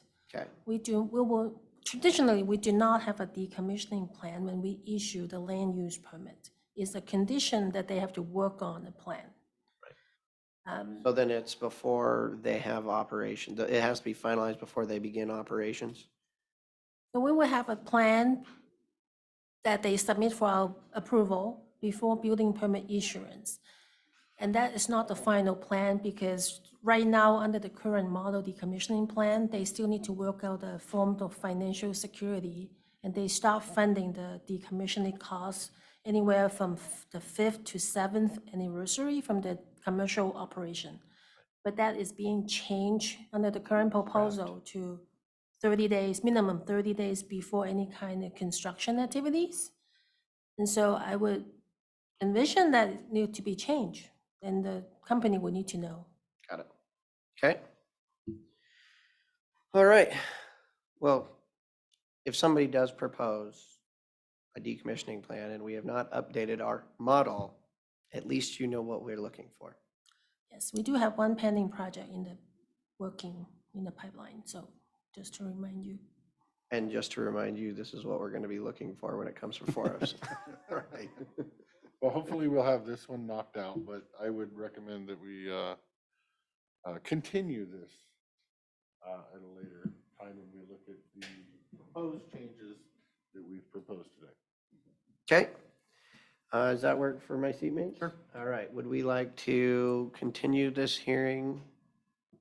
Can I just coordinate with Lee, because I would need to coordinate with the treasurers and possibly the prosecutors to make sure that the discussion that we have can put in here, so it might take a little bit more than We a go out week. like 2 weeks. That's what I was going to say. Whenever, when she's done, Or she'll you'll- tell Lee and then we'll put it on the. Okay. Okay, thank you. So that means, do we want to have another public hearing on it when a draft model, an updated draft model is? So we will continue this public hearing. Do we need more citizen comment if we didn't change anything between now and then?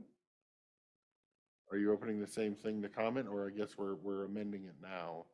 So then you would be able to have more comment on the amendments that you're making to it now. That makes sense, okay. That's fine. I had to talk myself in the.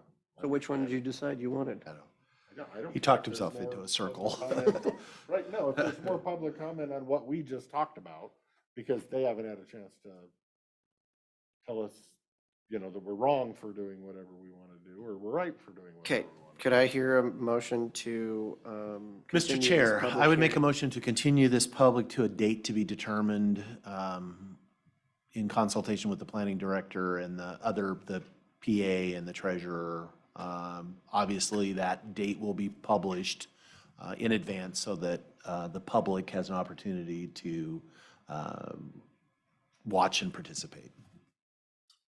You want all that in your motion? What's that? Well, no. Lee will make my motion I just moved to continue to a date to be determined. Leaving Leaving it open. it open for additional public, Yes. written comment. Written or written oral again next time? Your thoughts? I mean, I think depending on what comes out, I think folks should have an opportunity because we've Okay. made Right, some I'm just changes. They clarifying, should just clarify, right? Written and You oral. closed the hearing to public comment earlier, so I'm saying you kind of got to open it. I wanted to make sure it was clear.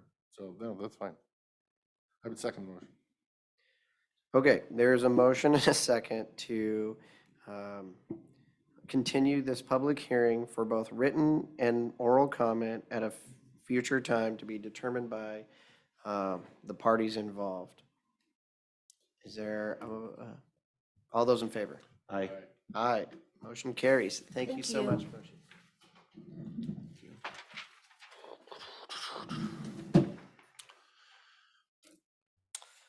Finance Committee. Oh, they're Miss- consulting. Yep. I think I have an update for you. Update on? My WSU question. Yeah, I saw that. Did everybody see that? I saw it, I didn't read it, but I didn't see it. So the original MOA was 18,600. this new position is adding 60,000 to that because they're covering benefits, which is close to what I remember saying last year, 55, 57. So they probably gave that a COLA in that 60. I do still have questions. What's in the 18? Well, it's more than 18 because in here she's asking for 85, not 78 in the budget book. So there's another 5,000 that's in here that's not on there. So, but as Is far as that- this that's for next- MOA, I'm okay for. Right. For 22. Right. But I'm saying it changes the number in the budget book as well, which is a future discussion for us. Okay. But I'm okay with this MOA Okay. on our agenda today. Okay. So you're good with that, all right. Good afternoon, sir. Good morning, or good afternoon. It ain't morning no more. Oh, some days I have a philosophy, it's morning till 5 and then afternoon can start after that. Okay, Finance Committee update. We had our Finance Committee meeting last Friday, the 23rd. It was a very robust meeting. The first topic was the topic about Fund 506 and 402. That was a pretty short conversation. Jen and I will work on that. That is the gun range and the fund that was used for computers that we've gotten rid of, but there's some cash left in those that we need to move to its appropriate place. So Jen and I will work on that, and our goal is to do that in 2022, so that will be done. That gets moved when we do our annual reporting to where it needs to go. We just need to get our financial systems to match up to that. So we'll be working on that. That was pretty quick and easy. The bulk of the meeting was surrounding a good conversation about mental health and the mental health fund. It began, Commissioner Anderson kind of reported that he had talked with Beacon Health, I think, on Thursday. And they were negotiating a contract for, is it DCR? Is that correct? Okay, sorry. I'm not a mental health person, so I did ask Aaron to come in and make sure that I don't speak, and same with Commissioner Anderson. They're Designated much more. crisis response. Yes, yeah. I think that's how I remember. I think it. you're Is that right, yes. Could I remember be something Sia's completely crisis. different. I don't know. Kind of different than a VCR. Yeah. PCR. And so we that kind of began our conversation to talk about how this is going to work and how this is going to process it. Was the understanding of the Finance Committee that there was at the previous board meeting, I think on the previous Tuesday, so whatever that would be last week ago, there was some discussion about setting up a fund and moving forward to having up to 22 people in a mental health capacity in 2023, and how the budgets were going to work. And that was going to start at maybe 3 to 7 and move up. And those were the things that we were basing our discussions around, if I'm correct. And so we were trying to figure out how we would make this work, because I think mental health, everybody in the room agreed, the commissioner, myself and Brenda, the members of the Finance Committee, that it's an important process, and the board is, and that was kind of our thing, is we're hoping that this is the body, the designation of the full board. This is where everybody's headed to, that we were trying to get to a place where we could get this to work for the current year and get all the bars numbers and everything set up, because there's a piece of that. We could get the fund set up. The question, we spent a lot of time talking about whether it should be a 400 fund or a 100 fund, because we were trying to figure out whether it was an enterprise that was going to stand on its own. Was it going to bring in money and cover, because it sounds like there's billings and all kinds of things that are going to go along with that. I think at the very end, we got to the point kind of where we got to with the gun range, was that it didn't stand on its own and it was harder to go backwards. So we decided, and that is the auditor's decision. We did all agree on that. Brenda was going to go in, but I think at the very end of the day, we determined that we were the most comfortable beginning with a 100 fund and starting this process out with that. We do have fund numbers available in the 100 series, so that's not a problem. And then getting the bars numbers set up, getting the budget set up, and getting the timing of that all done, because I believe that we all felt, or the piece that we're working with, is that the current contract we have is temporary with Kamini, I believe, and that ends on the 6th of November. And so trying to work our way backwards from that in order to meet all the public hearings and all the pieces and have people enough time to go, and also to make sure that we're all thinking rationally so that we don't make any mistakes as we're going through this, and then kind of, making sure we got enough time. And so we came up with a plan. I believe that the plan is that the Jen would draft a resolution to create the new fund. And that would be presented at the next week's board meeting. And if we started with that timeline, we would be able to meet with the process of the November 6th date. But that's really tight and having some emergency budget hearings. And again, those were in Jen's department she was working on. That's a lot of work to set up the fund in the auditor's office and so on and so forth. But I do believe, and I felt very positive after the meeting, it was a good collaboration. And again, it's important because there's so many parts and pieces to making this happen, with the auditor's office having piece and having, trying to meet all the criteria, because they can't set up the fund until we have the resolution. And some things can kind of go a little bit part and parcel, but there are things that we need to check off before we get to the end. And that was in order to go with the first step. If there was no other way to extend that, to wherever we are, if that was how we could get those people. I think there was a lot of concern in the finance committee, and again, this is a board decision, and we understood that, that this is your guys' decision as a board, and the auditor and the treasurer will do whatever we can to help, just with all the pieces of the timing, of getting all these things going, getting these people hired and all the pieces that it's a lot. This is something that not a normal thing. We typically go, okay, hey, we're going to create this department in 6 or 8 months, and we have time to kind of step through all the pieces. And we've kind of felt like, we're kind of trying to just keep up with this one as it moves pretty progressively through. So those are kind of some of the bookends that we started with.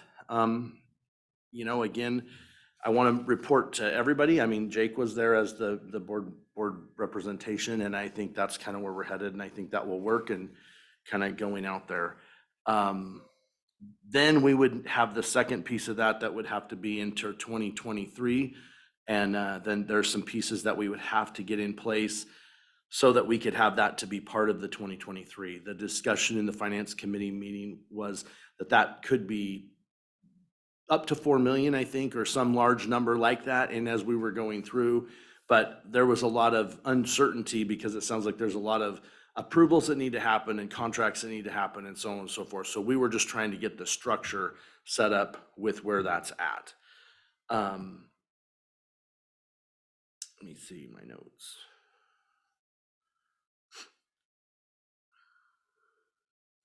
I think I guess I would say, Jake, do you have anything to add, or does Aaron have? I asked Aaron to come in because I know it's mental health, and I know Aaron and Jake have been working on this. Yeah, we can, we're going to talk about it during board pending, but we can talk about the overall now. Why not? Come on. It seems like it's probably would be We're all handy to gonna talk be- about now, because otherwise we're all in going to it. have to come back. Yep. And it, I had asked Brenda to come in, but she's still here. She had a meeting at 3:30 that she was trying to get to, but no, you're welcome to come up here and sit with us. Okay. Just fine, thank you very much. I'll come back and sit by you. Yeah. So that was the discussion of the finance committee of where we got to. And I think that's, where we were at with that part. I can go through, the rest of the meeting was fairly quick. I could go through those, but I think that this mental health piece, if there's conversations, I think this is the best time to confirm that we're headed where we need to be and that we have everything set up so we can receipt the money and do all the parts and pieces. Okay, so I'll give you guys a little bit of an update of what's happened since last Tuesday. Friday for the finance committee meeting was good. We were able to get all the finance staff the draft budget for both 2022 and 2023 for just providing crisis services. We had a meeting with Beacon Health, and we knocked out the hopefully finalized budget for what crisis services is going to provide. Crisis services will not provide the big one. I know last Tuesday we decided let's plan as if we're going for the big one. But Beacon doesn't provide that, it's the MCOs. And we had one meeting with an MCO yesterday, and we've got two more scheduled. That's gonna take quite a bit longer to get there. What we did though, managed care So organization. that's your Medicaid agencies. So I can't remember if there's 3 or 4 off the top of my head. So Molina, AmeriGroup, Community Health Plan of Washington, and I think Apple Health is its own entity. So I'm pretty sure there's 4. Okay, and so the idea is, between, now and the end of the year, we are going to continue on with Lifeline until the end of the year while we staff up. So they're going to do the triage part, and we're going to be trying to hire DCRs as quickly as we can. We know that right after the 6th, Lacey, who has been our DCR this entire time, is going to be going on vacation. So we are trying to now actively find at least one person to take on that role during So that time. Lifeline is the telehealth portion? Yes. And you're thinking only keeping that through the end of this year and not doing the telehealth option in future years?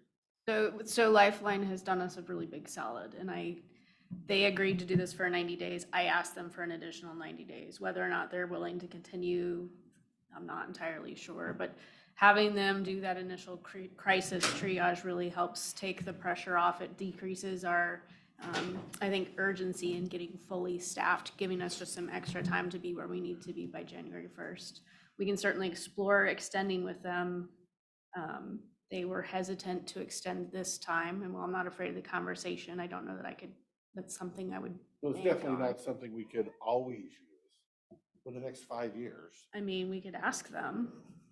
I guess that's where I'm coming from, I guess, is I don't want to reinvent the wheel.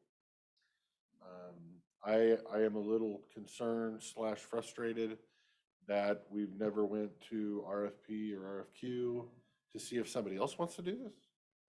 I was kind of under the interpretation until last week that everybody else said no, but that there's still potentially people out there who may be willing. We don't know. I mean, maybe they're not, but we don't know. That's kind of frustrating. I also, I guess I'd say, find it frustrating that we're so worried about staffing up to our 7 people and managers and secretaries, and when in reality, if you're looking at DCR calls, there's a handful a month. To me, the most important staff member is a DCR, and we don't even know if we can get one. So are we going to have a director and office managers and secretaries, but yet no DCRs? That is not the staffing level that we're shooting. So one of the things I'd like to propose today was that we, and I talked to Rob with this as well, put a heavy emphasis on getting the DCRs ready. So having their job being able to post first and really putting a lot of time and energy into getting those on board. Our consultant that's working with us right now has agreed to be the clinical manager until January 1st. So that's a position that we don't have to immediately fill. I just assumed I was going to have to keep working on this project till January 1st. So that's, that gives us just a little bit more leeway and time so we can focus first on what the most important part is, which is filling that essential role, and then going from there. I think that it's going to be best if we just do a building block approach, understanding that we want all of these things, that they're nice to have, but just adding one layer at a time and just until it gets completely plussed up. Because I think while everyone's collaborative and insanely supportive, I'm so grateful for all the departments that have been supporting us. It's putting a lot of stress on a lot of departments to make all of these things happen. And I think just that little extra breathing room, if we do more of a building block approach, could potentially help with that. So may I? So if we, so Lifeline will stick by through January, which I think is great. So the DCRs on November 6th are going to be ours, which are still a DCR or DCRs to be determined.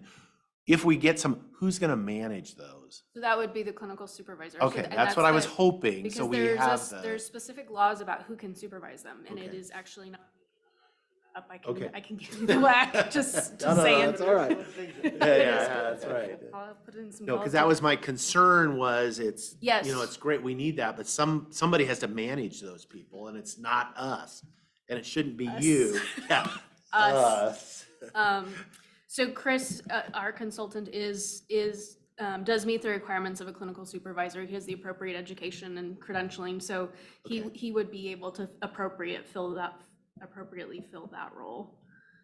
So there was some discussion on one of the meetings we were on about potentially bringing them on as contractors, because that gives us time. If we don't get them hired until November 6th, there's no time for training and continuity of what's the process has been.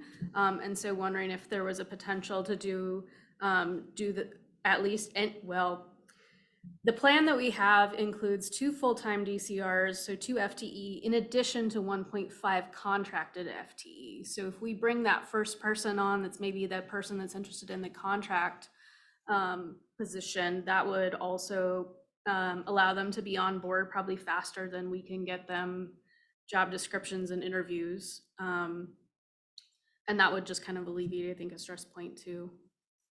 So that's another option that we could potentially look at. The fastest we can do it, you asked me to bring forward the DCR job descriptions and salary placement next Tuesday, which means it's due Thursday morning, which in terms. Yeah, what's your point? You said you were gonna get it done this morning. Yeah. Which in terms of HR and public sector. Means Casey's working lightning on it. speed. Yeah. We don't ask much around here. Just, and that block that she's talking about is, I mean, that's the absolute fastest we can do it, and we're cutting some sharp corners around long-standing policies and procedures, but this is a very unique thing we're doing. By doing it in the block, by doing the DCRs first, I mean, they'll be posted at most, 3 weeks, and we're gonna post it until next Tuesday, or Wednesday. Have you even yet verbally found someone interested in applying for the DCR position? The consultant has told me that there are people interested. I have not personally spoken to them, so I'm not gonna, Fingers I know, crossed. because we've heard that story We've heard it before. before and then So, crickets. and yes, and actually, sorry, Commissioner Christopher, I feel like I didn't answer one of the, or address something that you said. It's okay, he's used to it. No, Not from you. It's been a day. Don't worry, it's gonna get funnier. I think you've got everything I had.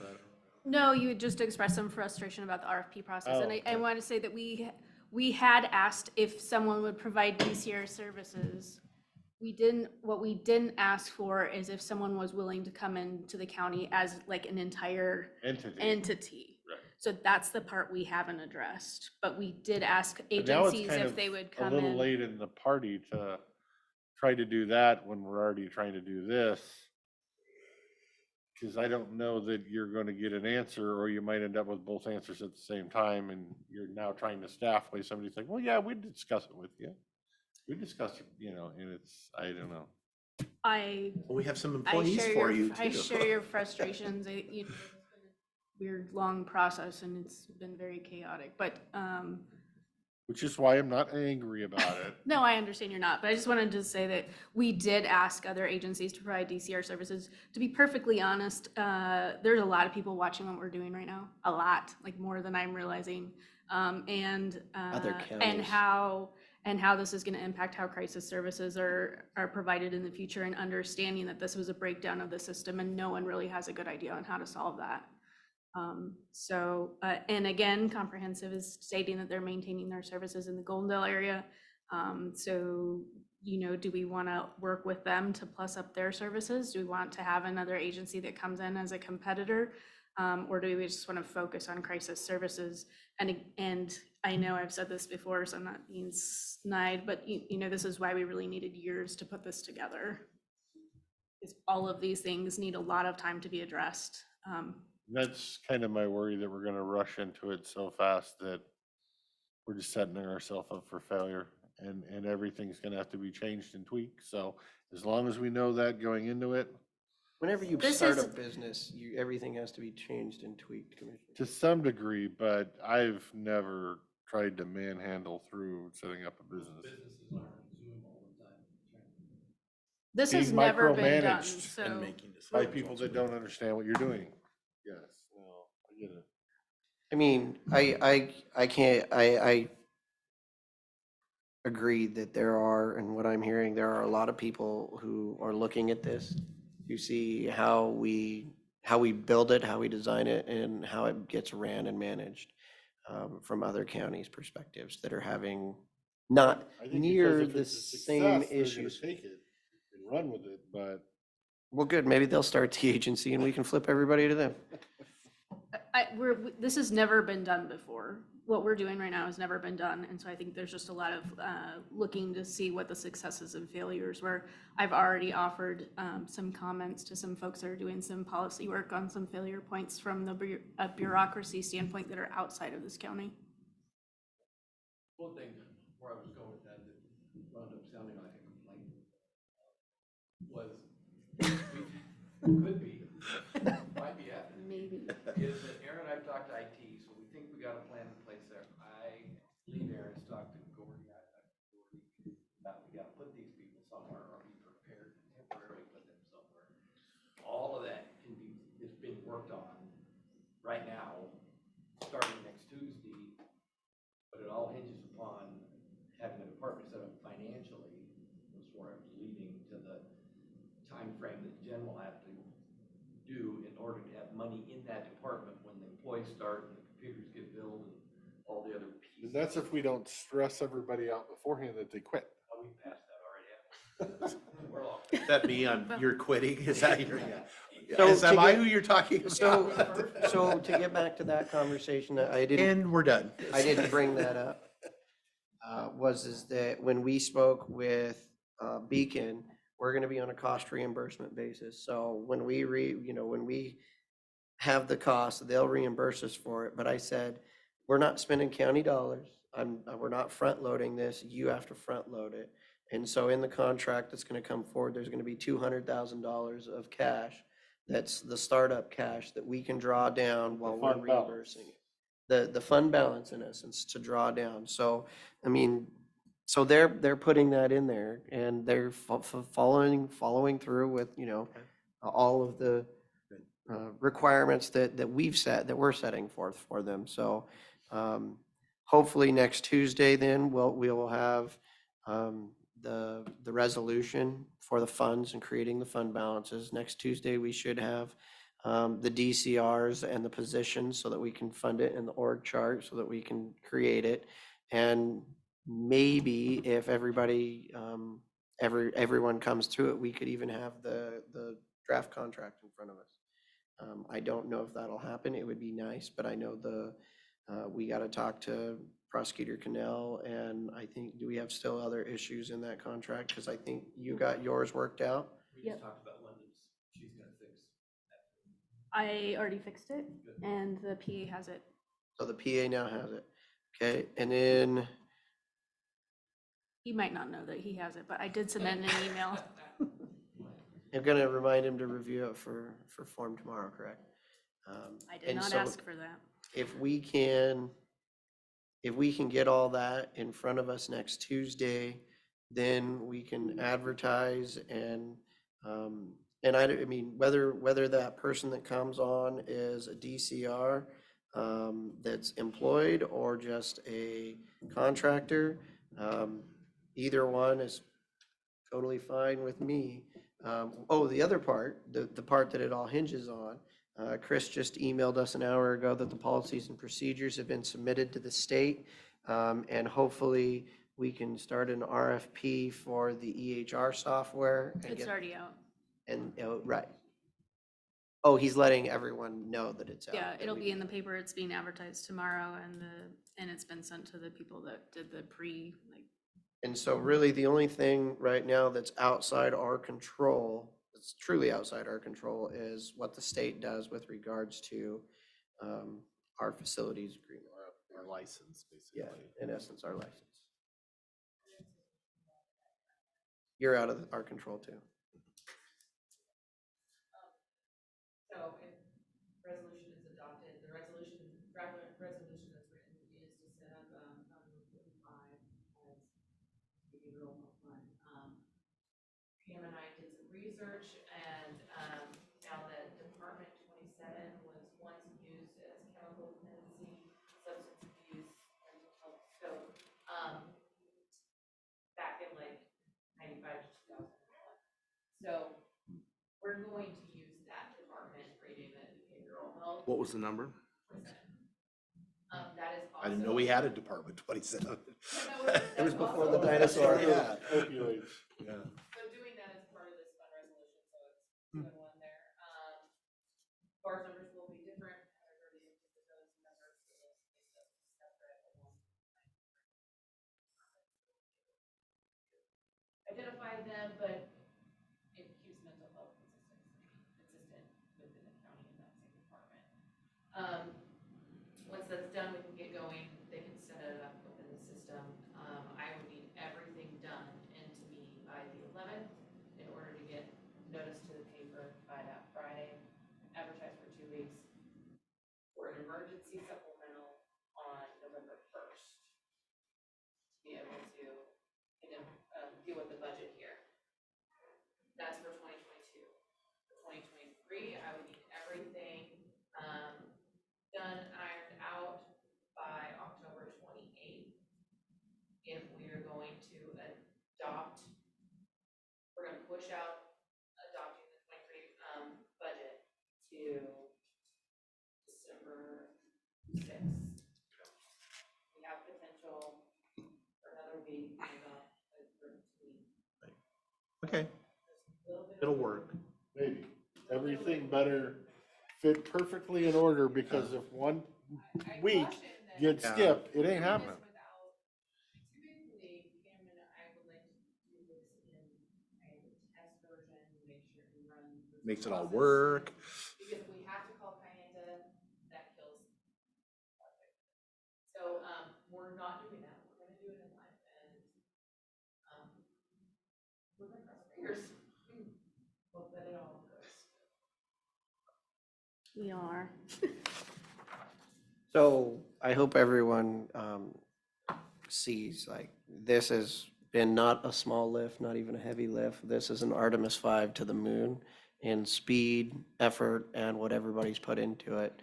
And I can't thank our department heads, our elected heads, our staffs, and everyone for coming together to get this done. This is beyond amazing. Yeah, especially she who shall not be named mental health director. Yes, I will. Whoa, would like whoa, to don't not. say that. And also, I just would She like to. doesn't want to be mental health I director. do not She want to shall be not the mental named. health. Oh, she will Yes, not be named. They should not be you named. were I thought you're pointing to her. pointing to her. Oh, I saying said you will be she the. who shall not be named Oh, mental health director. I have 25 working days on the calendar to make all of these things happen. I will be gone for 10 days, so We didn't approve a vacation. I'll each have did we? 15 Did we approve a days. vacation? technically no. I don't remember approving a vacation. Technically no, it has not been signed. And it's going to be held for a moment. Yeah. Well, that's okay. I'll still be gone. About 25 days. No, take it.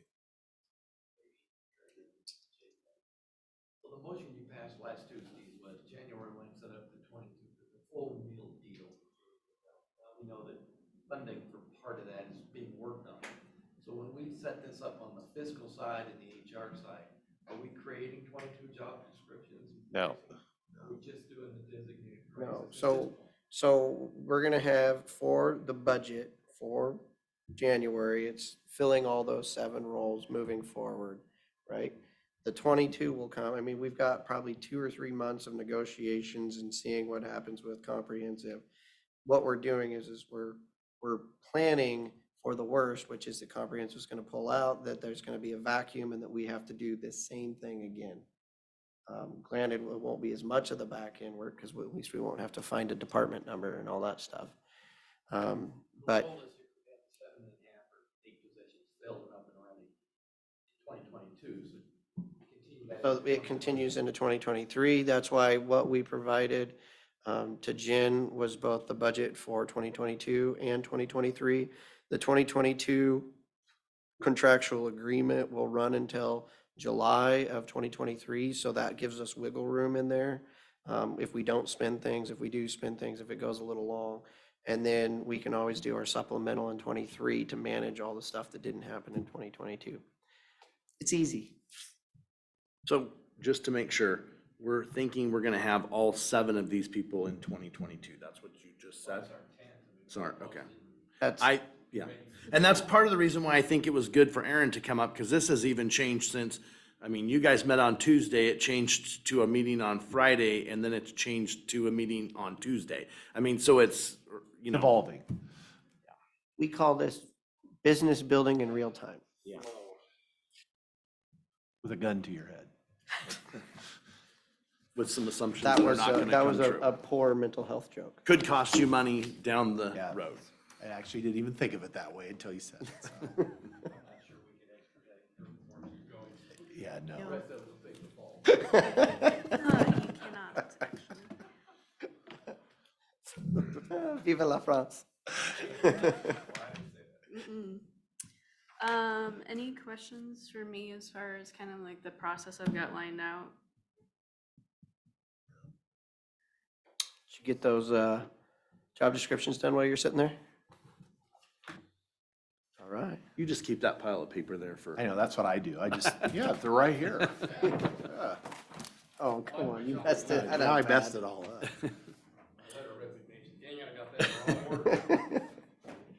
It's after Okay. my- Well, I Well, always thank you, Aaron, for, Keep one of I'm those glad ready you were all the here to time. kind of clarify.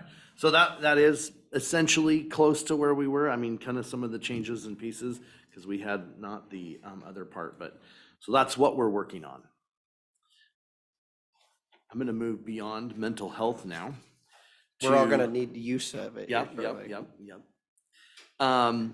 We did, we probably spent the majority of our time on that topic right there, just as we did here, kind of going back and forth trying to figure it out. So there are other items we kind of moved through pretty quickly. We did begin a conversation regarding donations for the police dog, I can't remember his name, Profi, I think, or something, yeah. Anyway, and where they can be recorded and not recorded. We didn't have enough information, so we moved that to be continued at our next meeting, so it was relatively short. We did get a resolution presented to us for e-signatures. Chief Deputy Auditor Heather Joby brought that to us. We reviewed it. The Finance Committee agrees that we would recommend to the board that when that's presented, I believe next week, that be adopted. We think it's a good step in the next direction. It may not be the final solution, but it moves us from where we were as things are going all the way through. I hope that's not because of my presentation. It's 112/69. See, that's good. I should come every day. So we would recommend that that's the case. I think it's a good next step. And again, there might need some revisions to it as we move through it, but it does move us to being able to use e-signatures. Budget, we didn't really talk much about the budget. We were pretty much out of time. I did give an update to the committee about banking. If you haven't been or are not aware, the Columbia Bank, Umpqua Bank merger the DOJ has spoken on that, and they have said that it cannot go forward with the Goldendale and White Salmon branches. There's about 10 branches, not just those two specifically, but there's 2 in Washington. It might even be less than 10. It might be 6 or 8. A few in Oregon and 2 in Northern California, or 3. So What's that about? Why? I think it's market share in the county, because I think Down to there's only one there are bank. some specific federal laws that would say, Monopolize one bank yep, they would have, that bank would have a market share greater than what they like to see. So they're out shopping those 2 branches, so we'll see. But the treasurer's office, as I said, we function with Umpqua and Columbia before, so. Which branches are getting sold? Columbia? Umpqua is the main bank, so the 2 Columbia branches will become something else. Then I don't care. Yeah. So, Bank of America will buy Guess where I pennies bank. on the dollar. I don't think it's gonna be interesting to see somebody's gotta want some market share in South Central Washington, so. But I would think them to go together. Yeah, So but they would there has probably been get movement, pennies and on the that does dollar. need to happen by the end of, I think it's maybe January or the end of January. But anyway, it's coming up. There's kind of a timeline. So the good news is it's been a year, I think, since they announced the merger, and now they've actually spoken on some movement of how it's gonna go. And then there were no staff reports, and the next meeting will be 10/14. So Are there any questions? Now I remembered it. No? Perfect. Thank you. Nope, thank you. Thank you. And eventually you will give us your opinion on forms of credit I will. and whatnot. So I look forward to that opinion, sir. Yep, you bet.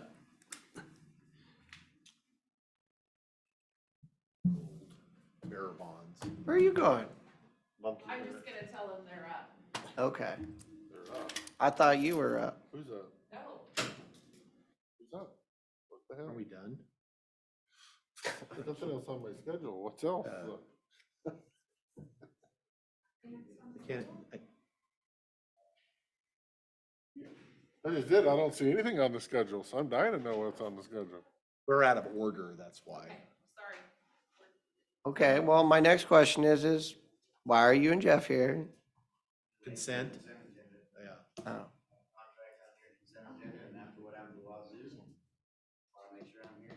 Whoa. oh, nice play. Nice Whoa. try. I'm getting questions about battery storage and why that's designed into emergency plan. Yeah, why you're Why? not spending a bunch of staff time to develop a plan for something that doesn't exist yet. Fine, when I'm not here to listen in, as please get said, that I'm not aware of. All these questions. Good thing we record everything. I read the letters on the wall of the firehouse, and so What? we're privy to things you're not privy to. It's okay. I have a don't- picture I don't of care. my personal phone. Right. I know more than I want to already, so. I forgot more. It's not just us that gets bothered weekly about the risks of fire. Oh, got it. Batteries and toxicity. Okay. Failing their communities. Consent? I'm fine with all 11. Does anybody else have a problem with all 11? Nope, I'm good now. All right, Mr. Chairman, I move that we approve consent agenda with all 11 items. Second? No, we fixed that. There's been a motion to approve the consent agenda with 11 items. All those in favor signify by saying aye. Aye. Aye. Mr. Chairman, I would make a motion to pay estimate number 5 to James Dean Construction in the amount of $619,677.50, which does not include retainage, for a total payment of $619,677.50. This is for the Courtney Road Project, CRP 342 and 343. I would second the motion. There's been a motion and a second to pay estimate number 5 to James Dean Construction. All those in favor signify by saying aye. Aye. Aye, motion carries. And we also have pay estimate number 2 to Stripe Right Incorporated in the amount of $17,074.50, which includes retainage of $853.73 for a total payment amount of $16,220.77 for the 2022 annual striping program RN 642-2022. The motion is to approve and pay. I would second the motion. There's been a motion and a second to pay estimate number 2 to Stripe Right. All those in favor signify by saying aye. Aye. Aye, motion carries. Excuse me. Mr. Chairman, I make a motion to approve accounts payable warrants in the amount of $781,770.34 and payroll benefit warrants in the amount of $1,057,547.02 for the date ending September 26, 2022. I would second the motion. There's been a motion and a second to pay the bills. All those in favor signify by saying aye. Aye. Aye. Aye, motion carries. Board pending. Is there anything else you gentlemen would like to talk about today? I think. Well, I would love to. Please do. Please do. I have a question for the dinosaur in the room. Yes. The mill site, was there ever any looking into with our insurance company at the time about their coverage of expenses at the mill site? Not to, Whether they would or not to my knowledge, but most of the, like, the work that was done on the site was pre this dinosaur. As far as that was all, the action was actually all done. Nothing's really changed since I've been here. It was, so I can't really say to that. Because that was just something that brought up as kind Yeah. of the thinking that if solar turned into a Right, are we covered? toxic waste dump, is Right. there any kind of coverage? Yeah, do we have coverage? That's to be a good question to the carrier. Or is that like, are we? I might pose that question to our old carrier. To our old carrier. Old carrier. Just to see where they land on that scenario. Of the acquisition, right? Well, and I would imagine that it's not insured unless we want to insure it, because it's not our property. So we would probably have. to Oh, have that's a really good, because it's actually not ours, it's Right. trust. We It's would in have to trust. Grab have Aaron Quinn. some kind of deal to be able to insure property that isn't even ours. I hope that it doesn't become its own. So I don't know how that would even work. Huh. Yeah, because when we acquire it, it's not, we actually don't hold title to that. It's in trust. And then are we, as the trustee, are we responsible? Even still, even if we don't acquire it, I can't insure your house. No. I mean, you can, go ahead. Well, the insurance company won't do it. Yeah. Because I don't They own the won't house. pay out. So could I insure a solar project on property that I don't own the project? No. Or the property? My guess is no. That's what I'm saying. Yeah. So that might answer the whole mill question right there. Right. All right, I'll go back to looking at the pretty light coming into the atmosphere. Other than that, let's go quickly back to the landfill contract thing. This was easy. Remember, I wanted to add an agreement in there with them for drop boxes for code compliance stuff. If we do that, how many boxes would you guys guess that would need to be a year? We just to throw out a number. Are we talking 20? Are we talking 50?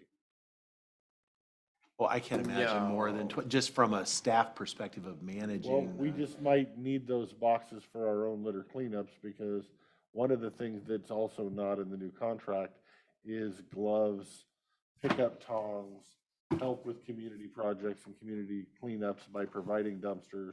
So we might have to be doing our own if we allow those to come out. Oh, was that in there? Oh, yeah. And they want to pull that out? Oh, yeah.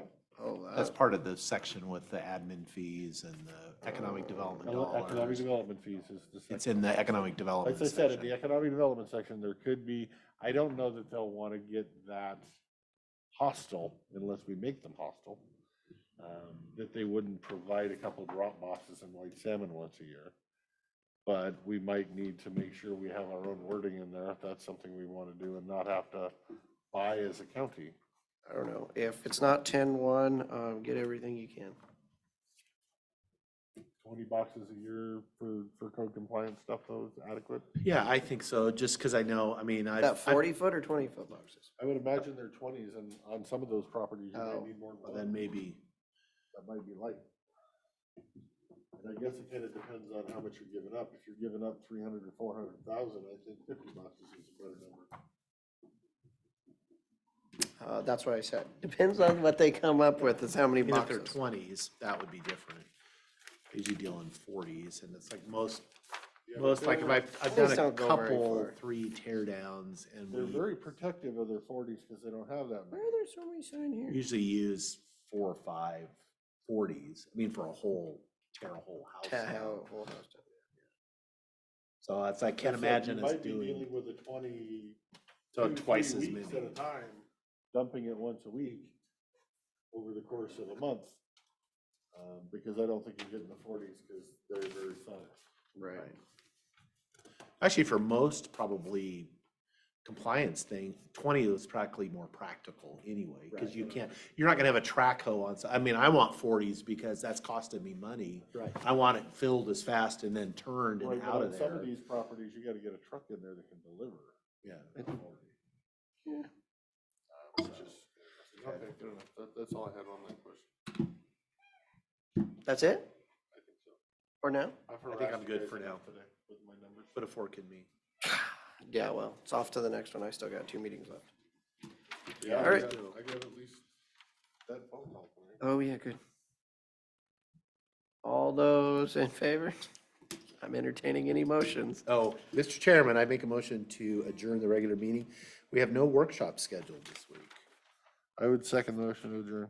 There's been a motion, and a second to adjourn. I would say thank you to everyone online for spending the entire day with us. All those in favor signify by saying aye. Aye. Aye, motion carries.